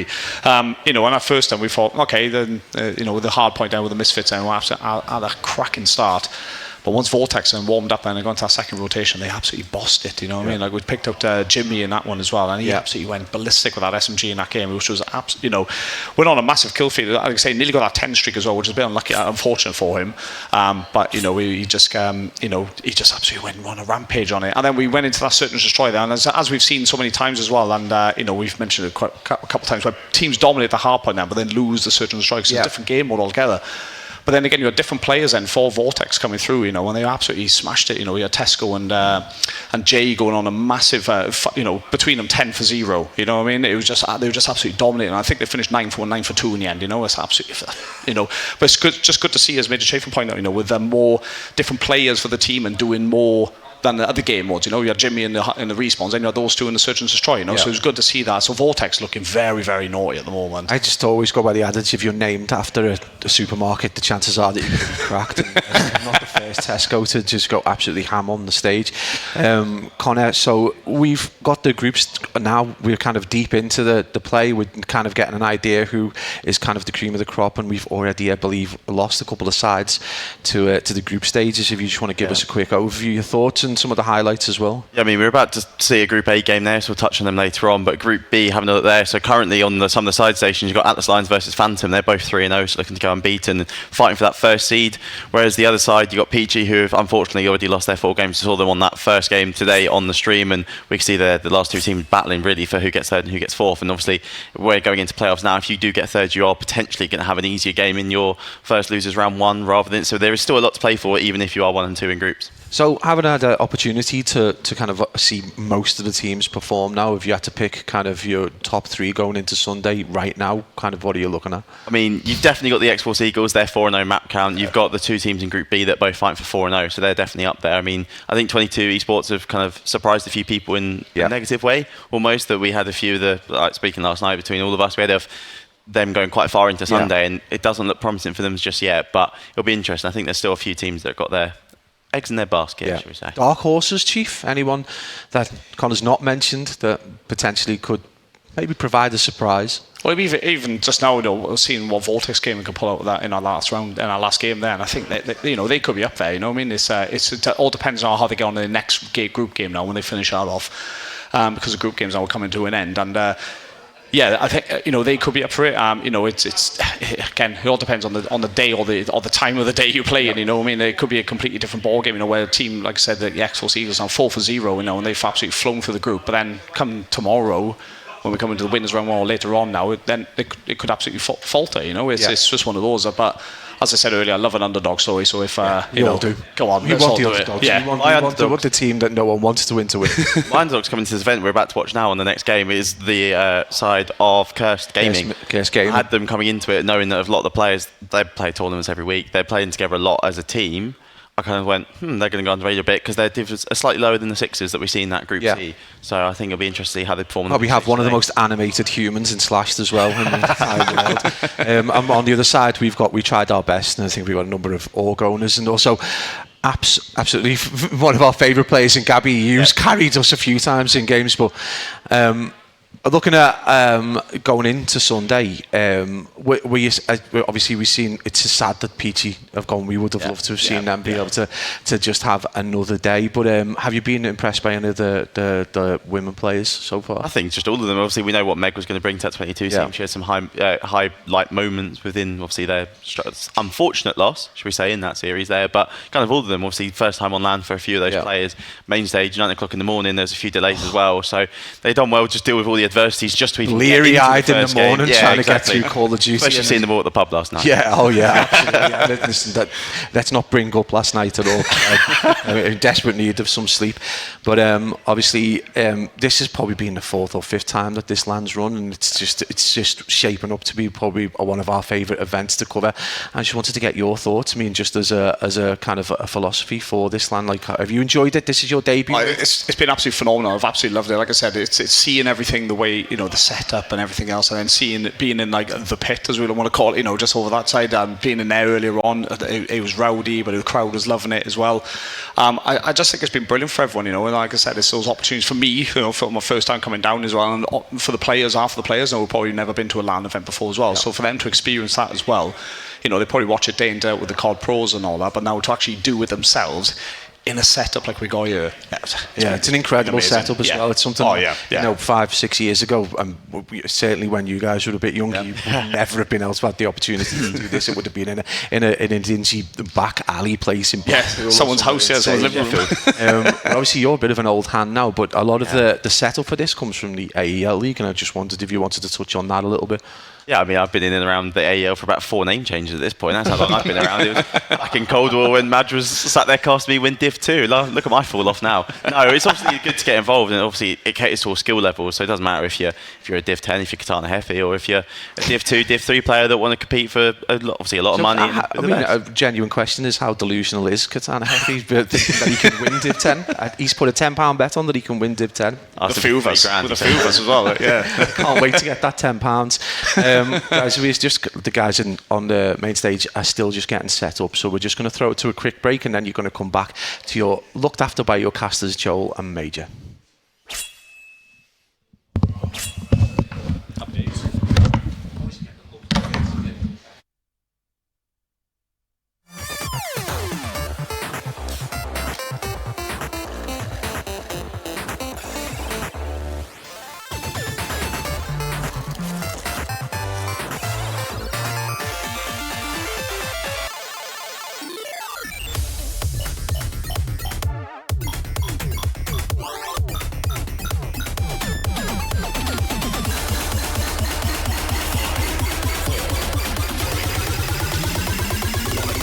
Time for a rematch.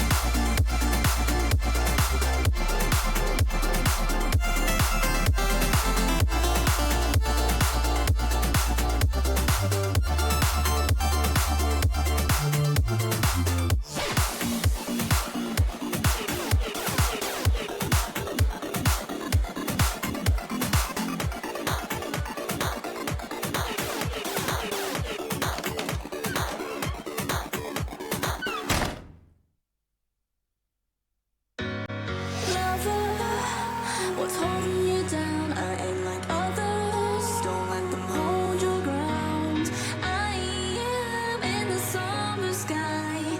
I am hearing all the lies. Don't turn your back on me. I'm here for you. I'll light your fire as the cold comes through. You'll be my messenger and I'll break through. I'll break through.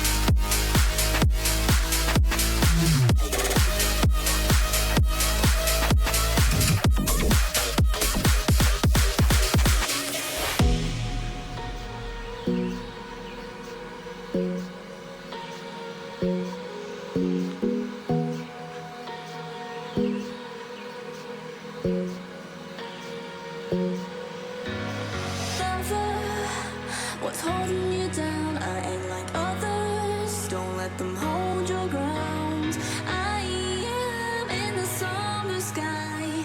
I am hearing all the lies.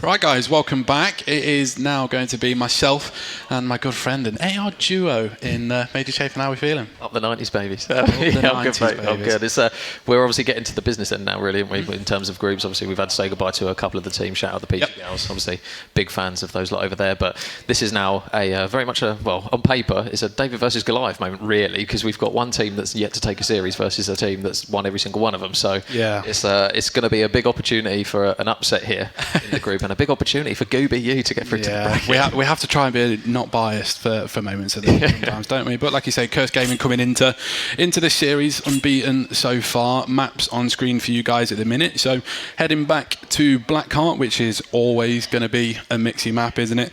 And then once again down to a raid, search and destroy. Been in a couple of Call of Duties now. And then should we need it, it is then going to be a Den Overload. Happy with those maps? Yeah, I mean, my voice not so much, I don't think, but yeah, that map one on Blackheart, I mean, you just never necessarily know what you're really going to get on that one. It's very much a case of you can play that map not as well, but if you're still getting kills, usually you can just headbutt hills and flip teams out very, very quickly. We see spawns flip constantly on Blackheart, courtesy of some very aggressive kind of plays from teams that are very fast-paced, and usually it tends to benefit those teams that don't kind of slow it down and try and play like a very anxious COD, I think is the best way of putting it. So yeah, you're anticipating that your subs are going to be whizzing around the map on that map one, and then obviously we slow it down a little bit for that raid, search and destroy, which we're used to. And then yeah, if we do get that map 3, which obviously we're hoping for from a neutral perspective, it should be a good map set on this one, mate. Very fast-paced, at least in map 1 and 3. Yeah, absolutely. Like I say, that Blackheart is weirdly such a bang-up map, but it's so rotation heavy at the same time as well, because you're having to go from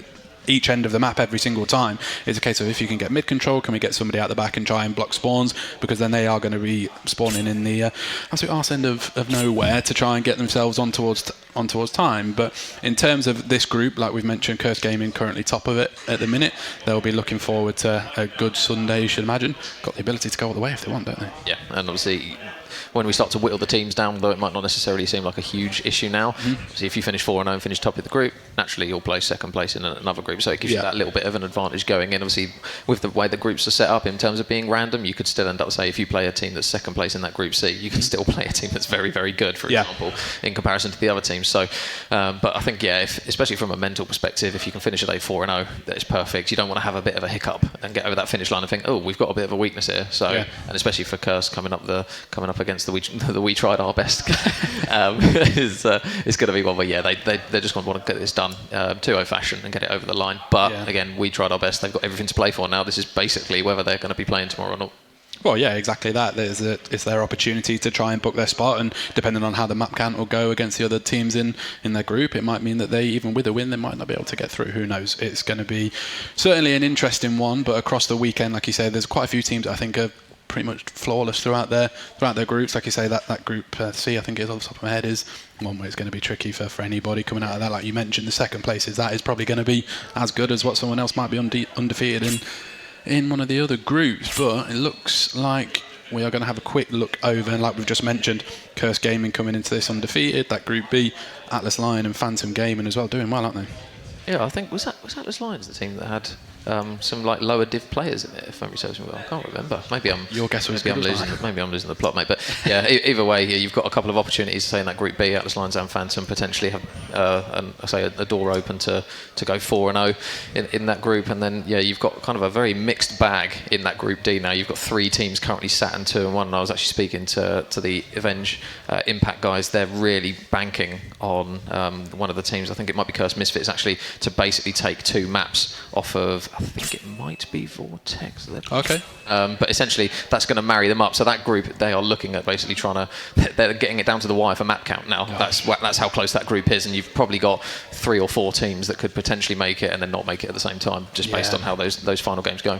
That's the benefit, I guess, of having all 4 games, and it's a case of everyone's getting an opportunity to get their way through. But then you say, coming down to map counts, even in best of 3s, it's so crucial, because that will be dependent on you making winners bracket and you making losers bracket, and ultimately we might have losers game later on today. So, albeit still getting into playoffs, they could still go home today as well, couldn't they? Yeah, and I assume it is the case of, obviously, we then go into best of 5s into that bracket. So again, it changes ever so slightly, because best of 3s can be so quick at times. Obviously, the teams that are the higher seeded and on paper looking stronger, they probably look at them and go, oh, right, okay, we actually have to go in hot on this one, just because you don't want to go 1-0 down and then potentially slip up on a search where the lower seeded teams naturally will look at a search and go, right, this is the map that we want to try and pinch off of these big hitting teams. So when we transition into those best of fives, that's when you kind of expect that kind of the teams with the more capable players will at least most of the time be a bit more balanced in getting over the line, whether they drop that first map and then steam it 3-1 or obviously push it the distance and then get it over the line. It's a lot easier to do it in a best of five than what we're currently sat at in groups at the moment.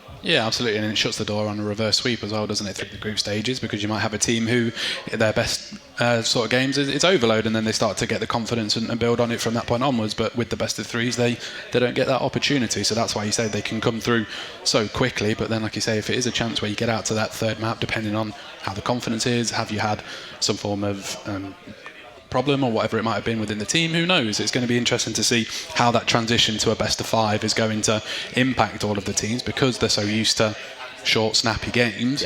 How are they going to be able to do it across a larger series? And the figures as well, we have obviously through no fault of any of the guys here, you've got occasions where teams might have large breaks for technical difficulties or issues, and again, like for example that Vortex team, they're going to be wanting to bounce straight into that next series that they've got 100%. Because they're not going to sit there want to get cold. Like if you can go back to back and kind of get that momentum going, that's naturally what you're going to want to do, and a best of five kind of grants that ability. And we're still going to have obviously the breaks in the bracket, especially for those teams in the winners brackets. You can tend to find, especially on even at CDL level, those players that come through the losers bracket when they go into the grand finals, for example. I know we're looking very far ahead, but those are the teams that actually look at it and go, oh, this is actually quite beneficial because we've just come off the back of a win in, say, a losers final, and the team in winners waiting in grands has been waiting for a long time, and they can potentially get cold. And if you're doing a best of seven, it's a case of you've got to hit the ground running. So there's still opportunities, even say at kind of all the various divisions, even at lower divisions, you see kind of that trend of when teams get that kind of that momentum going, it really does benefit you in this kind of scenario. Yeah, obviously we were fortunate to have our own reverse sweep at 1.3 this season as well, albeit we didn't get much further than that, but we carried our momentum as best as what we could do. But we tried our best, then obviously they are, as you mentioned at the start of here, David versus Goliath sort of situation. You imagine it's probably the S&D that they're going to be looking to try and take to extend it out to map 3, wouldn't you say? Yeah, I think so. I'm interested to see actually how the pacing of the map 1 works. We know Blackheart's fast paced, but the last thing you're going to want to do is kind of slow down and hesitate on a map like Blackheart, because I think if you give the other team too much respect, then you're just naturally going to kind of turtle up on hills. Teams will naturally pinch you in a lot of opportunities. So yeah, I think we tried our best. We've got to try and at least match the pace, which I assume is going to be what Curse Gaming are going to set here. You wouldn't anticipate this is going to be a slow team out of the blocks with the SMGs kind of holding headies and not moving. You're anticipating they're going to be flying at every single game attack they see with the kind of their heads held high with how this group's gone so far, at least. Yeah, absolutely. And you want it to be a case of we don't want to see someone get slammed or anything like that. We want to see a competitive map. It'll take me back to the 22 esports series earlier. They were down sort of 20-30 points on a Blackheart, and ultimately a bang out on towards P2. They managed to stack people inside it, and then happy days. They managed to take that map, albeit didn't come out on top of it after that. But I think one of the members of Curse Gaming might just potentially having a bit of an issue here, so we're just waiting to see what's going to happen. Looks like one of the members has actually left the game as well. So had they... I think the team names are the wrong way around as well, so it gives us a little bit of a second guess at it. Makes our life Some say it might have been the greatest 0-0 of all time. Yeah, because maybe they saw that person drop out and go, right, okay, let's just go with this 3v4. See if anyone notices. Yeah, so we are going to have a little bit of a delay, guys, going into that map 1. But yeah, I mean, if you're Curse Gaming now, you want to just basically look forward to that next winners game. Yeah, ideally. But then that's potentially where you can have your slip ups, isn't it? So we'll have to wait and see how that map 1 goes. And in the meantime, while we do try and sort out that issue that we did have, guys, we are going to throw it to a quick break, and when we come back, we will have that Blackheart Hardpoint map 1.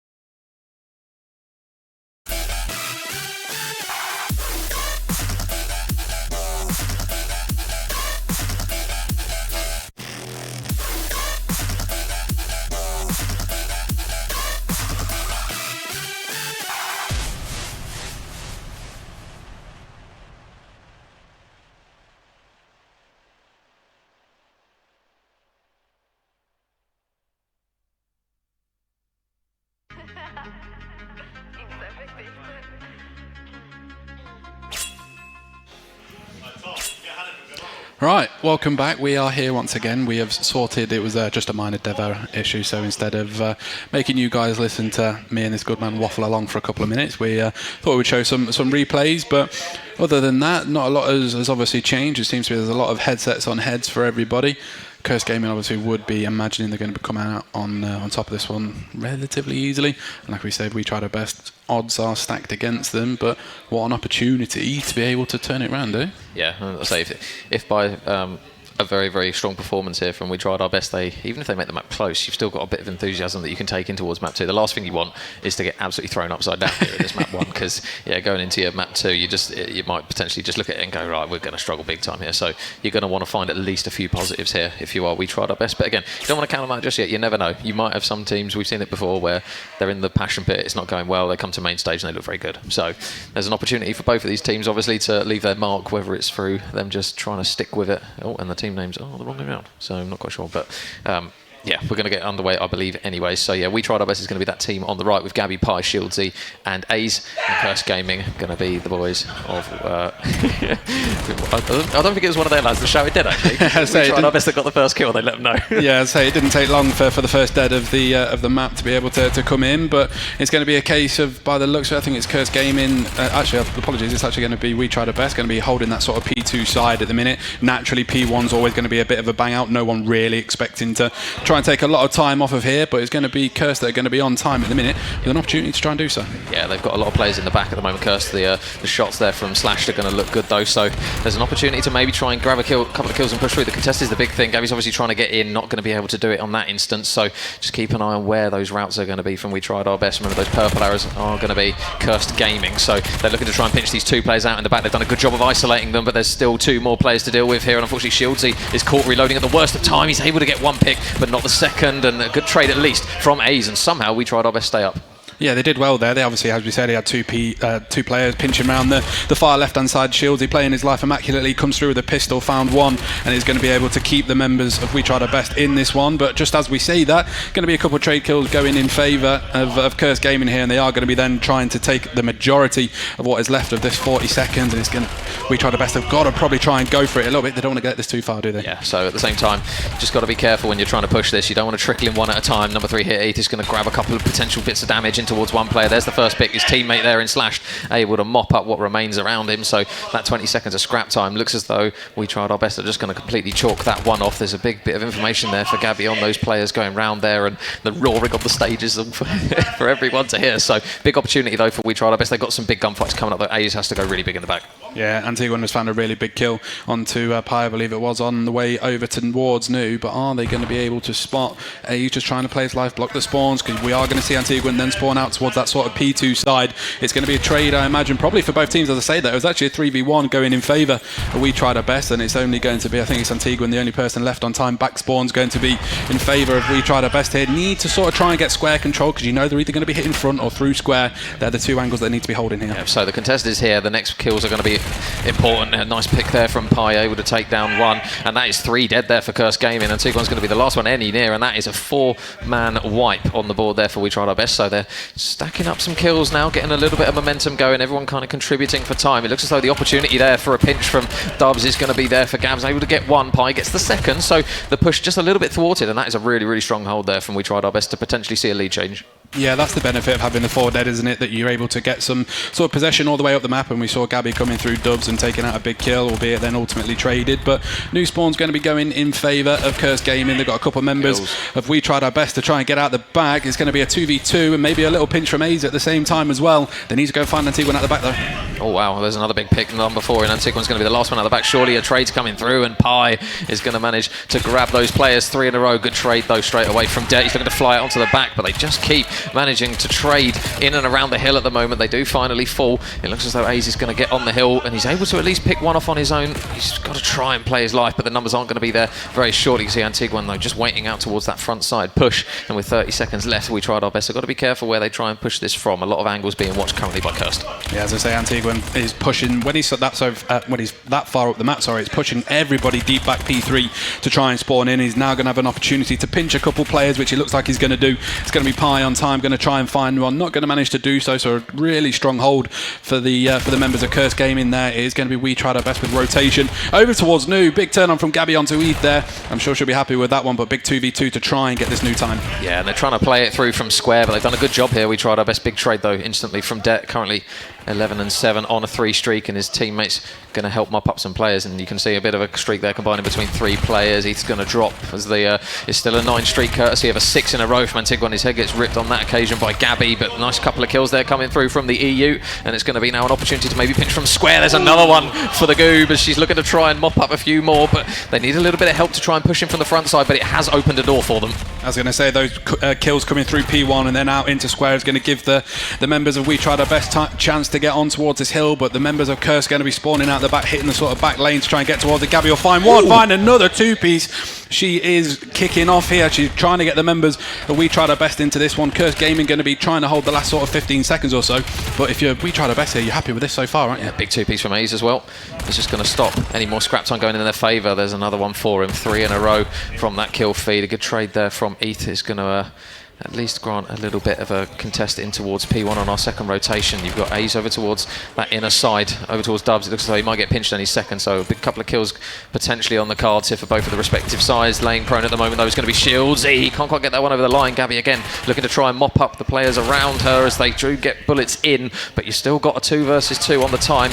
Very heavily contested. Nice shots from A's, just trying to lock down the lanes with the AR, and obviously in a map that's so mixy, those ARs, you're better off just ADSing rather than trying to run around the site, and he's doing that now. Yeah, and it's one of those hills as well, isn't it, where you end up being in a situation where you're having to headbutt pretty much all the time to try and get yourself in there, and if you're not winning the trade kills, you are still spawning deep out the deep back, so you'll have somebody over towards that sort of P4 area blocking the back spawns, which we can see you've got Det and you've got Eth doing that as it stands at the minute. Still a relatively close contested game here. Gabby on time in the minute will find a big one, but it looks like scrap time for Curse Gaming is going to be there, and rotation is not going to be in their favour either. No, so Shieldsy's got a big responsibility now to see if he can just make this play. He's obviously not got the ideal gun for it from that distance, but there's going to be a few more players ready and waiting for him. Slash wins a big one in the back. They don't necessarily know that Shieldsy's also there though, so potentially an opportunity just to pinch with his team here. So those 3 players going to spawn up over towards that P4 side, and you're just waiting for the first engagement, but now here goes Shieldsy out towards the back. There's one for him, and now the comms are going to be that he's there. Shieldsy gets one, Shieldsy gets the second. Last man's going to be alive on the hill. He's going to fly with a pistol. He's going to be weak. He's going to go down, and that's a really clean break from We Tried Our Best. Yeah, it's immaculate play from Shields, isn't it? Like you say, just putting himself out the back, making the members of Curse Gaming go hunting to try and find him. Ultimately found 2, but then that 3rd kill was then traded, which has allowed the We Tried Our Best members to get inside this P2. Curse Gaming are going to try and opt to play through long and through P1, but again in a hill where you sort of have to headbutt it. If you can't get through that P4 area, you're struggling to try and get onto time, but the contest out the front's massive, isn't it? Yeah, so going to have to try and fly in here. Gabby, she goes, Slash gets 2. Ace is going to need 1 out of that one, but again, with only 5 seconds left and the rotation now that isn't in their favour, Cursed Gaming going to have to try and break again over towards this hill, which We Tried Our Best had a relatively decent amount. Over the top goes Pie. He's not going to be able to get that kill though, so good trade, at least in the time being, over towards Dubs from Gabby, but these players now going to quite heavily fight for the back. They've got to keep an eye on the front though. Gabby's going to fall towards the front side of the hill. Slash now was on a 5 before he did go down, but they've got to be careful not to push him one at a time. Eth is weak. The trade should... Oh my god, no, it doesn't come through. It's actually going to be an opportunity now for them to play the 2 versus 2 and maybe get some reinforcements as those We Tried Our Best players spawn out. Yeah, I was going to say, even with Gabby being out the back there, 2 of the members have indeed spawned over towards that P4. We did see, I think it was Det spawning close, so they are going to have the opportunity to extend this lead out even further. Again, you don't want to be caught having to headbutt this hill all the time. You want to try and get through P1 and in the dub windows trying to make a bit of a play towards square, but it doesn't seem to be that that's the case. They're going to have to try and pretty much get a full 60 to bring this one back close to be able to then extend the map out even further. They are going to have rotation, big 2-piece for Pie there, and there's a chance if they can hold it to bring it back level. Yeah, they had this last time on that hill previous where they were ready to go. They've got to try and do a better job of holding it this time. Det's going to work his way up towards the stairs while the players are distracting them and jumped up, and that looks as though it's a really well coordinated push here, and that purple kill feed looks very good for Curse Gaming, and just like we saw on the hill previous, Joel, We Tried Our Best. They'd rotated, they were ready, but credit where it's due, Curse Gaming did such a good job of pushing in. Yeah, as I say, Shieldsy had a bit of an opportunity there. He actually spawned inside P2 while the rest of the We Tried Our Best members actually spawned over towards P3 and tried to have a little 1v1, didn't come out on top of it, but you can see a couple of members are going to be on the way round. It is going to be Pi challenging towards one of them. He's got the help of Gabby at the same time. Will be traded 3 going in favour, and Eth finding 2, which is going to allow the members of Cursed in towards that P2 area, and it's going to be a tough ask to try and hold it from here. And that's the Shieldsy roar, I believe, as he manages to pick up a couple, but his team really need the time to go along with it at the moment, because Curse Gaming are going to go past that 200-point mark. We tried our best. This P1, this P5 is going to be a really, really important hill for them now, because you do not want to start eking away 20 seconds, 10 seconds on the next 2 or 3 hills. It's going to be brutal for them now. Shieldsy going to get tagged up. Antiguan in the back has made the play. Can he get the second kill? He can, and that is everyone gone. It's deja vu for We Tried Our Best. They were there, they were ready to go, but as soon as the hill pretty much popped, they just got absolutely slammed. As I say, it's quite typical. Just have a look at the stats here for Det. 2 minutes 51 on time. If you've got a player doing that, you're giving yourself every opportunity to be able to try and win that hard point. Like you say, they've got the back spawns. It's only going to be A's, the person going to fly towards time, not going to be able to find anything out the back because they haven't got anyone spawning in there. Only 25 seconds left to play for. We tried our best spawning out. It is a big uphill task from here, isn't it? Yeah, 20 seconds left. They've got to try and fly at this, and you don't really want to headbutt it, but there's one on the card for Shieldsy. He needs some more reinforcements though before he flies out. Out he goes as the bait. Can they surely trade out these remaining 2 plays? Yes, they can. Everyone goes down. 10 seconds remaining, but they've now got to try and fight their way in towards P1. It's going to get a little bit messy with 5 seconds left. As I say, you've got Curse coming through P1, going to see if they can pick a couple of the exit kills onto We Tried Our Best, and P1 tends to be a big one. It's a big important kill for Pi in there. It's going to have the members of Curse spawning over towards that sort of P4 area, but in a hill that's so mixy, you can't predict which way it's going to go. No, and they're looking to try and now just circle around these remaining players, and that might be that. There's only 5 seconds pretty much on the scorecard for this one to be done, and there's another kill that comes through for A's, but is it too little too late? They're trying to headbutt into a wall that is just going to completely shut them down. 250 to 144. The guys there from Curse Gaming, potentially a little bit of a slow start arguably, Joel, from them, but towards the end of it, that's when you start to see these lads and their abilities. Yeah, no, absolutely. Like you say, Slash pretty much took over for the majority of that hard point, like you say, showing why people come in with this Curse game with a lot of high expectations for them. And it was interesting, like you say, they felt a little bit of adversity at the start, didn't they? They probably didn't expect the members of We Tried Our Best to come out so hot. There was opportunities where they were in front by a good couple of points, but look at the numbers that we've got here.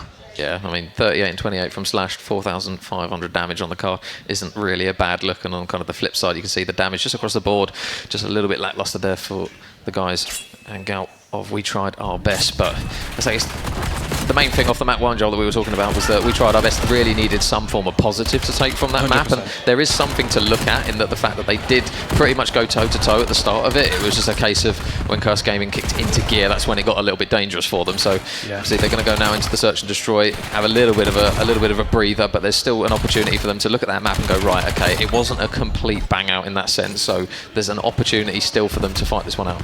Well, yeah, exactly. That's what I was just about to allude to. It depends how Curse Gaming really want to play it, doesn't it? If they want to get out up in front of their faces and try and bring the pace to them, it can either work in their advantage because you've got the member of We Tried Our Best probably not expecting to have such quick gunfights, especially if they're running 2 at the same time, instantly trying to play for trades, or is it a case that they're going to feel each other out for a couple of rounds, see how each other are going to play and try and break the way through that way, and maybe just wait for someone to overshell when they probably shouldn't have done.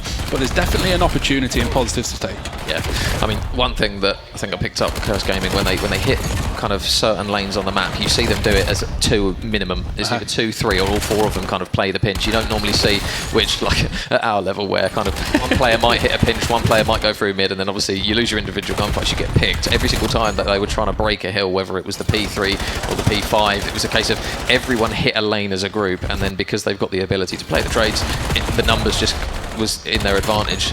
We Tried Our Best did it quite a few times as well back to them where they broke the hill. It just felt as though every single time that We Tried Our Best were in a position to hold the time, they just kept capitulating in some of those money hills, and on a map like Blackheart it really doesn't help.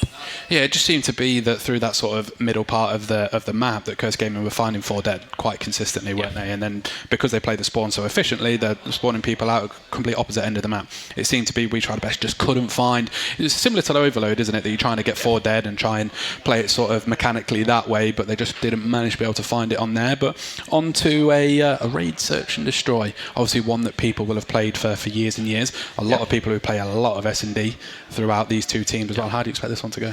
I think a lot of influence is going to be put on First Blood here. I think you're going to look to see it cursed. It wouldn't surprise me if you see kind of, again, a 3-man or 4-man hit through ring, or whether it's down towards that kind of that other site. It's going to be difficult for, obviously, the guys that we tried our best, but I think those First Bloods and the individual gunfights are potentially what's going to be benefiting them. If, say, one person is playing a lane and the whole team comes through, if they can either play their life and not get picked, or maybe get a pick and get away, I think that will be kind of their best opportunity to take these rounds. I think if they give Curse Gaming too many First Bloods, whether it's off of nades, which we do see again quite commonly, whether it's through mid into kitchen, in towards Zig, those double nades can absolutely crucify you on this map. And especially with the first few rounds when you don't have the trophies, you look at kind of the vans, they can obviously catch players out. I think those are the fine details in this which we tried our best are really going to have to try and keep on top of. Yeah, no, absolutely. It'd be interesting to see if any of the teams decide to pull out a sniper, because it only tends to really be that sort of kitchen or laundry area that people will sit with a sniper. Doesn't always become the most effective of maps because it's so big and 3-lane. Like you say, we're on board with I think it's Det at the minute, and pretty much he's going to be running down anybody. He's seen 2 members, and we tried our best so far, and that's how we expected it possibly to go, wasn't it? Going to try and run them down and get in front of their faces. Yeah, Gabby does a really good job actually over towards basketball of backing up. Doesn't a good cost to Curse. Can't do it that time, but the nade is actually going to weaken the players, and those players all pushing through aggressively has actually granted we tried our best an opportunity just to back up and try and take these AR chows from distance here. Last one's going to be slashed. He goes down. Really good sight retake there from we tried our best, but before obviously Gabby got wigged at the second time of asking, she did a really good job of actually just getting away, and then I think it was Aza that got the first blood, and although they took a lot of space and got the bomb down quickly, we tried our best. Really good job of just converging on that. Yeah, and absolutely, and that's how, as we also mentioned just before we started, that's how putting pressure on teams can not work in your favour sometimes, doesn't it? Because you're giving them an opportunity to get immediate info onto where you're trying to be, because they're going to see multiple people trying to hit multiple areas, and then if they can try and back up, play their life, maybe play a corner or something like that, you give yourself an opportunity to come out on top, which ultimately we tried our best did, and when you have someone getting 3 in the round, it always helps, doesn't it? So, obviously A's not going to try and look to slow it down anytime soon. We are going to see a bit of a smoking towards kitchen as A's is going to be there. Again, see a couple of nades coming through here. All the stun comes through here, and number 6, who's going to be pie, flies in, but Slashed lets him know that he was probably going to be the victor of that gunfight, as it's now going to be an opportunity in towards A, maybe. A's gets again another good pick. Good trade though that comes back straight away from Det, I believe it is, as now the next gunfight's going to be the really important job here. It looks as though Det's going to be working his way all the way around through the other side of the map as the gunfights go over towards Gabby. Gets caught up, never mind, doesn't matter. And that is everyone dropping, so we tried our best. 2 rounds in a row, and they're letting them know as well. I'm going to be honest, I can't believe how they've lost that. They seem to have the perfect pinch. They had info onto where Gabby was in top laundry.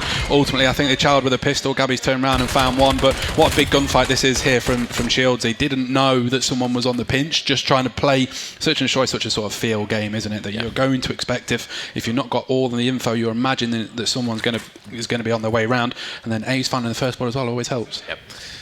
So again, see if we tried our best can keep getting those first important picks, or whether Curse Gaming, it wouldn't surprise me after those first 2 rounds if they decide to go, right, okay, we'll slow down just a little bit and maybe try and play our lives a little bit better off the back of that. So yeah, they're just waiting for the car explosions to go down. They've pushed up quite a lot here. Number 6 in Pie's got to be careful. There's a lot of players running at him, and he gets isolated, and he does go down. So Curse Gaming going to grab 2 big picks. Ace does a good job again of just getting another one over towards mid, but they now need this next important kill. And Gabby and Ace, unfortunately, Gabby's going to get caught in mid. Ace is going to be caught there as well, and that's a 2-piece and a round on the ball for Cursed. Yeah, it was a much better round for anyone that's a Curse fan, wasn't it? They just allowed the gunfights to sort of come to them. Obviously, the 2 gunfights that were going on in ring, it was a case of Pie probably only saw one towards the back van, might not have seen Anti slip down and then Chal up towards the sort of outer ring area and ultimately take him out there. And then when you're caught in mid, half the time it's just on timings, isn't it? Because there's so many ways that you can get in and out of it. You can't check all of them at once, can you? Yep, so important round there for Curse Gaming, so we tried our best. Gonna have to maybe switch it up on this offensive round as we go into round number 4. We'll just see where the infamous question of A or B is going to go through. So Shieldsy going to be the man picking up bomb. Looks as though, again, it's going to be a little bit of an opportunity at A point, but this first pick's going to be all important. Gabby makes them weak. Out flies another player. How's he still alive? Pie per first blood. Oof. And saying it's a good follow-up kill from Gabby there. Wasn't too sure how that gunfight initially went on for so long, but ultimately it doesn't matter because they come out on top of it. But it will be Det that will answer back with 1 to try and close the number advantage down. So Bomb is going to be down on towards A, but a big gunfight. Gabby is going to be taken out by Anthony. It's going to be 2 apiece for both teams. There's a big gunfight going over towards that corner again. Shieldsy wins a really important one, so now Det needs the 1 versus 2. And we tried our best. They do have that bomb down, so again, they've just got to play this carefully, play off of some information, and surely there it is. Oh, well, there's the first pick. He's been granted it, so now Shieldsy, 1 versus 1 up against Det. Shieldsy just going to play it slow and just wait for him to make the move. He's only got a few seconds left here before he has to try and hop this bomb here. Shieldsy might have played this absolutely perfectly. He's shouldered him, put him on the bomb. He knows he's not on it, and Shieldsy gets the kill. Yeah, it just seemed to be one of those cases where he's playing with his dinner. He's having a look up at the crowd, making sure everybody saw him do that one. I know he's proud of that one. But like you say, it's one of those opportunities. When it's down to a 1v1, you've got 2 options, don't you? Either gamble that they're not going to try and hop the bomb and let them come looking for you, or in case you go and check it, and then sometimes you come out on the lesser side of things. And ultimately, that's the bomb planted and diffused even. But that time, Shieldsy came out on top. Yeah, nice work there from We Tried Our Best. So even Curse Gaming slowing it down, not quite able to take that round. So let's see what they decide to try and do here, Curse, whether it is just going to be back to the default of trying to push a lane out, or whether they're going to just try and play off the back of that first pick. Because again, there's been a couple of rounds, Joel, where they've done the right thing, Curse Gaming. They've done the hard part first. It's just the latter end of the round, it's kind of got a little bit sloppy. Yeah, absolutely. And like I said, that looked like the members of Curse just decided to get a little bit more aggressive again. Look at the control that they've got over towards the bomb site already. And like you said, we saw the boomstick come into effect already. So it's going to be a 4v2 in favour of Curse Gaming. We Tried Our Best going to have to try and have a big retake, especially with that bomb down already. Shieldsy on board with him at the minute. Going to have Eve flying towards him, and then it starts with 1. Yeah, and obviously not got the ideal gun there, Heath, with the pistol in hand, but they've got to try and converge on at least 1 or 2 of these players, and you can see one player going to be swimming, which I think is going to be Det. But that gunfight, unfortunately, there that Shieldsy loses. It's going to be one. Oh, for a second, we were going to see a little bit of a ninja there, but a much better round from Curse Gaming, Joel. They took the space, and more importantly, they got the kills to go with it. Yeah, you saw him when we were initially on board with Ace to start off the round. We saw Slashed put some taps into him when he was in kitchen, then instantly they hopped round the corner, down water stairs over towards that B point, and just got it down instantly, didn't they? They were comfortable enough that they weren't going to be able to be retaken on there. They had the number advantage. Obviously, a kill from Shieldsy over towards Ring didn't really matter come the end of that round. But again, Curse seem to be doing, when they win their rounds, they're convincing, aren't they? Yeah, it's just a case of trying to put it all together, which a team of this ability, you'd assume that it's going to become more refined as the rounds go on, as they understand what We Tried Our Best at trying to do. Heath obviously with the sniper out again, but the smoke's actually going to bundle him out, and this is the difficulty. If you get hit with a sub here and caught out with a pistol, oh, okay, I'll just shut up because it doesn't really matter by the looks of it. I was going to say, if you're caught with a pistol, it's difficult, but apparently not for Ethan. No, I'd say if that was myself or you in that situation, it might have been, especially if you had that dodgy setting on as well, it might have been a little bit longer at the same time. Yeah, never know why they changed that, but nonetheless, it's going to be 4v3 in favour of Curse Gaming at the minute. Bomb hasn't made its way down as it stands. So at the minute, 55 seconds still left on the clock on board with Eve at the minute. Going to have one of the members, A's, over towards that A point, but nothing, well, I was just about to say nothing really splitting the teams, and just like that, it's going to be 4v2 again in favour of Curse Gaming. Yeah, it's a shame that A's got trapped over towards that side of the map. Big kill from Shieldsy, though, might just attract a little bit of attention over towards that B. So I was going to say, if A's managed just to stay alive there, they might have been able to pick that player out of water steps, but they're now going to, again, with the 30 seconds remaining, look to try and re-wrap this bomb, but you've got Det just laying in mid, playing info.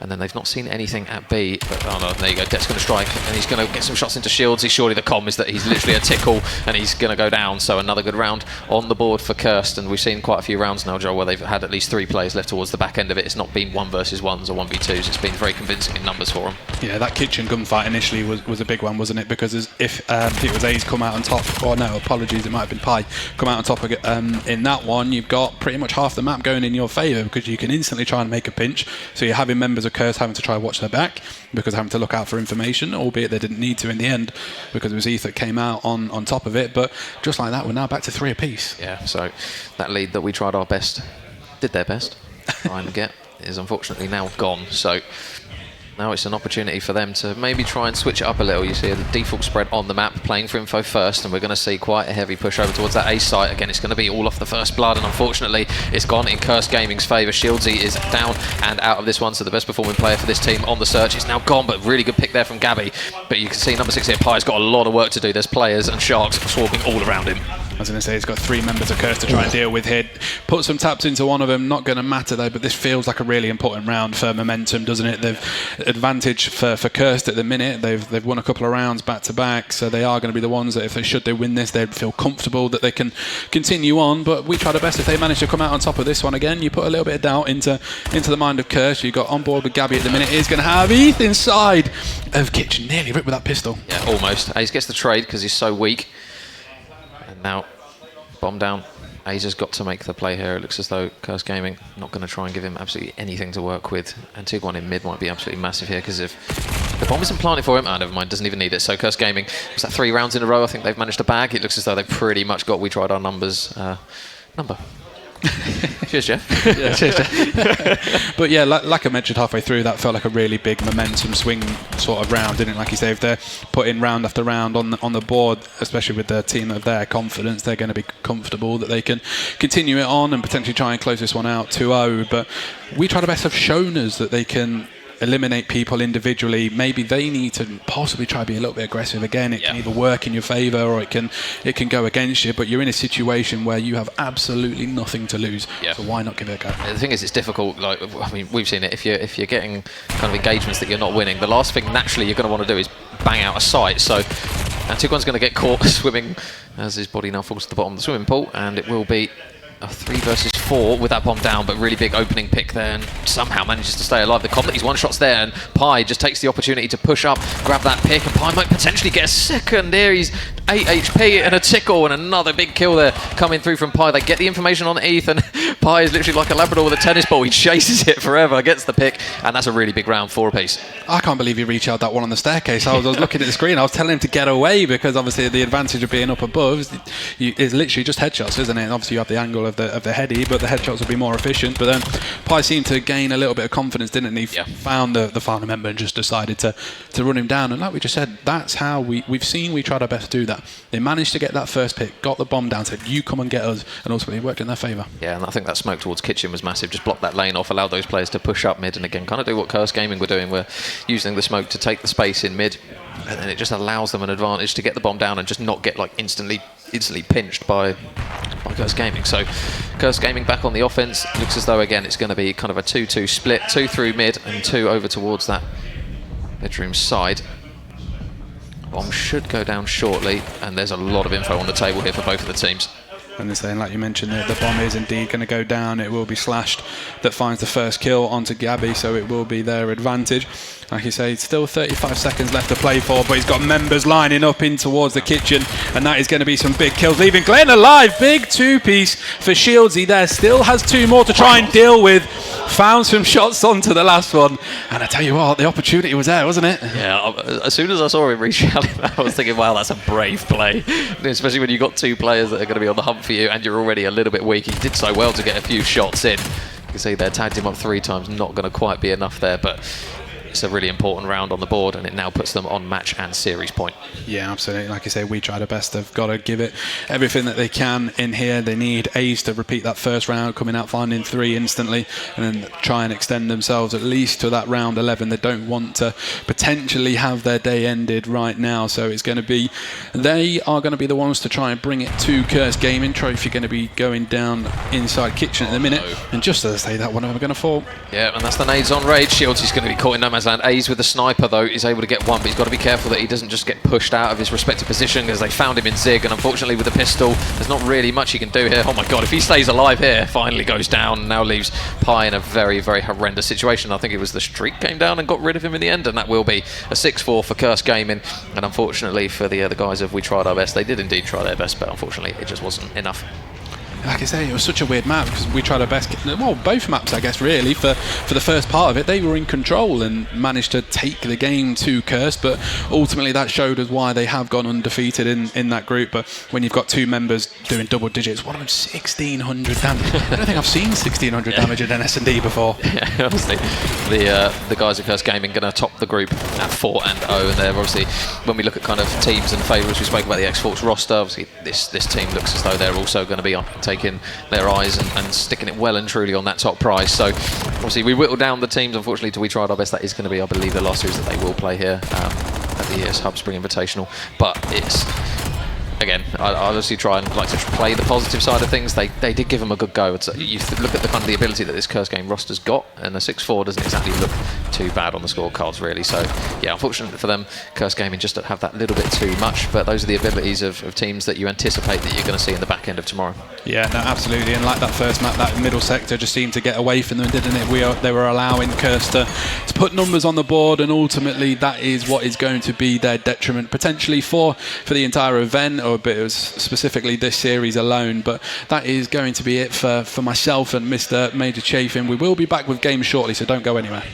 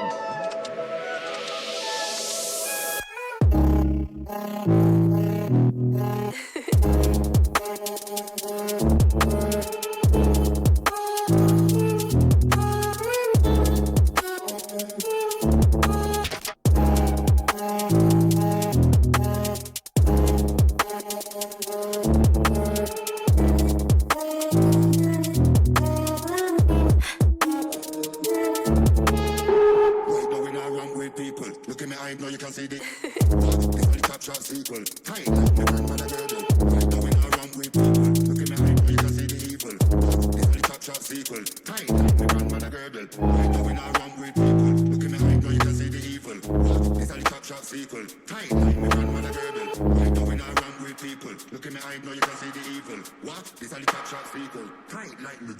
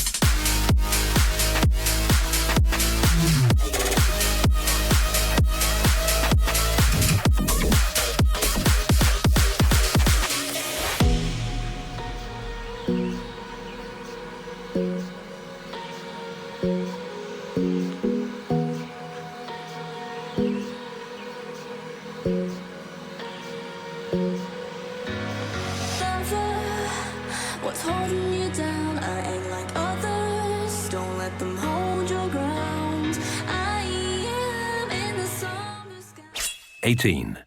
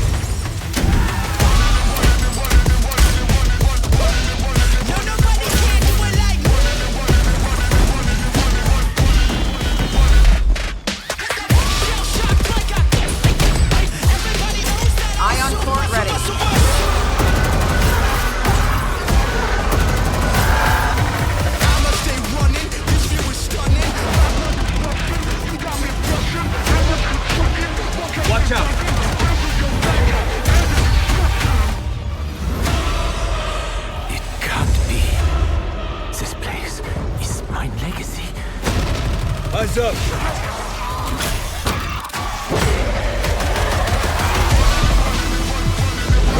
Stations reporting, ready for launch. Ignition sequence start. 10, 9, 8, 7, 6, 5, 4, 3, 3, 3, 3.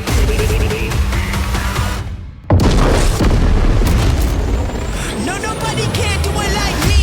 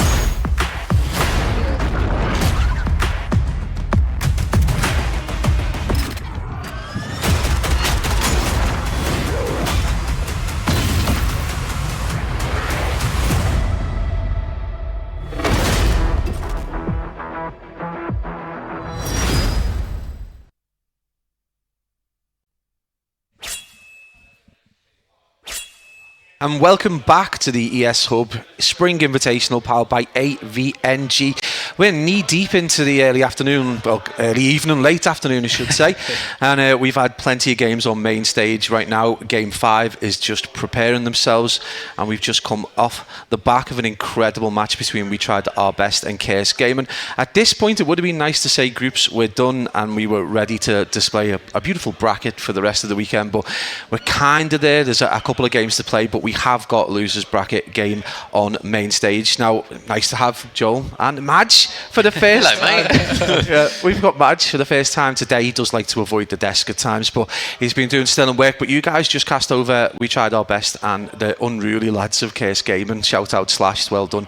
But yeah, it was an interesting matchup. I mean, Chaos Gaming probably were favourites going into it, but it was still a hell of a match, really. Yeah, I think they were favourites and they did what they needed to. Really, it's kind of a lose-lose when you're that team that's expected to win the series. Because if you win it, it's a case of well, you should have done it, and if you don't, then it's a case of oh, hang on a minute, what's going on here? Obviously, we can see the 4-0 record looking good on them in Group A at the moment, and obviously Gabby and the guys that We Tried Our Best, they gave it a good go, and they made some maps out of it. It wasn't necessarily a 100-point club and a 6-1 or a 6-2. It was an opportunity, potentially missed, especially in the search and destroy.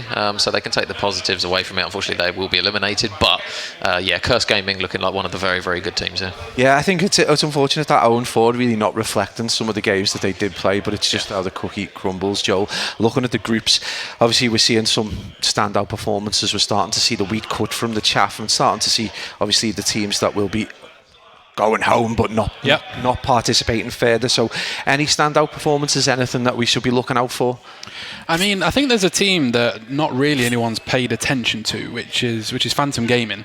They're currently top of their group at the minute, haven't dropped a series as it stands. I don't know if that's a little semi-biased, because I know some of the lads that are on there and I've played with them previously. Some bias is a thing today. We've got Chief Lid in a peachy top at one point, so don't stress about that. No, but I think they're someone that no one's really paid attention to, regardless of what the group has been like for them. Ultimately, like you alluded to a minute ago with the Curse Gaming, they've done exactly what they needed to do. They've beaten everybody that's in front of them. So I think they'll be one of the sort of underdogs, I think, going into tomorrow. I think we've got some really strong teams. I know X-Force always bring a strong team to these events, and I'm sure they'll be looking forward to a good Sunday run tomorrow. Absolutely. Trick seems to find the players, doesn't he? He's always got a good solid roster for his team. So next game up is going to be a losers bracket round 1. It's going to be the boys, Peachy Esports, big up to Peachy girls in the crowd, against Trick's X-Force Venomous. I mean, I love them tops as well. It's like anything green me, so like absolutely top stuff. Look at that wave, hi! But yeah, so it's going to be handed over really to Connor and Chief Lid, who are going to be guiding you through this next map.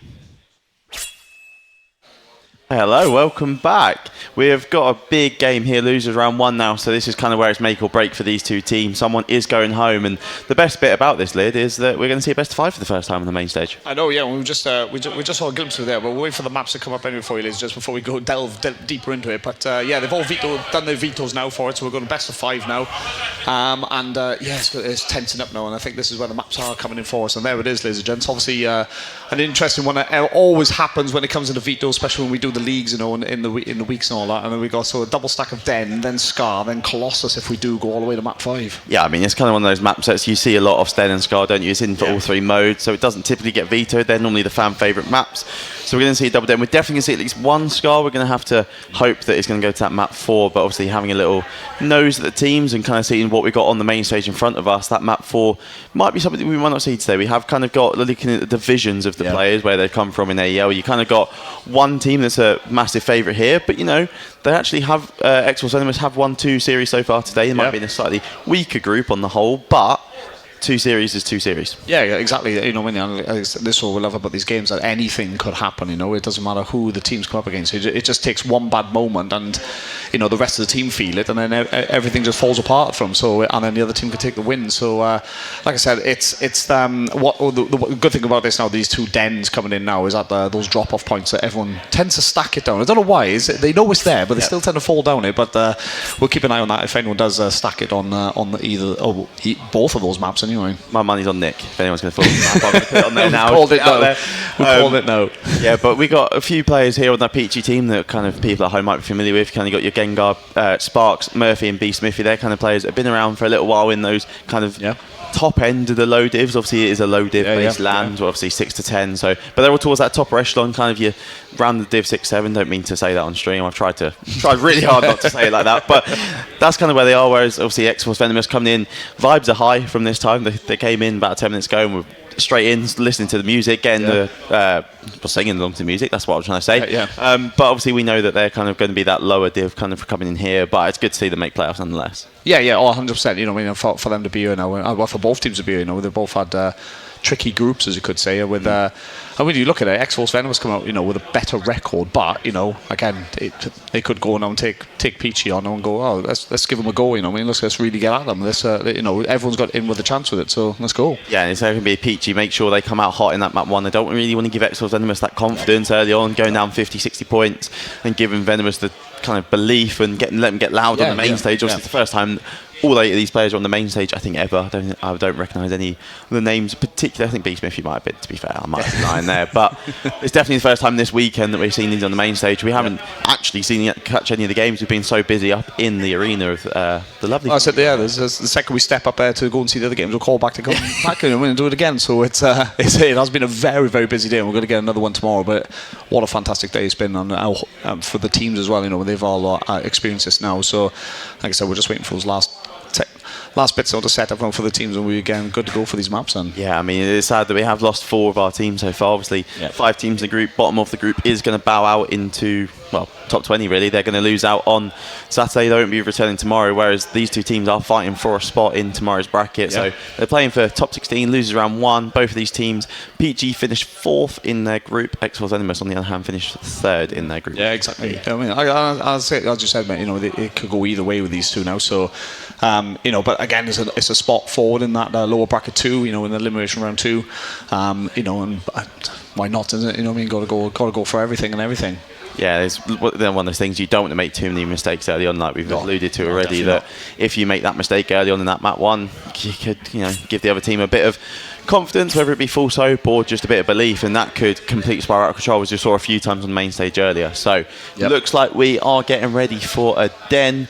We are seeing the lovely sights of the buildings, really. I don't really know how to describe it. It's been a long day. We've been talking a lot, but I think it's all going to come really down to who's got the good side to start off with, and are they going to be able to hold on to those spawns, or will we see a quick flip towards that P2? Are there going to be any pinches from some subs playing wide? Who's winning those AR battles down the map? All the players are locked in, leaning forward. Let's go, Lid. Yeah, I think this P1 and this P2 is going to be very, very important now to see who's going to set the tone of how this game is going to go. And here we go, then let's jump on as we're on with Murphy at the start of this now, trying to get around. So there we go, first blood straight in, mate. Yeah, AR looking down that P1 lane. You can already see Peachy now have completely flipped the spawns towards their favour. X-Force spawning out on the opposite side, a quick 4. Taylor was able to take 1 to the grave with him, but the spawns are flipped and the hill time is all still Peachy. So with 35 seconds left, that couldn't have been really a better start. Murphy on a 3 streak of his own as well.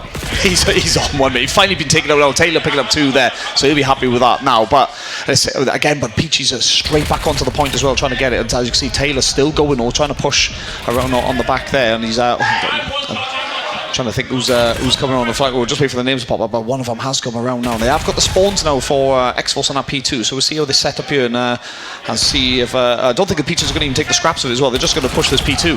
Yeah, look at that. 30 seconds already towards Peachy. There are 3 arrows converging on the time. There's even a team kill coming out to take Murphy there. Ktanlan 7 is going to be Gengar to start things off. 5 and 2. He's getting pushed out. Look at this.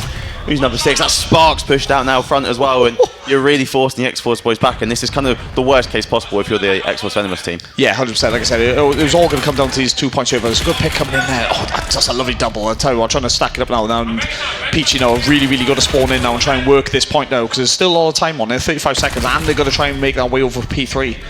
Yeah, you can see now the game tag. So on that X-Force own side, you've got Taylor, Nick, Blood Predator and Unity, who are having some slow starts there, but as we know, Taylor got quite a few 2 pieces towards that P1, but with only 20 seconds left, you're going to be looking at player 5, that's Gengar, already starting to think about that rotation. Along with Taylor, they're going to meet up in mid, that we haven't seen, but it does Taylor with a knife that comes out on top. So new rotation is going to be all X-Force, whereas Peachy are going to soak the remaining 10 seconds of your old hill. Yeah, I think they'll be happy to take his scraps on that P2 there. They're a bit of a battle now, and they're seeing them coming on, but I've got to point out Murphy as well, who's got team killed twice already at the start of this game. We haven't even got the P3 here. Here we go then.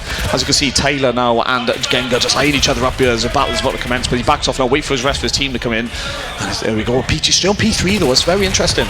Yeah, they've kind of got that dojo side as well now, so they've pushed out the side that they want to be playing from. You've also got mid covered by Sparks. That is him just pushing off the hill to check out mid. He's going to get 1. He's looking for more. He's going to get a second, but eventually will be traded out by none other than Taylor again. 8 kills, same with the rest of his teammates combined so far. Yeah, fair play to Taylor. Like I said, he's really, really grafted for X-Force at the moment, and now he finally falls there, coming in from Smithy as well. And there's a few more kills. It's a good kill feed coming in now for Peaches, and they are holding on to this point now. Looking to break 100 very, very early, and we'll see how this next point goes now. Yeah, we can already see 3 of the players from X-Force rotating. That's a big kill to shut down B Smithy there. They're looking for the last one. It's going to be Katana Land 6. That is going to be Sparks trying to play through the back of the time. He's found the first one onto Taylor. The stun, and it stops his health regen, means he's still half health. He checks the wrong corner, but the trade is eventually in. The melee coming through there, but eventually, again, X-Force now in the back spawns, down 100 points early on, so not ideal, but at the very least, they are got this. They have not got control this time. Yeah, I was just absolutely Caster's curse on that side of it there coming in. As Smithy comes in, picks up a lovely 2-piece now, who sits on point, holding this P4 at the moment. Let's see now if X-Force can try and get back on it. But at the moment, it's the game's running away from. Like I said, it's a big 100-point difference right now. Yeah, I mean, just based off of what we've seen on the first 3.5 hills so far, Peachy could be at that 150-point mark just off of 4 hills alone. So X-Force are probably already thinking, let's just get the gun swarm, let's take him to the S&D where you definitely want them to be starting a little bit hotter. Yeah, like I said, we've said it all day, to be fair. You know what I mean? When people teams dominated on hardpoint, and then it comes to that Search and Destroy, and the game completely changes. And that's where then I think X-Force are going to want to really, really take it to them in this S&D. But I think they're just playing it out right now just to see how the rest of the game goes, because, like I said, can they get our 150? I think they will get our 150 now going into the second rotation. Yeah, it's a pretty big lead, one of probably the biggest leads you'll see on the weekend, especially now we are going towards that bracket play side of things. But of course, this is a losers round 1, so as much as X-Force might be in the back seat so far, they don't want to give up just yet, because if they do lose this best of 5, they will be going home. Yeah, I said we're back on with Gengar now, and gets a lovely pick as well. Supporting Murphy, who's sitting on point at the moment. Like I said, Murphy now picking up some good times, 1 minute 45 as well, racking it up for Peaches. And he nearly gets taken out by Taylor then, just back off away, and then the kills are now still racking up for Peachy. Yeah, I mean, it's all Peachy so far. They've got the most fans in the crowd at the minute. Maybe that's helping spur them on a little bit. But 171 to 30. Not only are they soaking all this P1 time, but they've also kept hold of those P2 spawns. There's a big kill there from Gengar, soaking onto that P1, looking over his teammate as well. But you can already see player 6, that is going to be Sparks, rotated at this new hill. He's playing deep as well, knowing that someone, which is Blur Predator, is going to be hitting through the back. I said Gengar now, so 20 for 8 at the moment as well. Absolutely racking. He's just picked up number 21 now.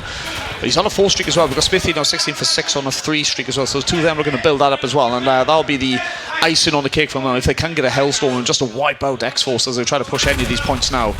Let's see how they do get on. But we know X-Force is really, really good now. Been taking out players and taking them off those kill streaks. Yeah, Peachy not going to quite get the ticks off this time, especially now with that contest coming through, but they are in a very much driving seat so far. I'd be surprised if there is no Hellstorm in the pocket of one of these Peachy players at the very least, if not multiple, and they're probably going to use that to secure that P3 rotation shortly, because they can just soak as much this time as possible, keep fighting for this old time, as they know X-Force Venomous don't have much choice but to do the same. Yeah, this is going to be a big, big win, a big first map. You can see the rotations coming in now with 20 seconds left on the clock as well, but they're quite happy to go. They are brave now. They know what's going on. Nick was trying to contest it, gets absolutely hammered in the head there. But here we go then, as Smithy now holds on for the remaining points of it, and they're not going to need a lot more now until they take this win.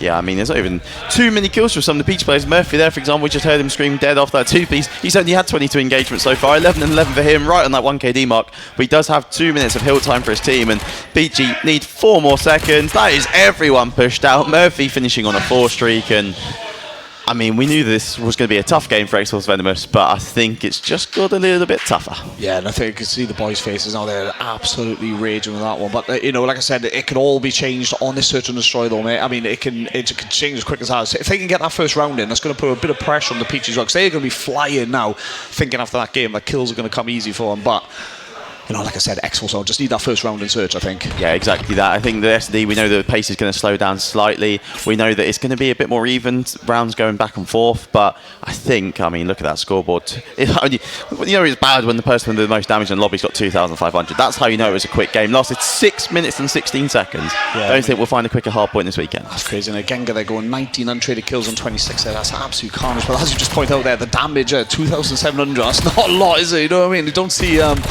you know, that least damage coming in there for those kills, but you know, that's the game. It has been dealt for X-Force and Peachy, and now Peachy taking full advantage of it, and now, like I said, the Search and Destroy is going to be very interesting, and we're still on Den as well, so straight away, you know, both teams, you'd like to think both teams will still be able to read how players were, even in the hard point, but it'll be interesting to see how that one does come out.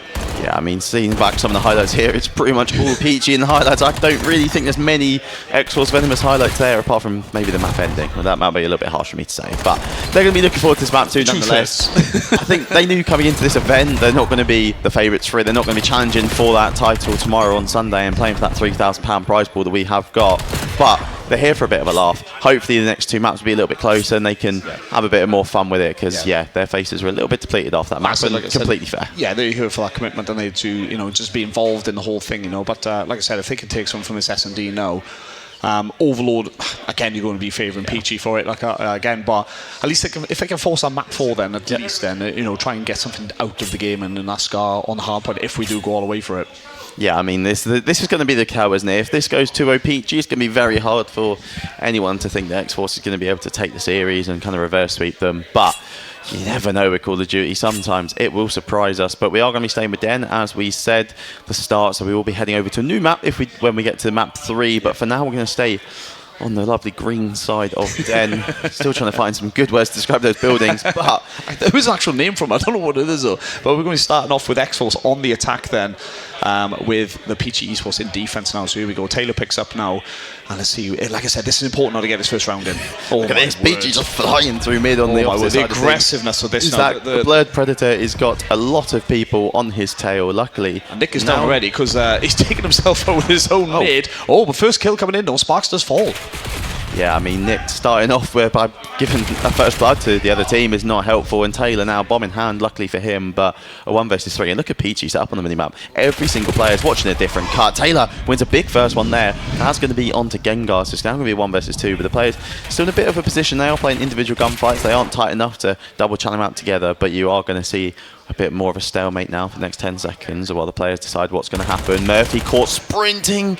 Taylor not quite able to finish his dinner there, but he's looking for this other player. It's going to be B Smithy towards this. Oh, Spark, sorry. I don't know. I don't know who it is. Taylor's been a bit of a nuisance here. Like I said, Smithy and Murphy, the last two for Peachy. Now they come together, like I said, to try and trade out if they can. Here comes the movement now. Let's see how he does get on here. He's been... Oh, he's been caught jumping out the window. Oh, Murphy, what are you going to do? Murphy! Oh, Murphy, don't you dare!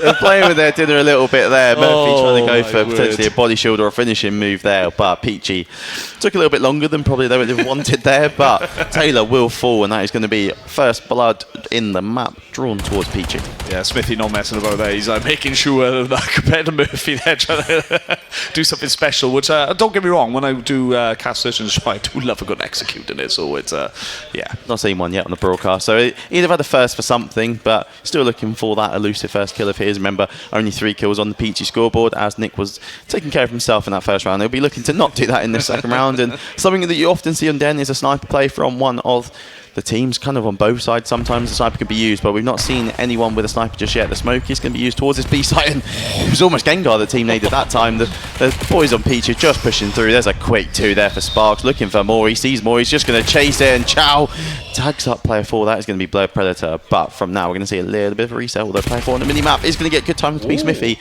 So 2 versus 4 becomes a 2 versus 2. Well, he was getting a bomb down and he stopped there because when Smithy did go down, he didn't know relays how close he was. It was up to Unity 1v2 here, and let's see what Unity could do. Oh, he's got the knife out. Probably not the right moment. Oh, that's a big hit, that, isn't it, for PG Sports to go 2-0 up. Yeah, and that's kind of what we saw them do in that first round, wasn't it? They hunted in packs initially, and from there we're able to just take the gunfights. I mean, the big 2-piece opening up the round kind of helps from that, doesn't it? And I mean, good movement there, to be fair, from Unity, and almost would have had them, but not when you play Murphy and Gengar. Yeah, I think a 1v1 he might have had a chance there, but you know, like I said, as you always do in a 2v1 situation, you come together to get that trade in. But in this case, they just yeah, the two of them come together, nipped. And Murphy at the moment is well, he's just chilling, isn't he? 0 for 0 at the moment. It's round 3. He might have had an assist on his name. He's tried to give us a bit of entertainment by going for the finishing move in that first round, but I think Peachy just kind of getting business done. That's what's important here. We said about how it's potential in the S&D, that this is where you kind of want X-Force Venomous to kind of show up a bit and try and take this map, but I think Peachy just business has continued from that map number 1. They're not wanting to give anything away just yet, but it's going to be a slower retake. We are going to see the sniper out from Sparks. Boy. Yeah, Sparks, let's do this, mate. Come on, let's get that boomstick out, mate. Let's get some snipes on. We do love a bit of sniping in S&D. As I said, I love this since they brought it back for this Black Ops 7. So let's see how he does get on here. Sparks is potentially going to get picked by Taylor, though, depending on here. There it is. So the sniper will be dropped. He can pick it up should someone want to go and take it. But Taylor's going to get that first blood, and he's just going to run the complete opposite way towards the other side of the map. But look at this Peachy wall that you've got coming up on the opposite side of your map.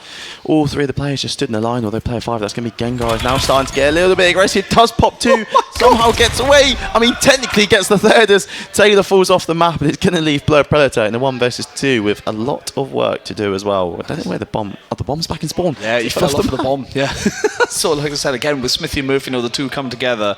I said, looking for that trade now on a 2 Blurred Predator, and he's looking now to...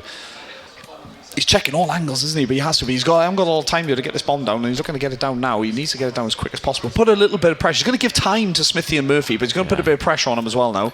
Yeah, Peachy cleared out that B-bomb site and had good information that he wasn't going to be there at all, and there it is. The kill finally comes through. Maybe a bit of hesitation. Obviously we know from the X-Ray and from the Codcaster that the 2 Peachy players were on the opposite side of the map, but that slight hesitation from the X-Force players there mean that he was not able to get the bomb and get away, and was caught while mid-planting in. Saved life for a little bit, but you can't do too much when you've got 2 Peachy players sprinting. Yeah, they called it, didn't they? You know, I mean, they read it that the time was running out, and they knew that he wasn't pushing that one. Like I said, even you know, Murphy putting some rounds in the back of Smithy. Trying to get the kill through him probably as well. Yeah, he's still chilling out with 0-for-0 at the moment, but 3-0 up now. Yeah, you kind of. This is what you really wanted to see if you're a PG fan, and there's a lot of them in the crowd this afternoon that just getting the business done, doing what they need to do, not being too over the top, too egotistical, and making it an unfair game and playing a bit poor, but they're doing what they need to do. Apart from, we all can see a 4 sprint down mid, so that's going to be player 3, Blood Predator, probably going to back up off of this, knowing that he's just in 4 players, but as he does turn his back, get some bad time, he's going to get shot in the back, and this player 2 now, Nick, is probably going to be trade down. No, it's a big 2 from Nick, looking for the 3rd, does snap onto him, but it is going to be Gengar, 8-2 now that finishes him off, and that leaves us to 2v2. I tell you what, I was thinking of Nick as well. I was thinking, is he going to get that kill? Is he going to get that first kill? He picks up a lovely double, and there we go. Hold it. Oh my word, he doesn't get it. The slams on the desk come in as well. Not happy with that one. As this Taylor now up against Gengar and Smithy. 2v1 once again, now in favour of PG Esports. Yeah, and again, PG just using their kind of gun skill, what they've had so far in this map, to their advantage, and it's going to be both players. Poor timing again. Oh, absolutely livid. COD time is at his finest there. Where Taylor comes in, has a quick check, goes around to that P4 side of it, and you can see Gengar now going 10-for-2. You can see him have a check, and then it's just Gengar comes in right that very second and take him out. Yeah, I mean, Gengar has had a very strong map number 1 on the Den. He's having another map 2 on Den. Luckily, map 3 is not Den for X-Force Venomous. Well, yeah. He might slow down on a different map. Definitely wouldn't want that. And Murphy, you know, is a 0-for-1 now, so he has taken a fall, and it'd be interesting. Imagine taking a win you and then not getting anything out of it. I mean, I'm sure he'll be happy. More than happy to have a donut if his team are going to win the map, but I'm sure he will be reminded of the donut he has currently got. But we're going to see Nick with that sniper in hand, something that luckily Trix has left the room, so Trix isn't going to be able to go in for that one. Come on in, Nick, let's get those boomstick kills in. Oh, there's no way did he just do that. I was just about to say there, come on, Nick, let's get some boomstick kills and bang on the kill feed. He picks up 2, picks up a collateral there. Oh, but he won't be complaining with that one. It's up to Smithy and Murphy now, once again, but they're up against 4 of the X-Force here, and like I said, looking to try and get their first round in. Yeah, bombs down as well, only 30 seconds left of that. Last player alive, B Smithy, 1 versus 4. This would be one hell of a way to take a 5-0 lead, but he should be dealt with. The Chow should come in, B Smithy's 1 shot behind the warning desk, and there it is. X-Force Venomous getting around back on the board, 4 rounds to 1 now, and we saw it earlier with 22 Esports where they went 5-0 down, 1-3 in a row. Did end up losing that game, but decided to bring it back. Can we see the same for X-Force Venomous today? I tell you what, if Taylor can pull off another two-piece on the sniper again, I tell you what, I can change the game completely, which it did do as well. So it'll be interesting to see now how Peachy respond to that one. I think that's the big difference so far between these two sides. I think apart from that one round that we've just witnessed there, Peachy have had the first blood in every one of those rounds. So it kind of is in their favour numerically straight away, and the way the Peachy have been playing, where they're just hand in hand, they're pretty much, they're not letting each other go, are they? No, definitely not. And here we go and see how they fare again now. I don't know whether Nick is still sporting that. Well, Murphy does get his first kill in now, so that's a good start for them. They'll be happy with that one now. And lots of cheering coming in as well from the crowd. So here we go, and then looking to push it up, but Taylor's just sat there waiting at the moment, patiently waiting, gets the pick as well.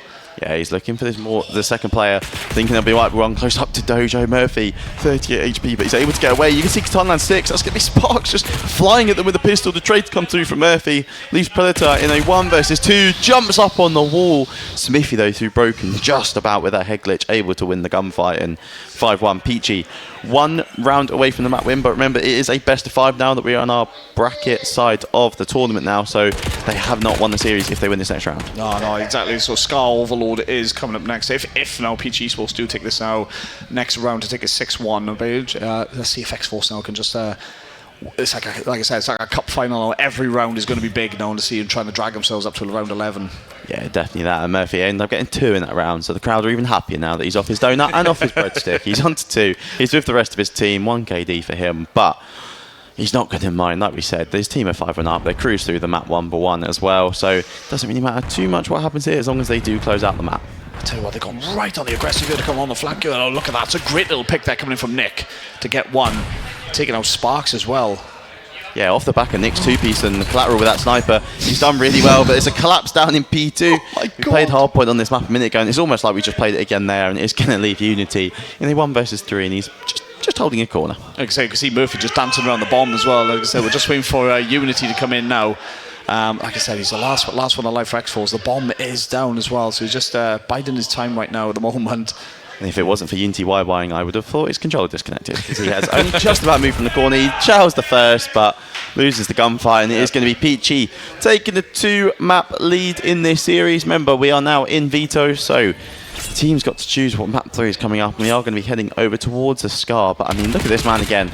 He says Katana Land 7, but we both know who that is. 13-4 he finished lid. Yeah, disgusting game that is from Gengar. Absolutely bossed it as well. Look at 9 non-traded kills as well from that. Absolutely very, very more kills than the rest of his team combined. Fun fact. That's a great show, mate. Carried. Yeah, I think Murphy will be thanking him for that one later on after the game. There he is, giving us a bit. But so we see some of the highlights here. There's Murphy going for the finishing move. Wasn't quite able to get that off. That would have been a good start. To the it would have, match. yeah, it would have been. But it's a fantastic game for Peachy in the end. You know, they played it really well. Like I said, when X-Force did get that one round in, that was from Nick's 2-piece, with a sniper, which was I'd love to have seen it, but it's.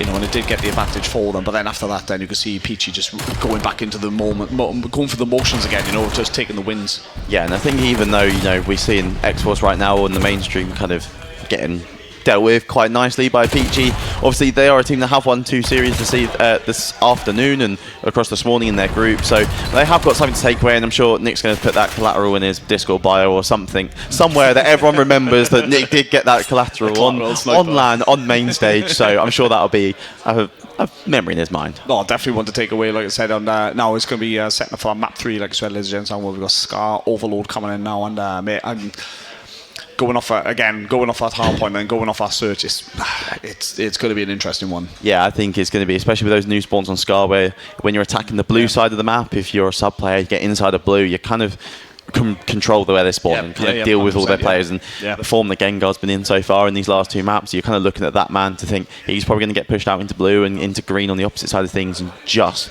get all the kills, let his teammates keep rallying the caps, and he's just going to push out and push them as far back as possible. Yeah, no, definitely. Like I said, I just said, it's just bossing the sections of the map now. Like I said, blue. Even in top blue, where they just where the points are coming in, whoever's coming in from that direction. But holding that, when we saw Livy with the OGs earlier, when she just sat on top of tank, and she was just picking off left, right, and centre all over the place. So whether they'll do the same again, or like I said, confidence is really, really high for Peachy now. And so we got that Scar Overload coming up, where I think they're just going to go. They're just going to be full of confidence. They're just going to go all out on it. Get those like you said, those SMG players to just boss the game, and then it's just going to be a straight run through them. Yeah, and you could hear it from the Peachy boys. I'm sure it was picked up through our microphones at points there. That they were just having a bit of a laugh as well, weren't they? They were getting a bit loud. I don't think they were expecting it to be this easy potentially, maybe thinking it'll be a little bit closer across the maps, but I think they're enjoying the moment, and this puts them in a good place for losers 2. Obviously coming up later, I think tomorrow it'll be that they have their losers round 2 game. Might not be on stream, so they might be one of the only times over the weekend they get to be on stream, so they're going to make use of it. Oh, 100%, yeah. I think everyone's going to do it now, and like I said, after this one, ladies and gents, we should be going into, I think it's going into the winners round 2. I think it's winners round 1, sorry, so that'll be a banger. You don't want to miss that one as we about to finish off this, potentially finish off this lower bracket. I don't want to jinx it just yet, that's my luck on this anyway, just saying that we could be leaving, we could be sacking it there and then. As you can see, the map is loading in for us to go into this overload. Yeah, fist bumps are in, teams are loading into the map as we speak, as we see a different map this time. We don't have to think of words to describe Den. It's going to be a Scar. This time map is kind of dominated by your ARs, particularly when that EMP is going to spawn over towards that plain side of the map. So after that first capture, it's one of those things that you're probably going to see someone try and pick up the EMP quite quickly and run it into shop, where they're going to stay and get away with their life. But typically the team that is defending the blue side is going to be the one that will be down in the first half, as that is when you're attacking the blue side, that's normally the good side, but you can definitely get captures on the other side of things. All 4 points kind of on this map are viable. Yeah, it's weird, isn't it? Like you said, attacking from the blue. Feels like you're attacking uphill, like when you're playing football on a crap pitch, You're going uphill all the time. So we'll see how they get on now, because the Peachy Esports have got the advantage now with that spawn in that side. And first blood does go to Taylor, but a good trade coming in from Murphy. Yeah, and you can already see B. Smithy here pushed out on towards the plane. They're trying to get through this. A site is now open, apart from, as we said, that pressure through blue. And here is the pressure through blue now. That is going to be Gengar. The man we highlighted coming into this, he wants to get pushed out into blue, and you can see there, he's enabled his team to get the cap. They do die eventually, but already 30 seconds into the game, we are seeing Peachy take a 1-0 lead. And look at this, they're all over that new EMP spawn towards that plain side of the map. So it's looking like they're going to try and rally this, but you have got player 4 Unity on a bit of a pinch. Yeah, I was going to say that about Sparks going on to the being a nuisance in the spawn from as well. But a good pushback there now from X-Force now, and so a good opportunity for them now to make a push through and to see what they can do here now if they lock into the defense. But we have, like I said, Unity just been taken out now in the spawn. And, struggled a bit there, Sparks though, and they can still go here. Yeah, it was 3 down now. It's going to be only 1 player left alive. That is going to be Predator, but he is going to fall in the end. And Peach now looking for a quick counter-attack here. They're all flying through the bottom of that P3 hill through the dirt. Another Murphy team kill. That's keep count of that. That's 3, I think, in the series so far. He does pop 2 off the other team as well, but before falling, and the EMP's down. It's pushed up towards the X-Force base, but is not being picked up just yet. So we could see a reset, but Gengar just playing smart. He's just going to sit on that plane head glitch, regain control, while B Smithy is trying to be a nuisance through the back spawn to blue. Gets 2. Chow's their 3rd. But Nick comes out on top. Who's having, to be fair, we've obviously given X-Force Venomous, we haven't been able to give him too much credit, but Nick is having a good map 2 and map 3. Yeah, 100%. And I tell you what, X-Force are really taking to them. Like I said, they scored really, really early on, Peachy Esports, but at the moment, they can't break them. They can't break through X-Force. Like I said, the defense is locking in. And now they're looking to score here, and it's a good opportunity now. As we've got one of the Peachies on defense, gets 1. Gets a second as well. I tell you what, Gengar, put it away, mate. That's naughty. Yeah, it's 3 dead as well off the back of Gengar's 2-piece. He does now only have that pistol in hand, as the EMP will be in his possession. As you can see, he's just trying to weave in and out. The players just fall in the back. Ooh. It's going to be a goal line save. So X-Force still keeping it down at 1-0 still, but you've got players pushed out into blue. Kills going back and forth, back and forth. X-Force Venomous in a 2 versus 1 advantage. It's going to be Gengar, I think, last one alive. Oh no, it's Sparks, sorry, last one alive against Blood Predator, but the wave is going to be in, and that should be X-Force dealing with that attack. But off the back of 3, almost 4. It should be 4 off the trade maybe, but they're doing well on the defense so far. Yeah, right, I'm loving it. Like I said, they let Peachy score that first one nice and early, but they're really, really coming back at them now. And like I said, they've gained a good bit of territory now where the bomb is sat at the moment. But this is where Peachy now will get really, really good with the kills, and they want to try and push forward. But the defense is locked in for X-Force at the moment, trying to keep this score as low as possible. Great takedown there from Taylor. Does get traded. It's up the blurred now. You can see Murphy now pushing out into their spawn zone to just try and be a nuisance again to open it up for Peachy. He's supposed to go and take a score. Yeah, Murphy just trying to play that back blue. Some bad shots there, and he's been let know about that. A couple body shots in there, a little love tap. But something that we need to pick up on is that we just spoke about that going into this, that attacking blue is kind of the good side now with the new spawns on Scar Overload. But with only 1:40 left, they've only going to be able to get 1 capture off it. So it could be that actually we do see a very close Overload going into this second round. But as we say, obviously Peach are starting to get pushed up. The 1 player in blue is dealt with, 2 more. Murphy's still alive though. He's trying to push that EMP up, but everyone is falling around him. They've got to be quick to help him out. Both teams need to. It's all back and forth still. Yeah, the X-Force again, the defense locking in. Look at this now. Good opportunity here now as they all fall down. And they need someone to pick up here, but nobody's picking up behind it. And we just, as you just pointed out there, Nick now 17 for 7 on a streak of 7 as well. Like I say, he's looking for 1 more. There it is. Oh, he just needs, got 1 bullet. Needs to watch that round though. Oh, that's not clicking in, right? Is it? That's a bug. I was going to say the dead man's click is going to come in there, but it doesn't. So it's glitched out a bit for us here. Sage has got 1 round in the chamber, but he blatantly hasn't. But here we go. Then he does have that kill streak locked in, mate. Oh, this could be an interesting second half, mind. 2 Peachy players full as well there with the team kill on the frag grenade down towards P3. It's going to be Tunland 7. That's Gengar pushing through. So it's still kind of all Nick and the X-Force so far that have kept the Peachy team out of the base. But keep an eye on player 5 on your minimap, Gengar. He is pushed up towards those kayaks, and he's going to be a bit of a nuisance stopping those players, but this fight's going down everywhere on the map. It's hard to keep on top of, but the kills are traded back and forth. There is no one team that's really in control of this map 3 so far. They could take an opportunity here, like I said, apart from 1 just falling there, but here we go. Now they need a couple more. They just need to take out Taylor here, who does run off. Oh, has he got the opportunity? Oh, he's taken out. He's been taken out now. Smithy there was just was the bomb carrier now. Was taking off. Sparks picks up now. He's going to have another dabble of it. Going to try and hold on to it now. Wait for that timer to bug out and take a 1-0 lead. Oh. Yeah, I mean, the timer could extend. There it is, 2-0, just on the brink. It would have gone to overtime if the capture hadn't come through, but Murphy was able to pick it up, and kind of the relentless pressure from Peachy throughout that entire half paid off right in the last second. But credit to X-Force, they defended that brilliantly for the best part of 4 minutes, really, wasn't it? The first 30 seconds wasn't ideal. They went 1-0 down early on, but only conceding 2 on that side of things isn't too bad. But you now have to make use of the favourable side attacking blue and kind of do what Peachy were doing to them. Peachy were doing, yeah, 100%. Yeah, let's see what X-Force do on this one on this second half now. They want to, like I said, but I'll if I'm X-Force now, I'll be thinking I'll take a 2-0 half time now. Like I said, going into that favourable push now down to blue. So let's see how they do get on here. But we know Nick has still got that. Does it carry over? I'm pretty sure it doesn't it? Yeah. So he does have that Hellstorm in the back pocket there. So it'd be interesting to see when at what point he can use that. I think if you told X-Force after that map 1 and 2 in the break and before this map 3, and you said at half time the overload you're going to be 2-0 down, but you're on bad side, they probably would have taken it based on the kind of the dominance that Peachy had early on in this series. But they need to make sure they make use of this, as we can already see Peachy sprinting towards that A point. They'll be spawning back towards A, but a couple wall bounces off the walls if B Smith is able to do it. Not quite. He went a different way, but a couple wall bounces towards that A point when you're attacking towards this green side can get you onto that point quite nicely and kind of take the aim assist away from some players. But you've still got Peachy pushed out in their spawn, and it's almost a 2-piece. The trade's coming through. It is going to be Gengar, who else, on a 5 spree, still trying to get this cap. They're really struggling to jump out that window, the Peachy team. They need to practice that before tomorrow if they make it through this game. But he's gone all the way around the other side there, and it's 3-0 now to Peachy Esports. Oh my word, have they found this flow now to get straight back into this? Like I said, they did have a lot of territory gain keeping that bomb up there as well, even though they did drop it. But now they're looking at, and this is where they struggled in the first half, where the spawn of the bomb is now playing on P3.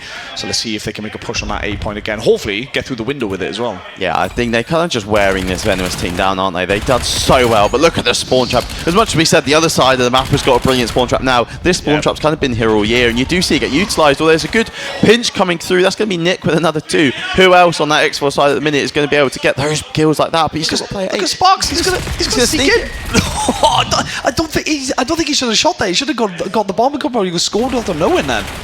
Yeah, 3 minutes left on the clock, so it's still not over and out. I've seen bigger comebacks. If you watched the CDL last night, there was a 5-1 comeback in about 2 minutes of game time. It was a slightly different map and definitely a different skill level, but it's still doable when this new overload rule. 100%, yeah. Like I said, a big 3 minutes now, but Murphy picks up now, and the rest of Peachy trying to set up, getting the kills in, trying to push them all the way back. Oh, I'll tell you what, Murphy with a pistol as well, jumping in, scoring to make it 4-0 now, and you can see this one running away from X-Force. I think I've seen Murphy get more pistol kills than I've seen him get kills with another gun in this map. He's got 3 captures to his name. That's probably why we've seen him with a pistol half of the map. Yep. He's kind of that objective player for this side that often ends up picking up the overload, and kind of what we said about how well X-Force done that first half has kind of been undone within the first 2.5 minutes. It's 4-0 now. We're probably not going to see it get to a full 8 towards Peachy, but X-Force really don't want to be dealt with another 0. No, definitely not. They've got that hat-trick in for Murphy there. So, like I said, they did have a good bit of territory there, but then X-Force realised they need to pick up and get going, and they do get going. Taking out in shop, though, and now opportunity again now for Peachy to go to make this 5. And like I said, we've got Gengar on the run this time. He's flipped it as well, but Unity just spawns in a good time. He's got stuck in the window again. He tried to jump out and bumped into all those 3 different Peachy players that struggled to jump out of a window. I do not know how they've made it this far. But ignoring the fact that one window that seems to be cursed for them, with 2 minutes to go, you've still got 1 player pushed out into their spawn. It's going to be Sparks this time. Gengar still with 25 kills. Nick almost about to hit 30 on the other side of things. And 2 minutes on the clock, it is looking more and more unlikely for X-Force Venomous to get into the game, especially with 3 going down here, and Murphy again sprinting for a capture, gets another pistol kill, couple love taps. And he gets his 4th in this game, and he's looking to push into the spawns now. It does spawn in the middle, but the rest of X-Force are there. But you can see now Smithy's been an absolute nuisance once again, finally taken out now, but traded. And let's go to see if X-Force now can get some. Let's see if they get 1 in this one at least, anyway. It would be nice if Peachy let them at least have 1, but I think doesn't really matter too much. I think X-Force know that coming into this losers game and definitely into this tournament, that they aren't going to be the favourites. They had a really nice group for them and kind of similar teams around their skill level that they probably went back and forth with scrims a lot in the lead up to this event. And it's just the experience, isn't it? It would obviously be nice for them to get a capture or get a map win here in this game, but I think the experience that the ESHUB LAN has provided people at this event is priceless. Oh yeah, it definitely opens your eyes to the whole situation, the scenario it puts you in when you do come here as well. And like I said, as you said, that experience is definitely the highlight point of it all, you know. So it's as long as all Smithy, man, we can see that, couldn't we? As it was just lining it up, and it looks like now they may go on and score number 6 here, but the defense locking in. Oh, a couple of headshots on the team there comes up. I think they're looking to play this out now. It looks like a team of TDM now. Yeah, 30 seconds to go. No one's really playing for the objective apart from one man. It's Murphy with the EMP in his hand again. He's going for 5. He looks like he's going to get a 5. He is.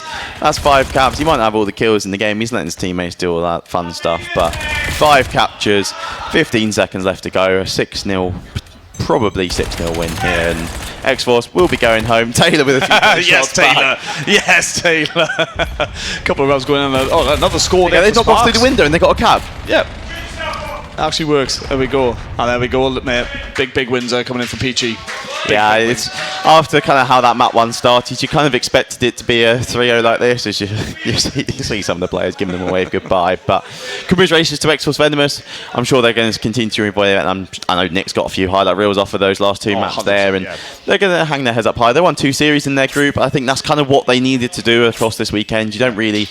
Coming into this, if you're a Div 9, you're spawning into a game against loads of Div 6s and 7s, you're probably not thinking, yeah, I've got a chance to take this series 3-0. And they knew it was going to be an uphill battle, but they did what they needed to in groups. They've made it to bracket, and they are going to bow out at top 16. Yeah, and I think for most teams, would probably come down to that. I think that was their aim. Let's just get to the playoffs. Let's get out, into the bracket, out of the group stage, which they did. So all credit to them. And what a fantastic, 2 games they won in their group stage as well. So, they definitely weren't here just to, make up the numbers. They did have a bit of a battle on their hands, but a fantastic performance. Like I said, I'm going to pick up Nick as well from X-Force in that round as well. He dropped a dirty 30 along with Gengar and Smithy. So fair play to him to even lose the game 6-0 and still drop 30 kills. Well, testament to him, that's fantastic. Yeah, I mean, it was even more than 30. I think towards the end of the game, wasn't it? It was probably pushing out 33, 34 as it started to become more of a TDM battle, and just Murphy playing overload by himself, it seemed like at times, didn't it? He was just running the EMP for fun and just getting as many captures as he could. But PG Sports progress into losers round 2. We do not know who they're going to be playing just yet, unless the scores have come through while we've been on air with this game. But we're going to look forward to seeing them again and what they can be like with against a slightly different competition, maybe. Yeah, I think it could be an interesting one for them. You know what I mean? Like they've, are they warmed up now? And they take a bit of a breather before they go into that lower bracket 2 game now. So, but we've got winners round 1 coming up next now, which is going to be an absolute corker game, no doubt about that. But it'll be interesting to see who they do have next. Like I said, with the results coming in, and then we'll see how they get on then, and see if they fly out with confidence once again. Yeah, it's just starting to see the last few highlights coming into this game, and even at this point, you see Nick is actually top fragged in the entire lobby, so he's slaying the Peachy side that, I mean, kind of proved that I apparently know nothing about COD. I said about how good the other side is, and they just proved wrong and went back to the traditional good side, and there was Murphy getting a few love tabs onto a body before getting across his 4th capture of the game. He loves overloads it, clearly. I'll tell you what, there's Nick just getting a double kill at the very end there before Murphy tried to make it previous to that one, number 5 anyway. He didn't make it in the end, but seeing Taylor there put some love taps as well. So 33 for 21 he finished, I think it is, if it does finish there. So I'll tell you what, Nick, fair play to you, mate. Yeah, and you see the Peachy guys there. They're not really showing too much emotion, a little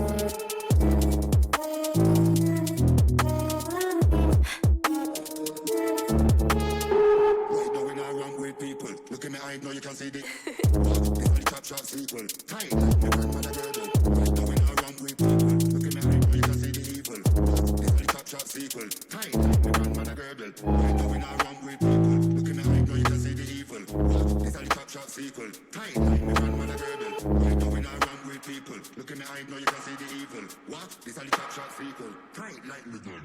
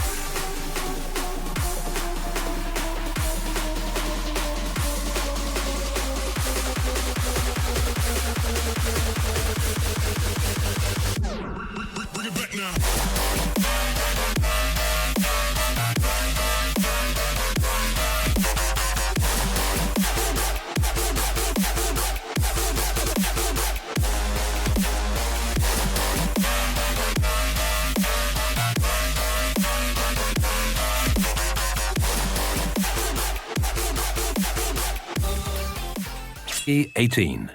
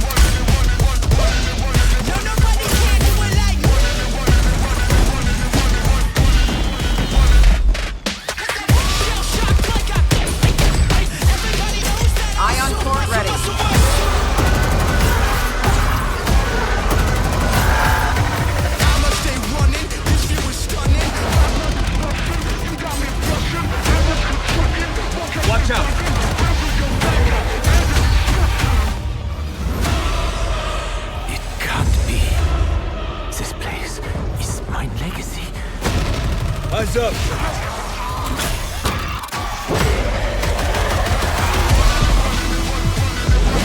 Stations reporting, ready for launch. Ignition sequence start. 10, 9, 8, 7, 6, 5, 4, 3, 3, 3, 3, 3. No, nobody can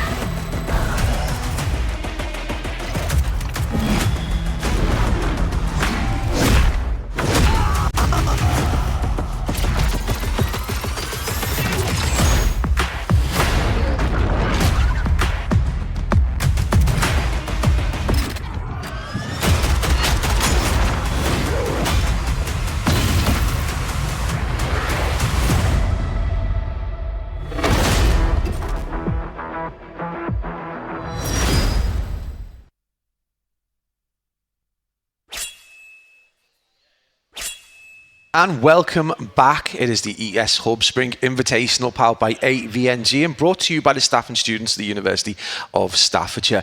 Now, last time we spoke, left you in a little bit of limbo. We hadn't quite finished groups and the bracket was kind of being updated and we didn't know.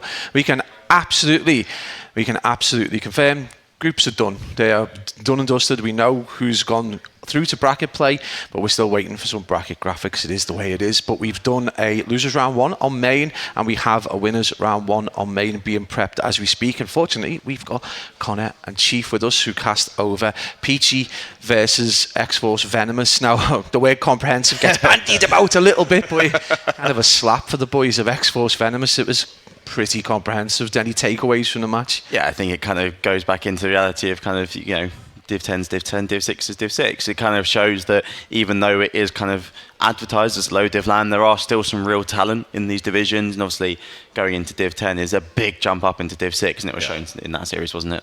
Yeah, 100%. You know, we kind of we had a look at it, didn't we, before the game started, because we knew the teams, knew the players. We kind of knew how the game was going to pan out, but I don't think we expected it to go that extent, did we? You know, especially that. Our point was like a 250 to 30, was it? Yeah, it was quite a hefty win, you know, for well, I know Peachy are going to be not going to complain at all, are they? But for X-Force, you know, we thought they may come back and Search and Destroy, you know, probably do something in that game. You know, the one we picked up big time was Nick, and with that double kill, you know, the collateral with the sniper, which completely changed that round for him, you know. But that was the only time, as Connor said, you know, that was the only time they took advantage of that one or two players up in that game. So, but that was the only time they could as well, because every time it was always Peachy getting those first kills and all that. So it was, it was a little bit of disrespect maybe in the overload. They were playing with the food a little bit. Kind of started to get a little bit embarrassing for the boys. Now, when you've had a comprehensive victory like that, can a little bit of complacency set in though? Can a little bit of overconfidence? A Div 6 team squashing a Div 10 team, but they've still got to face some very good sides when they run through the rest of the bracket. So, is Peachy a dark horse for anyone?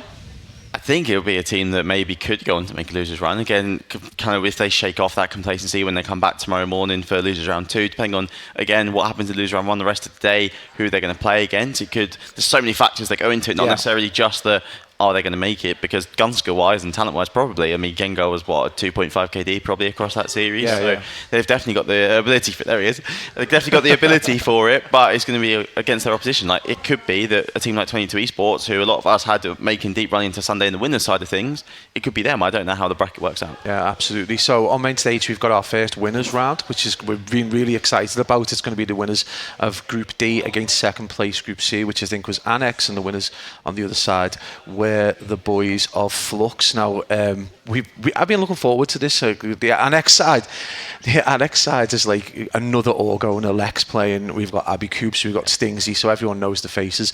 But the Flux guys, a lot of the guys have come over from Ireland. They've been going for ages. Any thoughts on this matchup? I mean, you know, I'm looking forward to it. Like I said, we're about to see the final group stages now as it is there. But, you know, to pick out these two teams from those groups, and, you know what I mean? Like, so we've got Flux Nation, as you say, coming in second of that Group C, and then Annex finish on top of Group D. They're both 3 for 1. So, you know, very interesting there. But as we said, Group C, the group of death there, as we called it, didn't we? But Flux Nation, you know, finishing second. I mean, for Annex, you know, the teams are quite even spread, you know, when you look at the group wins and losses. But, you know, so it could go either way again, but you know, plant the flag, mate. Come on, don't dither. I mean, I'm going to go again. If I had to pick a team, I'm going to stick with my guns. I went for Flux earlier. I'm going to go Flux again. Oh, he's sticking. I like that consistency. What does that leave you, Flux or? I mean, I've got a bit of bias towards the Flux boys. I cast them a lot in Div 8 last season, had to play against them and it weren't too enjoyable. But I watched that Annex team this morning on one of the side stations while we were getting the main stage ready, and they lost out to Scrimless, who ended up finishing 4th in the group. I know it went down to tiebreak if you have a look at Group D there, but it's one of those things, they've really bounced back after that first series, and I'm excited to now see kind of the new Annex that we didn't see necessarily in that first game against Scrimless. But my Div 8 head wants to say Flux, but I don't know. I'm going to say Annex to split it and force the decision to someone else. I'm going to plant a flag, and I'm going to say I've been casting over Flux for years, and they were one of the first organisations to hit me up for a cast. But I'm going to see Lec 1 do really well, and I want to see the boys and girls of Annex go for it. That's the man. We are in the capable hands of Madge and Joel. They're going to be taking you through this winners round 1 game, and we'll see you shortly. Over to the boys. Right, that was a nice intro, wasn't it? In the capable hands. I'm not too sure about that one. We're a few hours in, so whether it's still relatively capable, you guys will be the ones that can understand and make that decision. So, Flux Nation versus Annex. Obviously, the guys have broken it down on the desk. How are you feeling with it all? Yeah, I think we're in for it. Well, I'm hoping we're in for a game 5, as much as people might want to go home and eat food for that stuff. But for us, you'd want to go home. We want to see it go the distance. Yeah, obviously we're now. They've blessed us with an absolute beautiful variety of maps in the form of a Den and Scar Big Mac, as we mentioned. I was just about to say. I was wondering if you were going to say that. Yeah, unfortunately we're stuck with only 2 maps, but it'll be good to see now we get the best of 5s. Some of these series start to push out a little bit on the distance, because Flux Nation obviously finished, was it top of their group with, they finished second in Group C, but obviously that Group C was the very mixy one with a lot of good teams. Yeah. On the flip side, you've got Annex, who finished 3-1 as well. That was enough to top that group in Group D, and now obviously we're matching each other up now. So it's a case of, it'll be interesting to see whether, although Flux Nation didn't manage to finish completely unbeaten in that group, what the ability of this team lines up like against the Annex game. Yeah, so I had the fortunate time earlier on today with another member of the casting team. So it was Flux Nation taking on 22 Esports. They were on stream earlier. Flux Nation ultimately did come out on top of it. There was a few hiccups along the way, waiting for things to come. I think there was an interruption halfway through, which could have stopped them. But I'm sure this one will be perfectly fine. So it looks like we are going to be heading down into that map 1. So Flux Nation taking on Annex in winners round 1 of the Spring Invitational. Interesting to see how this one goes, my friend. Yeah, and obviously now we're looking at the business end in kind of the teams that are looking to try and push through that winners bracket. You're going to see kind of the quality of COD.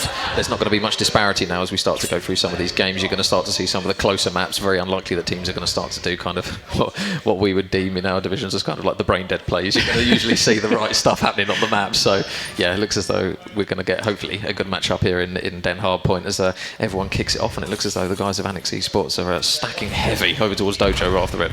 Yeah, so Katana Land 6 is going to be Kai for Flux Nation, and Katana Land 1 for Annex is going to be Coops. She is going to be sure I'm beaming in this one, but it's going to be a strong start and a 3-piece straight off the rip for Flux, wasn't it? And it's going to be Lenny, the one that gets it. Opted to try and go towards P3, managed to find a couple. He's going to have a couple people playing on pinch, and I tell you what, it's a strong start for Flux. Yeah, they have got a little bit of a difficult situation with Rag, who's going to try and play his life around the point, and it will be Lecky that's managed to mop him up. But yeah, that P2 rotation, you can already see that already 20 seconds on the board and potentially being pushed out. Big kills coming through from Hunter though, as he looks to try and just play the spoiler. They are getting some pretty rogue spawns again over towards Dojo, so Annex banked on the fact that they were going to get a couple of gunfight wins, but Hunter still holds strong in towards P2, and they've not decided to do kind of what a lot of teams do, Joel, push all the way out the back. They're looking to try and turtle up inside the hill and let Annex essentially spawn out the back. Yeah, as you can see, all 4 of the members of Flux are going to be pushed over halfway through to P2, so it is going to be Lek, the one that is going to be spawning out deep, having to try and sort of bang in through couches. On board, we're happy at the minute, not going to manage to find anyone because he's going to run into the gun of Kai, and it was someone earlier on today that was just finding 2-piece after 2-piece, managed to warm up quite convincingly when they came out on top of their matchup with 22 earlier. But it seems to be, at the minute, they just seem to be playing such fundamentally the right way. The pushing spawns out, albeit Annex are going to have a little bit of an opportunity to do so here, but as you can already see, you've got Hunter making his way over towards Nu, so he's going to allow a couple of the members to try and fight for this remaining scrap time, albeit they are going to manage to break the way in, and they're going to potentially, unless the White Arrows have got anything to say about it, have an opportunity to hold Nu as well. Yeah, you can really see the Hunter's pushed out here, and the aggression with the sub, able to get one, not quite able to mop up the second, but you can see Vrag there just quickly behind him. There is going to be a spawn out towards the back of P2, which I believe is actually going to be Stingsy, so they're going to have an opportunity to pinch, but unfortunately their number 8 in Happy does get shut down. So again, it's going to be Flux Nation ready to go, and they're going to kind of be just blocking the side that they want, making sure that nobody's going to be coming through mid as well, as Lenny's got that lane completely on lockdown. And if you're the guys of Annex Esports, you're going to need to get some time, and you're going to need to get it quickly. As I say, it's a strong setup here for Flux, isn't it? They've got one of the members inside P1, one of the guys was blocking, I think it's Hunter initially, step back just to allow the members of Flux there to still spawn in their side. As you can see, now that the majority of the Annex members are going to be closer on towards time, they are going to have a little bit of a flip, so it's going to be interesting to see if the Flux guys that were on time are going to read it. They're not going to do so, and already thinking over towards Nu. Annex are going to be going on big gunfight coming in through red, and Lecky will come out on top of that one. Yeah, but you have still got Hunter in the back, which I don't think they're aware of there, and Lecky's got to be careful not to try and push up too much. He's actually going to get some good timing onto a couple of people in couches, and meanwhile Stingsy's actually over towards that server side, so it's a big one-on-one on towards the time, and it's actually going to be Hunter again that's able to win that first gunfight. He's got some help alongside him in the form of Lenny by the looks of it, so it's going to be difficult here for Lecky to try and push in towards the time. They have got an opportunity to pinch, but it looks as though just the timing is going to maybe allow Flux just to maybe reinforce it. No, they are hesitating over towards Dojo, so the push comes through. Annex have got to go quickly, and it looks as though that's the case. So Happy able to pick off one. He's still got another player to deal with, and that's going to be light work there for Stingsy, courtesy of some help from the team. So those players now from Flux spawning out the back. Annex with a really good opportunity to soak up a lot of time here on this hill. I was going to say, Kai opted to try and block the spawns out the back, which made a couple of the Annex members spawn out towards deep, but it's not going to matter because Annex are going to be the ones that are still holding this time. A couple of members are going to fall for both teams, but Hunter, someone who's playing such fundamental COD at the minute, blocking spawns, trying to make sure that the guys are rotating easy enough, and ultimately with 111 playing 50, it's clearly doing something right, but an opportunity for both teams to try and take the last couple seconds or so, but it looks like it's going to be a pretty strong lead for Flux going into this next rotation. Yeah, and kind of on the top of kind of the good work that Hunter's doing, he's also getting the kills to go with it, so if you're winning gunfights on rotation and you're just generally slaying out, it's going to make your life so much easier for the rest of your team just to kind of do the light work and soak up the hill time, as we see kind of Lenny and Vrag both kind of spreading essentially a minute and a half across them, whereas on the flip side you've not got that combined at the moment for Annex, so a bit of a contest on towards the time. Hunter's again going to prioritise this side of the map over towards that mid-cut area. Stingsy's going to get taken down on the time as well, and Flux Nation had such a good P1 and kind of P2 early start to P2 on the first rotation of time, and that's exactly what it looks like is going to happen again. They flipped them out. Number 3 there in case he's going to make the read of these two players. He's able to get one before he does finally get traded out, but all that time is still going purple. And to say Stingsy's looking to try and make a play over towards Nu, and it looks like it's going to be Kai, the one that will have a gunfight deep. So Flux still trying to hold the remaining time here, but big gunfight over towards Nu, as we mentioned. Kai is going to have a chance to take out Stingsy and does ultimately do so, so they are going to have an opportunity for the members of Flux to be spawning in towards Nu. Opportunity again for Annex to take the scrap time, but chipping away at 10 seconds in their situation isn't going to be helpful for them, is it? Yeah, and Hunter, I think he just decides to yeet himself off the map actually in that situation, so as he saw those players coming through, might have scared him a little bit, but Flux Nation ready in the time. They are spawning out the back this time, so Annex have an opportunity to maybe pin them back, but they've got to win some big gunfights. There's a lot of players now in towards the hill, and the Coops is the only one left at the moment, so she's going to have to try and wait for some reinforcements, which looks as though it's going to come in the form through couches, and there's going to be one nade to open up the door potentially. No, it looks as though it's going to be a case of the purple kill feeds being mopped up by Hunter yet again, so Stingsy just trying to play his life over towards the outside of Old, but every single time there's a wave of kills, it just seems to be purple at the moment. Yeah, I was just about to reinforce that point. You've got the members of Flux still spawning out the back, so they're going to be able to have the chance to try and play through Old and sort of try and get some form of mid control on the way over towards that P3. It looks like it's going to be Abby that's going to make that sort of early rotation and try and maybe get a trophy down if she's running them, to try and get some much needed time for Annex. We are going to see Flux go past this 200 point barrier. They're in a position now where maybe rotation isn't the most important thing in the world, as long as they can 4-hit together and potentially try and break it. Chipping away at 20 seconds here or there, that should see them through. I mean, when you look at the kills across the board, it is essentially, you look at that scoreboard and you wouldn't think it's 200 to 60. Like, obviously Happy struggling a little bit, Lecky and Stingsy are both negative, but they're not being like double to triple neg, but this scoreline is suggesting that they should be way more on the scoreboard, but unfortunately they're just not able to convert any at the time. It looks as though Flux Nation are just getting every single important kill that matters, and every single second that goes past now is just going to be an absolute killer for them, as they find that Flux Nation can't win off the time, but when Lenny's popping a 5 streak and they're combining for 10 across 3 of their players, Annex, they've got to try and pull something special out very soon, otherwise this one's pretty much done.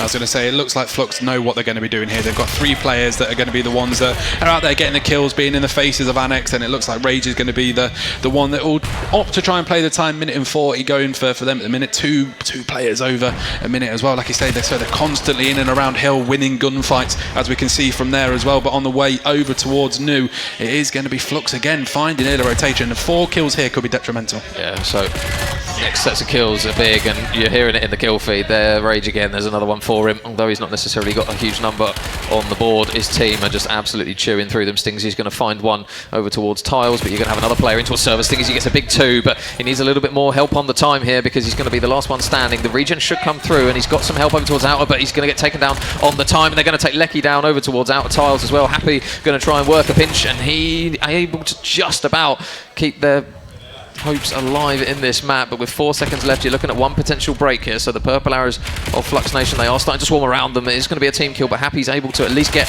yet another one. But now opportunity comes in. Lecky needs a big two-piece. The pinch comes through. Looks as though that's going to be map 1 done, and that was an absolute blowout. Wasn't close, was it? No. In the end, it seemed to be Annex just didn't seem to get going. They were constantly having to chase scoreboards, trying to rotate early, and like you say, 3 of the members of Flux were near enough all double positive, while she then had Rage taking up all that important time. Yeah, so bit of a brutal one, and I think that goes to show kind of the quality that we had in that Group C. Essentially, the boys of Flux weren't able to top that group, and then you see what we've had lined up here. I mean, across the board, it's just really consistent damage, but yeah, it was one where the start was quite brutal for them. We'll see Lenny instantly on a streak before he finally goes down, but it just felt as though every single important rotation that Annex tried to hold, it just got broken either instantly, or Flux Nation, after kind of the second or the third hill, pretty much off the rip, they were just able to sacrifice 2 players to rotate, and they still won the gunfights on hold. So it felt as though they were soaking the scrap time, winning the rotation, and Annex unfortunately couldn't seem to go either way. I think I've just seen possibly one of the most impressive scoreboards from Flux here. And the reason I say that is Hunter got 21 kills that map. 20 of them were untraded. That is, if that is not how to play your life and get away from a gunfight, then I don't know what is. Because that is nigh on perfect. And when you're hunting as well for that player, because if the trade's not there and you know someone's around the map, it puts the question marks in the back of your head. You've got to search for that player, and he was winning a lot of gunfights on rotation as well, Hunter. So every single time he got a pick, there's surely frantic comms that he's weak or one-shot, but they just weren't able to track him down, Annex. And if you can't do that on rotations, you're just going to get shot in the backside 24/7, and it looks as though that was pretty much how that one panned out. But yeah, a bit of a brutal one for Annex. However, saying that, we're best of 5 format now, so it's a little bit doom and gloom on map 1, but it's by no means over yet. No, absolutely. We had the benefit, like we say, of seeing Flux on the main stage earlier, playing S&D. They came out firing, came out hot into there. There was a couple of interruptions, and then ultimately 22 Esports started to bring a few rounds back. Ultimately, Flux did come out on top, but it'd be interesting to see how they are going to indeed play this Scar. Do you imagine things will probably slow down here, or do you think Flux will try to get in the faces again? Yeah, I think usually it's difficult, because you would anticipate, obviously, that kind of push over towards Motel. Some teams do try to do it very, very quickly, but in the early rounds you can get caught out quite quickly from nades, especially that player pushing over top. If somebody's able to kind of cook a nade and then chal off the back of it, you can get picked out really easily on that one. So I'd anticipate in at least the early rounds as well, when they're trying to kind of feel each other out a little bit, you would think it's going to be slow, but then I've probably jinxed it now, and they just absolutely smash over towards B, or something just completely different from what I've said, so we'll have to wait and see. I was going to say, it tends to be one of those maps where it is sort of one-dimensional, isn't it? Yeah. There's not too much difference in it. Shop control on this map is absolutely massive, and it will be Rage that will be the first person to find a kill on towards Stingsy, so it's going to have an opportunity with Flux, who have got the bomb, to try and get it down. But this is where, like I say, they're in that sort of feeling out process of trying to work out. No one wants to overchow. You don't want to then bring it back down to 3 apiece. But Flux are the ones that are going to have to get this bomb down. Yeah, and Annex have gifted them a lot of space. Oh, there's the boomstick though coming through, and it will be the Coops, I believe, that's able to get that gunfight win. So Abby going to look to potentially hunt for another. There is going to be another one. Ooh, might be the same outcome there. As soon as you see the glint, the shot's going to back her up a little bit, so there's an opportunity to close the space, and they've actually managed to get Hunter over towards the top side of green. Going to make absolutely no reads on that, no information, free kill in the back, and now it's all on Happy. I was going to say, he's going to have to go supersonic here, down to just 13 HP. He's got 3 members of Flux to try and deal with. I say, Abby, unfortunately, obviously got Pinch coming through, didn't she, from top blue there. And obviously, she had pretty much the entire, top green even, had the entire bomb sort of covered. But once you get Pinch, it's then sort of, now we need to go, because you imagine people are going to be on site. And ultimately, that's exactly what happened. I think that's the difficulty as well. When you lose that first blood, you've got to kind of sacrifice a lane, potentially, of information. So if they don't drop that person, I know hindsight's a wonderful thing, but you have the opportunity then to at least cover somebody who's maybe hitting a route or trying to make that play. And unfortunately for Annex, by losing that, they just opened that lane out for pretty much a freebie there. So first round on the board for Flux, and it's going to be Annex on the offense now. So Abby off the sniper again to help with the offense, and Rage is going to fly in, but there you go, there's the aggressive play straight over towards Motel, and that kill feed instantly white. Kay going to be all alone, and yeah, not really going to be a very easy round to win for him now with a 1v4 on the cards. As I say, I don't think I've ever seen someone get run down that quickly. That was fast on an offensive map, and like I say, backed up all the way is going to be Kai. Just having to hope that Annex members are just going to throw themselves individually towards him. Doesn't seem like it's going to be the case. Pistol in hand. He's going to have Happy. He's somehow going to get away with his life, but 20 seconds left to play. Bomb's already down. It's a bit of a rough one, this. Yeah, the thing is, he's got 2 kills as well, so if he is going to try, and I know he's away off of streaks, but it looks as though he might just try and play his life a little bit here, but the information's gone. Happy, again, just away from that one, and Annex playing it smart, not giving him any real picks or opportunities for picks, should I say. Stingsy again, there's a little bit more information, and it looks as though with 4 seconds left he's going to dip out and say, nah, not going to bother, mate. Yeah, probably the smarter play, isn't it? Instead of just going challenging towards time, flying at someone and giving them a free kill, it's an opportunity, like you say, to build on what you've already got. Maybe if they're the one that takes the bomb, get it down, it's going to count towards that all-important score, isn't it? And on a map like this, there's only really a couple places where you can try and hide, and at that point you can get a lot of map advantage at the same time, pushing people up into certain areas, and we should be good to go from there. But 1 apiece, 2 different rounds, and then we'll go from there. So, round number 3 underway. Flux on the offense. And let's see what they've got here in store for us. It looks as though, again, sending 2 through mid. They send a double pinch here, Annex, straight around 2 sandbags, so they have an opportunity to maybe try and get Hunter out of this position. He's going to instantly retreat, and it looks as though Rage is going to try and help him out here, and Hunter's actually going to take Stingsy down, so they've got a bit of a sticky situation here with Happy out the back still, so Happy gets 1. Is he going to anticipate there's going to be a second? And he is, and there you go, lets him know with that. So nice work there from him. Annex now with a life advantage. I was going to say it's going to be a good 3v2 if you're an Annex fan here, and it is going to have to be Flux that are the ones that are going to have to get the bomb down. Lenny with it currently, not making any sort of progression over towards it. Annex don't have to be the ones to overchannel here. They can sort of play off the information and then opt to go for the retake, and it's just again in that sort of feeling out process with 40 seconds left to go. But like I say, good 2-piece from Happy earlier on has really put the round in their favour. Yeah, well, we haven't had a kill for a long old time here. 30 seconds still remaining on this one. Happy's still over towards the backside of blue, and Lenny's able to get a really important pick here, but are they going to make the read here? Happy's going kind of the long way around to make sure that nobody's able to double back and check this. Number 5 here in Lecky needs to try and get this man off the bomb, and he's able to do it. Last man is going to be K, and it's, yeah, guy's gone. Yeah, there's not really much you can do in that situation. As soon as he hops up on that box, it was a bit of a free pick. But nice work there from Annex. Really, really big pinch over towards the back of blue, and yeah, this man on the screen here really helped them out in that one. Yeah, no, absolutely. And it was a smart play from Lecky as well. Didn't have to overchow the bomb too wide. There was another member of the Flux Nation roster over towards Jens, which was the last person that we just saw there fall. Managed to get the kill, get away. Only 15 seconds left to play for, and at that point you can play timing, don't you? You don't have to fly towards it. You go for, and you know it's going to take a couple of seconds to plant it, and by that point you'll already be there.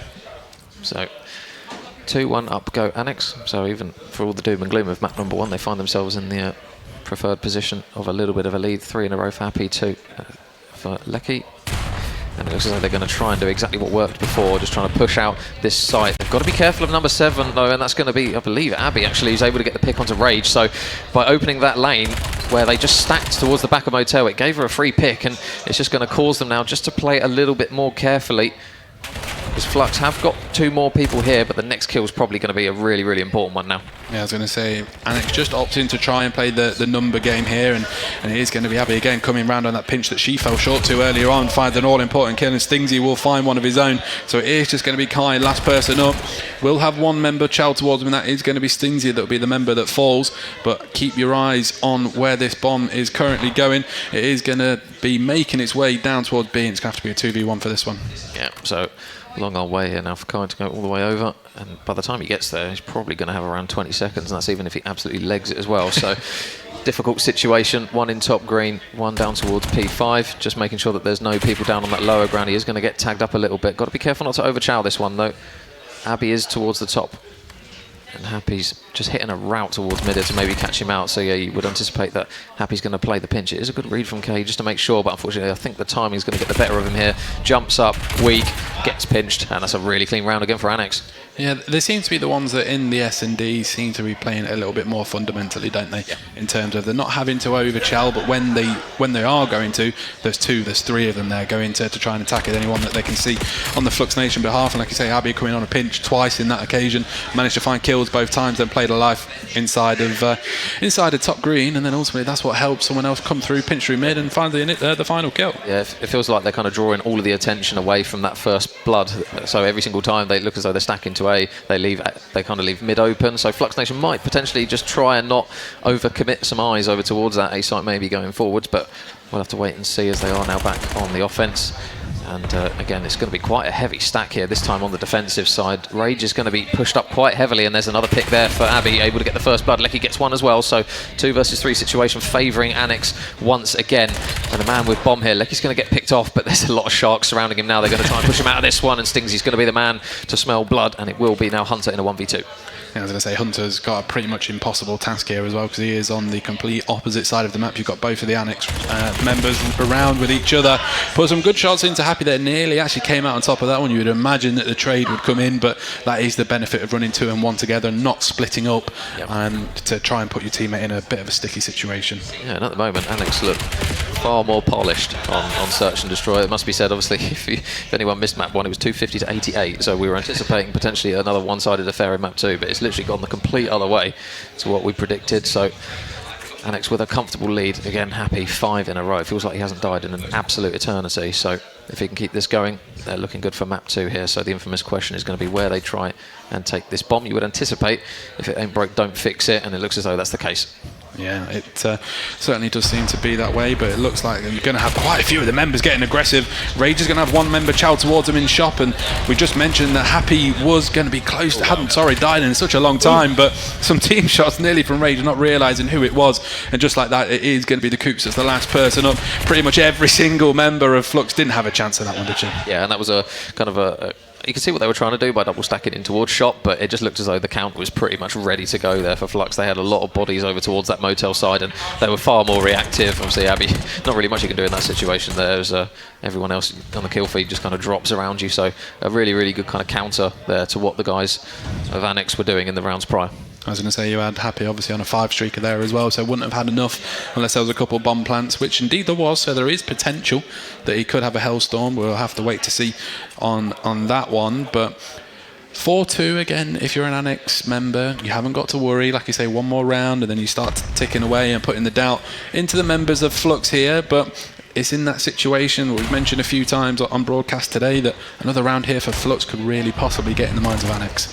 Yeah, you see number 1 Hunter is nowhere near the rest of the gang at the moment. The smoke's going to go down, potentially with an opportunity to plant. There's a lot of tacticals being invested in this, and I think Lenny's done the smart play here, just hesitating before getting that bomb down just to try and bait out some of the tacticals. So bomb goes down, and it looks as though there's a counter smoke that's actually come through here from Lecky, but unfortunately he falls over towards the top side of Motel, and now you're going to see the late pinch coming through from the Coops. Is she going to be able to get the free pick? No, not quite able to, and Hunter tagged up, and there's the pick as well. So nice work as it gets messy over towards the site. Stingsy able to at least open up with 1, but 3 players now pretty much in his line of sight, not able to take that down, and Flux Nation back-to-back rounds, and that deficit has literally cut down. Yeah, so smart play from Hunter, wasn't it? It was one when you're planting there, it's quite easily to be pinched, so he opted to try and play deep, see if he would catch somebody on the way round. Did inevitably then find Abby on her way over towards the bomb site, and then was taken out, and then comfortably they managed to take that one. Like you say, 4-3 is one of those sort of score lines where this round is pretty much crucial, isn't it? Yeah, especially for just momentum, I think, really. Flux Nation, if they manage to bag 3 rounds back to back, and then all of a sudden you're looking at them as potentially the favourites. So what Annex do on this round is going to be important, and it looks as though they have decided to completely switch it up here. So an opportunity maybe to at least get up the map. Number 2 though in Lenny's going to be the one that's probably going to be screaming that they're pushing up towards him. There's the information, and he is out of dodge very, very quickly. Stingsy going to fly straight out the back. He's a big chow that's potentially upcoming. You've got to be careful not to over chow it though, Stingsy, because unfortunately there's a lot of arrows now reinforcing that backside of B. Yeah, and it was a smart play. He had the opportunity to go chasing after it. Yep. I think he had the SMG in hand, and so that you'd imagine would have come out on top. But maybe it's sometimes let's try back it off. Let's maybe think of something different and try gain control of a certain area. So on board with Rage at the minute, he's going to get ripped out of shop from Lek. It's a big gunfight, but then trades coming in for both teams, and there is that kill we thought we were going to see earlier on, and Happy will back it up with another. Yeah, and they're just going to grab this bomb, rotate it straight to A, and get it down instantly. So K now all on his own. Bomb is down. Oh, unfortunately he's been spotted there from Lecky, and yeah, finally shots go through. So had to wait a little bit for the kill, but Annex able to get it done, and that's a really big round now to put them 5-3 up. Yeah, just glanced over to the Annex team, and there's a few giggles going on. I think everybody realised that maybe it was 1 or 2 extra. Strong breezes, top mate up. It's the aircon. That must be what it is. But like you say, a much needed round for Annex. They had lost back-to-back to Flux and are now in a situation where they haven't got to be the ones that sort of take it to Flux, and this will guarantee that map 4 if they do it. But 5-3 from a casting perspective, it's one of those cursed comments that we would always say, that there's an opportunity that only needs one and then they can continue onwards. Yeah, and Flux Nation had a good go at A the last time of asking on the offense, so we'll see if they can do it again. It's going to be one player. Rage is able to get the first blood, and that's a really important kill here. Annex have kind of leaned quite heavily on first bloods. They're not going to be able to get it this time. Stingsy straight in towards the smoke. The aim assist not going to help either player, and Stingsy comes out on top. Lecky grabs 2 through all of the madness, and now Hunter has got it all to do on his own. 1v3 is going to be difficult. They don't know where he is, so he should get a free pick. There's the first one, and he snaps onto Lecky. It makes it a 1v1, but the trade is there. Annex take the map, and we're tied. I was going to say, that's really unfortunate for Hunter there, because he managed to actually run past, I think it might have been Stingsy, or it might have been Coops going through sort of RV. One was left, one was right, managed to get round. That's how he managed to find those 2 kills on towards P2. But like you say, Annex coming back into it, like I say, complete chalk and cheese, wasn't it? Yeah, and that's what they got to do. If they're going to struggle at respawn, you've got to kind of do the job on search and destroy. So obviously we now look into the overload, and I mean, obviously off the back of the first respawn, you're still probably saying that Flux Nation are probably going to look good for their money on that one, but so you're tied a piece, and you never know, you might get a map where you love seeing the passion in your replays of people getting absolutely lit on the floor. But yeah, this overload now, it could essentially be kind of the be-all end-all for potentially the series, to be honest, because if you're looking at their search and destroy performance, Annex look very good for their money in search, but then I said the respawn in that map 4 on a Scar hard point is going to, again, potentially favour Flux, so we'll have to wait and see, and I think this next map on Den Overload is going to be a very, very important one. Yeah, absolutely, and like you say, Overload is one of those game modes where it's a glorified team deathmatch and search and destroy at the same time, isn't it? Because you're looking for the all-important sort of 3-4 members dead, so you can try and make your way up the map and getting that ball down and getting the team out in front, but at the same time you need to be able to get the kills at the same time. So both of these teams have got opportunities to slow things down, work together as a team, but also get out in front and let the guns do the talking. But on Den, it's one of those ones that, because it sometimes spawns so far away, if you're going to concede it, sometimes you probably just give it up for the rotation for new, wouldn't you? Obviously someone in the crowd's very gripped by the series because he's having a snooze at the moment. Next to getting going. Oh my god. gosh. Absolutely gripping map 2 for him apparently, but he's having well, go for it. I mean, disbelief. Yeah. I've seen some things. Well, yeah, no, I've seen some things whilst I've been here, but he is absolutely conked out. He's gone, he's catching flies.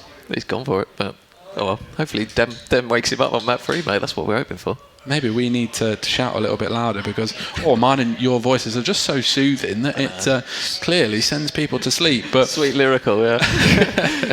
But basically like a podcast at this point, I think. Just put it on in the evening. Off you go.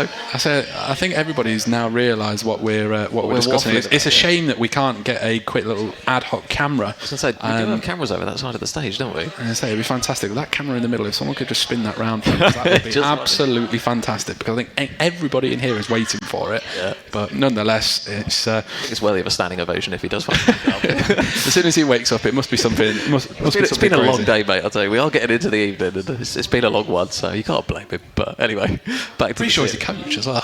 I'm pretty sure he's a coach. I don't know actually if he plays or not, but I think alongside the Peachy members, he's just seen them so well. So he's been locked in all day and he's seen them go through. So now he can rest on his way over to tomorrow. And there we go. There is the all-important camera that the guys in production have sorted us out there. So this is what we've been seeing. Mine and Major's voices are just so soothing that it's sent this young man to. What he's dreaming about? You think he's dreaming about Championship Sunday? Well, clearly, because Peachy have made it to Championship Sunday, so there's every opportunity that's the case. That's a great spot from you as well. I didn't even notice. I was looking there. I was like, what is he looking at? And then I realised his eyes aren't even open. I thought he was looking on the floor. But yeah. So it's a long stare, isn't it? That it could have been doing, but no, he is completely conked out. So whilst we wait for everyone just to get headphones back on, it is going to be. An interesting, like you say, if you're going to lean one way in this overload, which way do you think you'd go? I think I'll still stick with Flux. I think the ability that Annex have got in terms of their kind of the individual talent obviously showed in the Search and Destroy, and they've got players with good brains on them. So I think that's the reason why we saw a very, very good display from Annex in that Search and Destroy. So be interested to know kind of how they've done in kind of previous series in Search and Destroys. It wouldn't surprise me if actually they've started to take a lot of their maps kind of with the help of that map 2, kind of like 2-1s and that kind of thing. But I think I'll still lean towards Flux because it is a respawn. But again, I could be completely wrong on this. Yeah, no, absolutely. Like I say, all you can see, we're just waiting for one of the members of Flux to rejoin us, and then we will be underway. So, like I say, we are going to at least guarantee that map 4 as well. So, you'd like to think that if Flux, that we think could be the case, you'd imagine going into the next hard point, they could potentially repeat the same. But we also expected them to be quite aggressive in the second map. That wasn't the case. Yeah, I think you're going to kind of look towards, again, those players that were so good, as say Hunter in that first map, winning all the important gunfights where he needed to, and Den can really punish you as well if you don't kind of take the space that you want on the map, if you kind of grant the team a lot of movement up, because I say, like at our level of COD, it's very easy to just kind of forget about what the fundamental things are in Overload and get caught up in the kills. So it wouldn't surprise me if you know quite a lot about that, wouldn't you? Hey, that'd be horrible. Some of us have got to get kills. Bloody hell.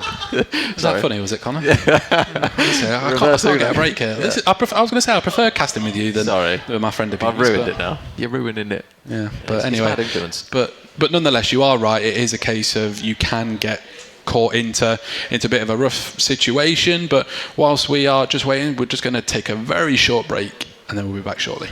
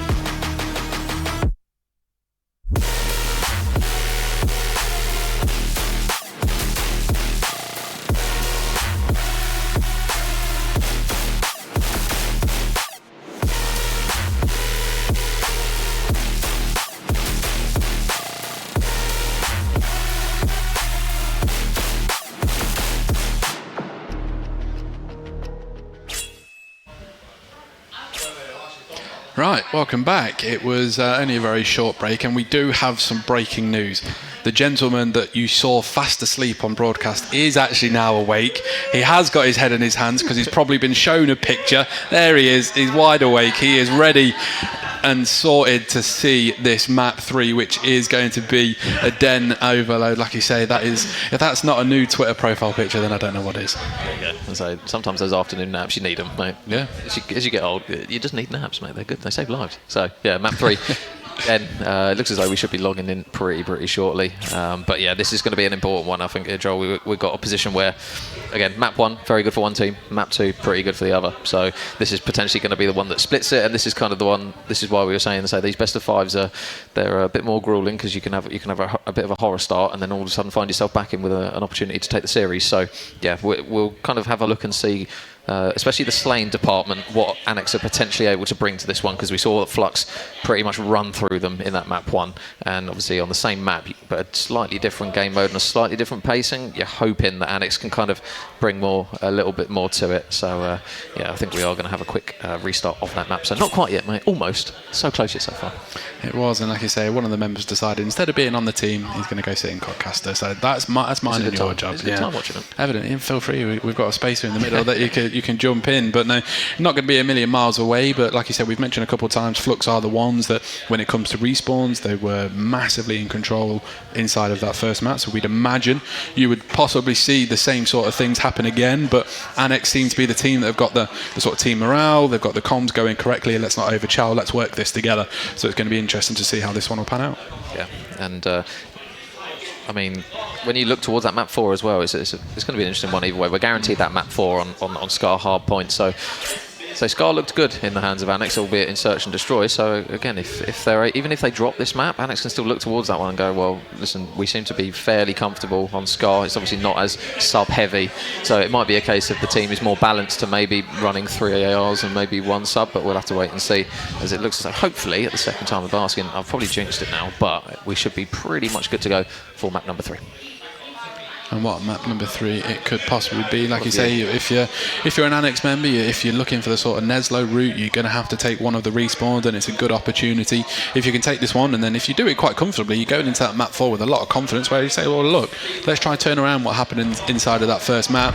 But it looks like I say, everyone ball is going to be inside of P1. People's going to try and feel each other out for the start of this one. Yeah, and they're already trying to push down towards this Archer's side of the map over towards B, where a lot of teams on this side try and do it. They are going to actually just grant them, though, a lot of mid control, and already Rage pushing straight up the map here is going to try and grab a couple of people off spawns, and this is worrying already because that overload device is going through B. There is absolutely no one on the side of Annex over this side because they just all pushed through Dojo and they weren't able to get any mid control. So not a great start, but obviously if you Rage, it's an absolutely tremendous one. Yeah, no, and just have a look. You've already got Lek that's going to be the person out in towards that B point. He's got a couple of members of Flux going to try and fly towards him, but this is where you set, like I mentioned earlier on, you sometimes have to just give up the point and then think about on the way over towards New. Lek will be the one that falls actually over towards the B point. So ball's still going to be inside of P3, and you've got, you know, if every single member that is alive at the minute is going to be heading towards the ball. Yep, so still a bit of a balance here, potentially to be tipped. You've got Lecky just lurking out towards Couch's side, but it is a bit of a slow push up towards Archers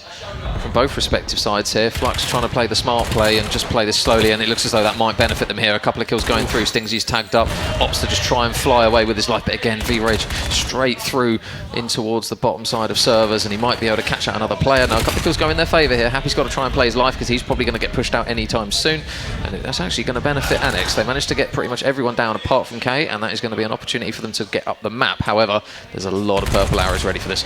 I was going to say, he's going to want to actually try and play backwards and not just throw his life at it to make Annex think, let's get the ball, let's get it moving, but keep your eyes on Stingsy. He was going to have a nice little hold of a pinch, but will be taken out. Lenny will find a big two-piece, so the ball is just going to be at the hands of Happy. He's got every single member, actually he's got 2 members, sorry, flying towards him, and there's an opportunity with the ball in hand if Flux can try and take this through P3. They need to get that lead blocker out in front, which by the looks of it is going to be Hunter, and hopefully they might be able to get themselves another point on the board. Yeah, if he can just manage to slip through the net in towards servers, it might be an opportunity for him. Happy and Stingsy though got to combine for 2, makes it a little bit easier for them.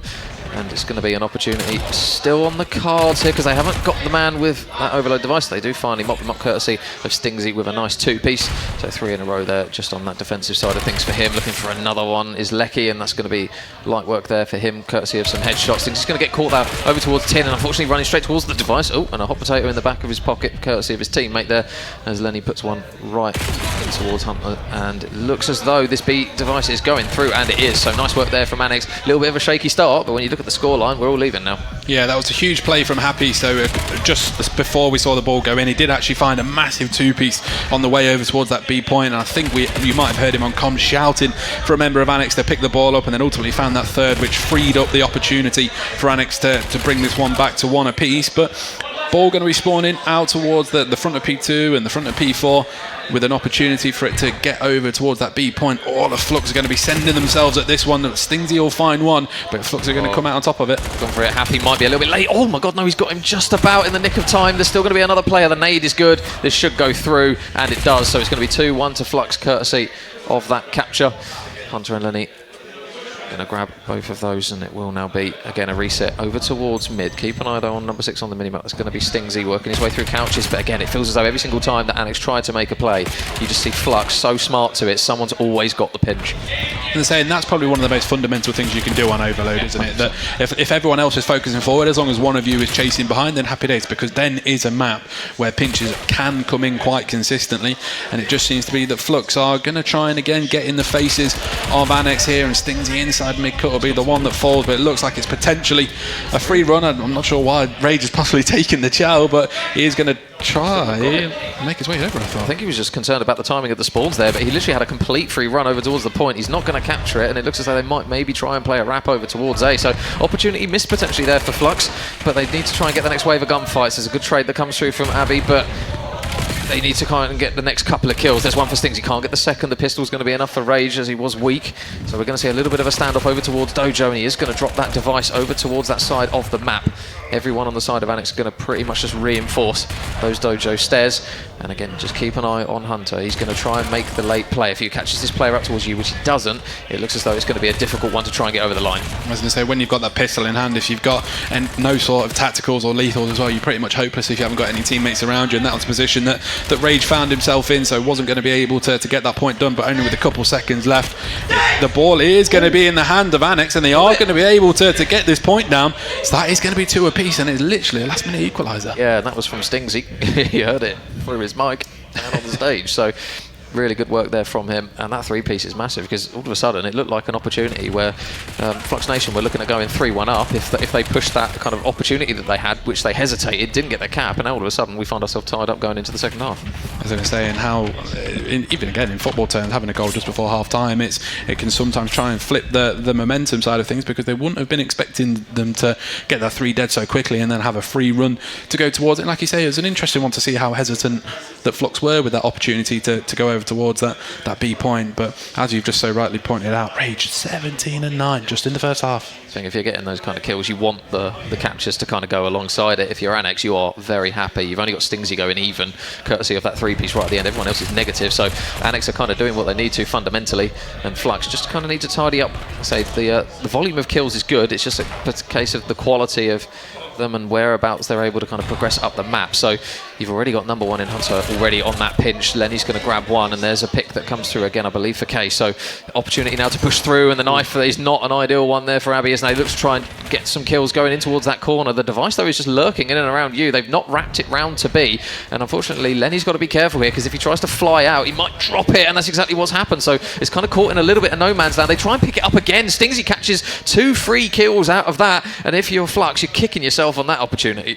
As I say, I'm not really sure what they've done, to be perfectly honest. All they need to do is go top broker and jump down the stairs, and then they're off. But just as we say that, the members of Flux are chasing Stingsy with every sort of ounce of time that they've got. Hunter's going to fly towards him, but the team nade is going to take Hunter out, but at the same time will take out Stingsy. Nearly gave Annex a free opportunity. I know, they literally gave him an open goal there on that one, but now we're going to see a lot of battles going over towards tiles. Nice work there from K to pick up one on the pinch, a second one there for him as well. So looking to try and drop these players, but Happy and Stingsy combine for 2 before he finally goes down. So opportunity to, again, just progress up the map a little bit here. Happy's going to get tagged up again, and it will be an opportunity again here for, by the looks of it, Annex. They've come out on top again. A couple of kills going in their favour. Rage is the last one anywhere near, but that device reset is actually necessarily not really going to help Annex out here, but they do manage to capture it. Stingsy, again, as soon as he picks this up, he is gone, and it looks as though he's progressing over towards the side of the map, where they're literally going to leave him open because the AR's holding the lane, and all of a sudden Annex are up. That was a huge play from Lek over towards P4. He was just waiting for the members of Flux Nation to come past the dragon spawns and over towards P4, and ultimately found a 2-piece, and it gave Annex that free opportunity to go through and put themselves 3-2 up. So Flux are going to have to be the ones now that we've not seen them face a little bit of adversity so far in this series, and they're going to have to come from behind in this one. Yep, Stingsy, another pick for him. And they've just slowed down a little bit here at the moment. obviously Rage had a really, really strong start. I think it was at 17 and 9 he was, and now he's 20 and 15. So the slaying really kind of hindering them a little bit now. Fluxus Annex try and work themselves onto the same wavelength, and number 6 Stingsey's going on an early pinch here. He's going to have a gunfight in towards the spawn, but they're getting important kills. If Stingsey was that one at the back, not quite able to, but they're so keen to get that device straight through mid. I was going to say, it seems to be that Annex are the ones that are actually taking it to Flux, so it seems, in the second half, getting in the faces, trying to make Flux make the decision whether there'll be that they're going to commit bodies towards it. Ooh. In this case, it's going to again be an opportunity for Annex here. They don't have that lead blocker. There's only actually, apologies, just Stingsey out in front, and he will be the one that finds the all-important kill and has a chance to get another one down. It's 4-2. It's just fundamentally really, really good overload here from them. Every single kill they get seems to be counting at the moment. Stingsey's hitting routes, which means that he's able to just stop the players from trying to reinforce the point and kill the player with the device. So we're going to get that reset over towards tiles. Hunter's going to be going on a pinch straight through couches. It's actually going to be 2 players. Lecky's going to make the read onto at least one of them, maybe the second as well, as Lenny's trying to play his life. He gets sniffed out instantly. Happy's already pushed up over towards servers, and now you find yourself on the back foot again if you're Flux. As I say, it's going to be some all-important gunfights. Just keep your eyes open towards red. It is going to be Happy that'll find that big kill in there if they want to. They could have wrapped it out towards B, but it's not going to matter because Stingsey with that pistol in hand did find one, but then was instantly traded. So they had an opportunity to go over towards A, but have a look at your map here. Because they're going to try and come through mid, you had all of the Annex members spawning in P2 thinking they were going to come down through tiles. That's not going to be the case, but they have got an opportunity to try and stop them. And if he can cross over towards mid-cut here, there might be an opportunity. Oh, the device goes down. Lecky with a really big kill, so it's just going to just stop them for now. Lenny's going to run it over towards that B site, or are they going to try and do a little bit of a double fake here? It's just lurking in and around mid, but they really need the next wave of kills here. Oh, that's a really bad bit of timing there, and it's going to be a kill there. Abby Coops goes down. The lane opens up on this left side of the map, and you can see number 3K is going to be pushing up as well, so anyone that tries to reinforce is going to get cut down pretty much instantly. Last one anywhere near is going to be Happy. The device, courtesy of a dolphin dive, will go through, and it's 4-3. Device reset in towards mid. These next wave of kills are going to be massive. I was going to say, Flux have got pretty much about 25 seconds to try and get this one down, and they are going to have it in play.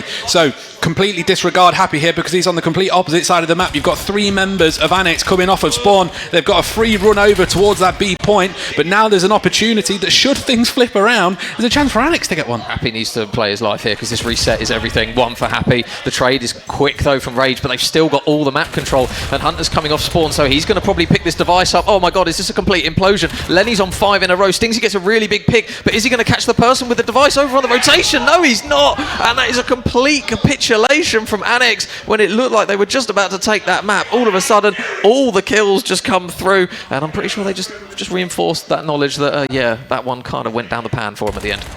And that is how important your timings, your map awareness of where the respawns are going to be, and just how awful sometimes for a team an overload can be detrimentally because of those relays.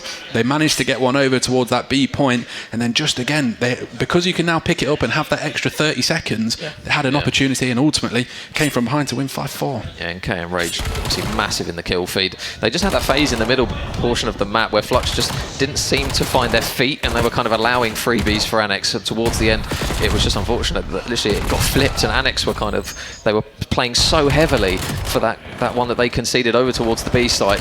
They didn't stack any of the reinforcement on the respawn, as you mentioned, Joel, and it literally gave them again another wave of free runs because 3 players literally got killed in the back of their own spawn, and they find themselves in a really unfortunate position where they're racing over towards the device. Lastminute.com again, but because everyone's coming off respawn, they just get absolutely chewed by the spawn kills. Yeah, absolutely, and it's unfortunate timing for Happy, really, wasn't it? Because it was a case of making the right play, probably trying to come on that pinch, expecting people to be spawning probably Dojo side, given that the ball was going to be over towards P3, but ultimately when they had Flux members deep into the spawn of Annex as well, killing people coming off of it, that's just your timing where you're going to be unfortunate, and ultimately that's what's cost them in this map. So we are going to be heading off to that map 4, and how much of a damage do you think that could be to the confidence of Annex? Yeah, I mean, if you're Annex, you really needed that map, because obviously off the back of the first hard point, I mean, again, it might be a case that the guys of Flux Nation are very, very good at Den hard point, and they are going back on Scar, which they looked good on the Search and Destroy, but again, we're going into another hard point, so the slaying ability, which was on show there for Flux Nation, is probably only going to be there again, you would assume. You could be very wrong. It could be a case that Annex all of a sudden, managed to turn it up again, go into another gear, but I think if they're going to compete here, as we see kind of that play towards the end, where all of those players get bottlenecked over that side of the map, and it kind of falls apart for them, but you're looking towards kind of I know they're going to do the fundamental right things here in Annex, but they need to get the kills to go with it. They've got to try and shut down these Flux Nation players, because otherwise, if they don't, I think it might be another one where they run away with it. Yeah, and for 2/3 of the second half there, Annex showed that they could keep up with Flux in the slaying department. They were playing it fundamentally correct, and which you mentioned, wasn't it, that they were the ones that were fundamentally playing a heck of a lot better than what Flux were. So there is an opportunity for them to try and take it to them, albeit if we're going on the basis of what we saw inside the first map, possibly not going to be the case, but it is going to be that all-important map 4, so your scenarios are, so should Flux win it, they will continue themselves through that winners bracket. If Annex manage to do this one, we'll head off to a map 5 with their opportunity for them to be the ones that progress through. Yeah, so AR's obviously, as you all know, Joe, a lot of responsibility on this map in terms of making sure you're blocking the spawns, doing the right stuff. It can be a bit of a lonely map sometimes, Scar, if you're the one playing kind of the back spawns, especially P5, Blue. Doing the dirty work is what I like to call it, albeit it doesn't always pay out very well. But you know what, God loves a trier and all that good stuff. I think we are just going to reset. I think someone's controller DC'd or something like that. But an opportunity for Flux, like I say, they've been on main stage earlier on today. A chance for them to be up here for a second time to try and book their way into what is setting up to be a cracking Winners Sunday, isn't it? Yeah, so there's as we slowly filter down a lot of these teams, it's going to be a case of you're only going to get closer and closer series with kind of the top divisions as you'd expect. So it looks as though we are underway, mate, for that map 1 and it's map 4. Sorry, as it's going to be the boys from Flux Nation.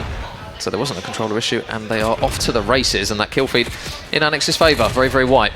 I was going to say, it's a complete role reversal of what we were just expecting to come out on board. They've already got a quarter of what they got in the entirety of the first map. But P1, it doesn't tend to typically be one of those hills that you will hold for, in this case, at least a good 30 seconds or so. It tends to always be sort of contested with people coming through sharp or sitting up top blue like Abby was then. But Lenny will find 2 with the help of Kai at the same time. So over towards P2. Complete splits across the map. No one is actually tending to try and be the one that's first onto time, and everyone's just going to be spawning everywhere. Yeah, there's been a couple of spawns over towards that back green area, and it looks as though Kay's going to do a good job of making sure that he's the one that's at least protecting those players. He's going to back up a little bit and force Annex to try and push through the front of time. But the next kill's a big kill from Hunter on that opportunity to pinch. Lecky's able to get one, but again, it's just a quick trade here as Abby's opting to go towards top blue. There's a freebie for her in that instance, so an opportunity to pinch these players out of the time, and she's doing a good job of just drawing that attention away. And you would anticipate there is a really close spawn actually that comes through. I think it's for Hunter to help reinforce the point straight away. I would have thought he would have spawned in Narnia, but he doesn't, and it's going to mean that Flux Nation soak up more time. As I say, it's one of those ones that sometimes you just can't predict, can you? Because it's just going to be a case of spawning on you. You've got no opportunity to try and think that anyone's going to be that close. So only 10 seconds left to play for. We've seen a lead change go in favour of Flux. They are going to take it past that 60-point mark and double the points of Annex so far. But on towards P3, this tends to be the hill that people will sort of try and play for. The top blue side of things with the rotation over towards New. It can be one of the sort of money hills on that map if you get it done correctly with the way over to New. But Abby going to be in the back here and finding what was nearly some important kills. Yeah, look at Hunter already pushing up towards that top blue area, and it's going to just slow down any waves of players, and they make the read really well. I think it was Kay actually who's having a blinder of a start. 11 and 4 from him. Hunter now finds himself on a 4 streak. They do a really good job of actually reading those split players, as they will have another player in happy spawning over towards the back of blue. So opportunity here for some really, really good time. They've held pretty much the first 30 seconds here of this P3, and they're literally reading everything at the moment. There's another pinch coming through from top blue, and it's going to be Kate again. 14 and 5. He's not got a second on time, but he's clearing out everyone and keeping the boys on the time pretty much alive every single second. I was going to say, and it was an unfortunate timing for Happy, really. Obviously gave up the sort of boat spawn, and it has actually allowed Kay to be the one that did spawn in the back and ultimately found 2, which is why you are going to see Flux predominantly have the numbers game go in their advantage on towards this P4. But there's a chance for Stingsy. If you just keep your eyes on your mini-map, he will come through, ultimately then get traded out, but a double hit through to the overload. It's got Lek and another member. There's a chance for them to try getting towards Hill, and they're going to have to hit the gas if they're going to do so. Yeah, Lecky's out the back. He's got an important gunfight, and you could literally, as you pointed out, Joe, you could sling a net round pretty much every single player around blue. They are going to have those spawns still in the back, though. You see number 3K already just over towards shop, but there's going to be so many bodies in and around the last man standing in the time is Lenny. He goes down. An opportunity to come in through the front, though, potentially on the cards here. Hunter not able to get any more done in that instance. K still going strong at 17 and 6 at the moment. They've got a lot for him to thank in terms of the time. Rage able to get an important one, happy with one in response, and you can see already on the mini-map, Joel, that Abby's playing the long game, rotating towards New. There's 10 seconds of old, but she's going to need a little bit of help. I was going to say, and thankfully she has it. It's going to be happy that will be the one that will spawn in, but Flux are going to try and play for those back spawns and try and make the members of Annex spawn out towards that sort of P4 area, maybe a dodgy P2 one in there at the same time, but there's a chance for them to really try and extend this lead out here. You've got, I was going to say it was going to be Happy that was on time, but was then ultimately taken out. But Flux, nobody blocking the back, which is why we've just seen Happy spawn in there. And is anyone going to read it? Yeah, well, Happy's making the pinch. Big kill from Happy. That's 3 go down. Last one up anywhere near the time is going to be Rage. Those players now going to opt to try and spawn. Oh, I was going to say a little bit close, but they get spawned all the way over towards Shop and Blue, just because you've got Abby pushed up so far over towards Plain. So gunfight's out the back. Stings, not able to win that one. So you'd assume the frantic comms that there's going to be players around the back again. It's just Happy that's here though, but Hunter able to get one, looking to try and take this player off the time. It's going to be Lecky in, and Hunter makes light work of him as well. So potentially not a huge amount of time on the board, but you're just looking at Flux at the moment, and every single bit of scrap time that they can just keep this lead extended out is going to be massive to them. If Stingsy comes back into this map, because he is struggling quite considerably at the moment, you would see a much closer scoreline. I was going to say, and he's probably one of those people in that roster that they'll look to try and bring the gunfights with them and try and see if they can try and get a little bit more competitive. So on towards this P1 we are going to go. You've got the members of Flux coming through sort of Shop and that sort of P2 area, going to try and flip it out and maybe try and catch a pinch on a couple of members. They are going to have, with the help of Lenny, finding 2 is always going to benefit you, but here comes Stingsy. Just as soon as we say that, it's starting to get the gas going, and curse the commentator as ever kicks in. Yeah, Hunter's wrapped all the way around the back of sandbags, and he's going to get 2 free picks as well onto the time. That's everyone dropping down again. Are they going to make the reads, though, over towards Stingsy's spawn? Yes, they are. It just seems that they're so aware of where these players are coming from, and there's another one on the board for Happy. That this time is going to be really important. Now they've got to try and take Lenny off of it. He's still going to play his life. You've got K playing out towards the back of Motel, and he's going to be so important for them as well on this rotation towards P2. If they can start to chain this next hill together, this might pretty much be all but done here, unless Annex can really try and work some magic, at least taking these players out of time. I was going to say, Hunter has just done absolute God's work over towards that top blue area. He's managed to block off the entirety of the spawns. You're allowed to have the Flux members pushing up to P2, because they're always going to have that sort of deep P5 spawn, which is going to then pretty much send them over the top, as they'd probably like to say years and years ago, and it's going to put them in a situation where they're going to have to try and hit the gas if you are a member of the Annex roster, because Flux are just seemingly trying to drag away, and 10 non-trade is going to always benefit you as well. Oh, that's a really good kill. Really big kill over towards Blue, but they're just mopping up every single player that tries to make a trade. Stingsy falls yet again, unfortunately, so they're going to be forced to try and headbutt this, and they're not going to necessarily have the strongest of pushes here as they try and trickle in one at a time. Lecky with a really big kill, can't quite cross over towards that Jenny area though, and Stingsy actually gets a bit of a team kill, but he's able to mop Lenny up at least with him. But you look at the rotation, unfortunately, where they're fighting for the scrap time, they're having to commit so many bodies towards the old time, and unfortunately they don't have anyone ready for new, and you can see that number 3K able to get the first pick, but they've got that man over towards top plane.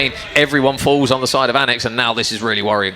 I was going to say, and they are all spawning in absolute Narnia. It's going to be a case they're spawning out towards the back of P2 and towards the back of P5. So Flux can still win it from here. Have to hold a considerable amount. It's going to be a big gunfight over towards sandbags, and like you say, it's a predominantly purple kill feed once again. They've pretty much got what is a perfect setup as long as Lenny gets himself back on time. Look how much time Lenny's got. He's just about to tick over towards 2 minutes. You've got Rage a minute and 54. There's no wonder that they've got an opportunity to win off this hill. They've got one go at this, and I think it's got to come through Stingsy on the pinch, but number 3 again, it's going to be K, inevitable on this map. Every single second now just continues to stay purple. Everyone is dropped. That is done. Flux Nation 250 to 112, 3-1 in the series, and I'll tell you what, as a hardpoint team, that looked very, very good from them across that best of 5. Yeah, I was going to say, it's impressive, map 1 and map 4 there seemed to be a chance. Obviously Annex came out on top, had a really strong P1, but it just seemed to be that Manhunter, wasn't it, was always constantly blocking spawns. Then they were aware how high they could go up the map to try and push them out. They're realising where people are going to be spawning from,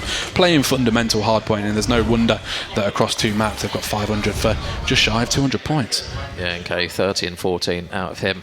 So the rest of the guys pretty much just doing all the fundamentals, 3.5k damage. And so it's difficult if you can't get the kills. You can try and block and play as much kind of fundamental COD as you can, but when you've got a man running around the map that's dropping numbers on you, it makes it so difficult. So Annex, they had a strong start. Obviously, they were kind of playing toe-to-toe with them, but again, it was just a case of Flux Nation. As soon as they kind of kicked into that next gear, it was just difficult for Annex, and they were constantly playing catch-up, constantly fighting scrap time, and as a result of it, when they started losing those important rotations, it just kind of snowballed like it typically does in hardpoint. Yeah, no, absolutely. Like you say, and like we mentioned just at the end of that broadcast, there you've got two players that are getting pretty much 2 minutes on time. Yeah. Like they are not letting that hill go down without a fight whatsoever, because they are getting kills around the hill, getting kills on the hill, which is allowing those Annex members to then be spawning miles away to have to try and then maybe try hit it together, think about new rotation, and ultimately when it got to the sort of second rotation halfway through, it just started to get away from them, didn't it? Yeah, so I mean, it's not necessarily the end of the world though for Annex, obviously, with that being the winner's bracket game, but Flux progressing through.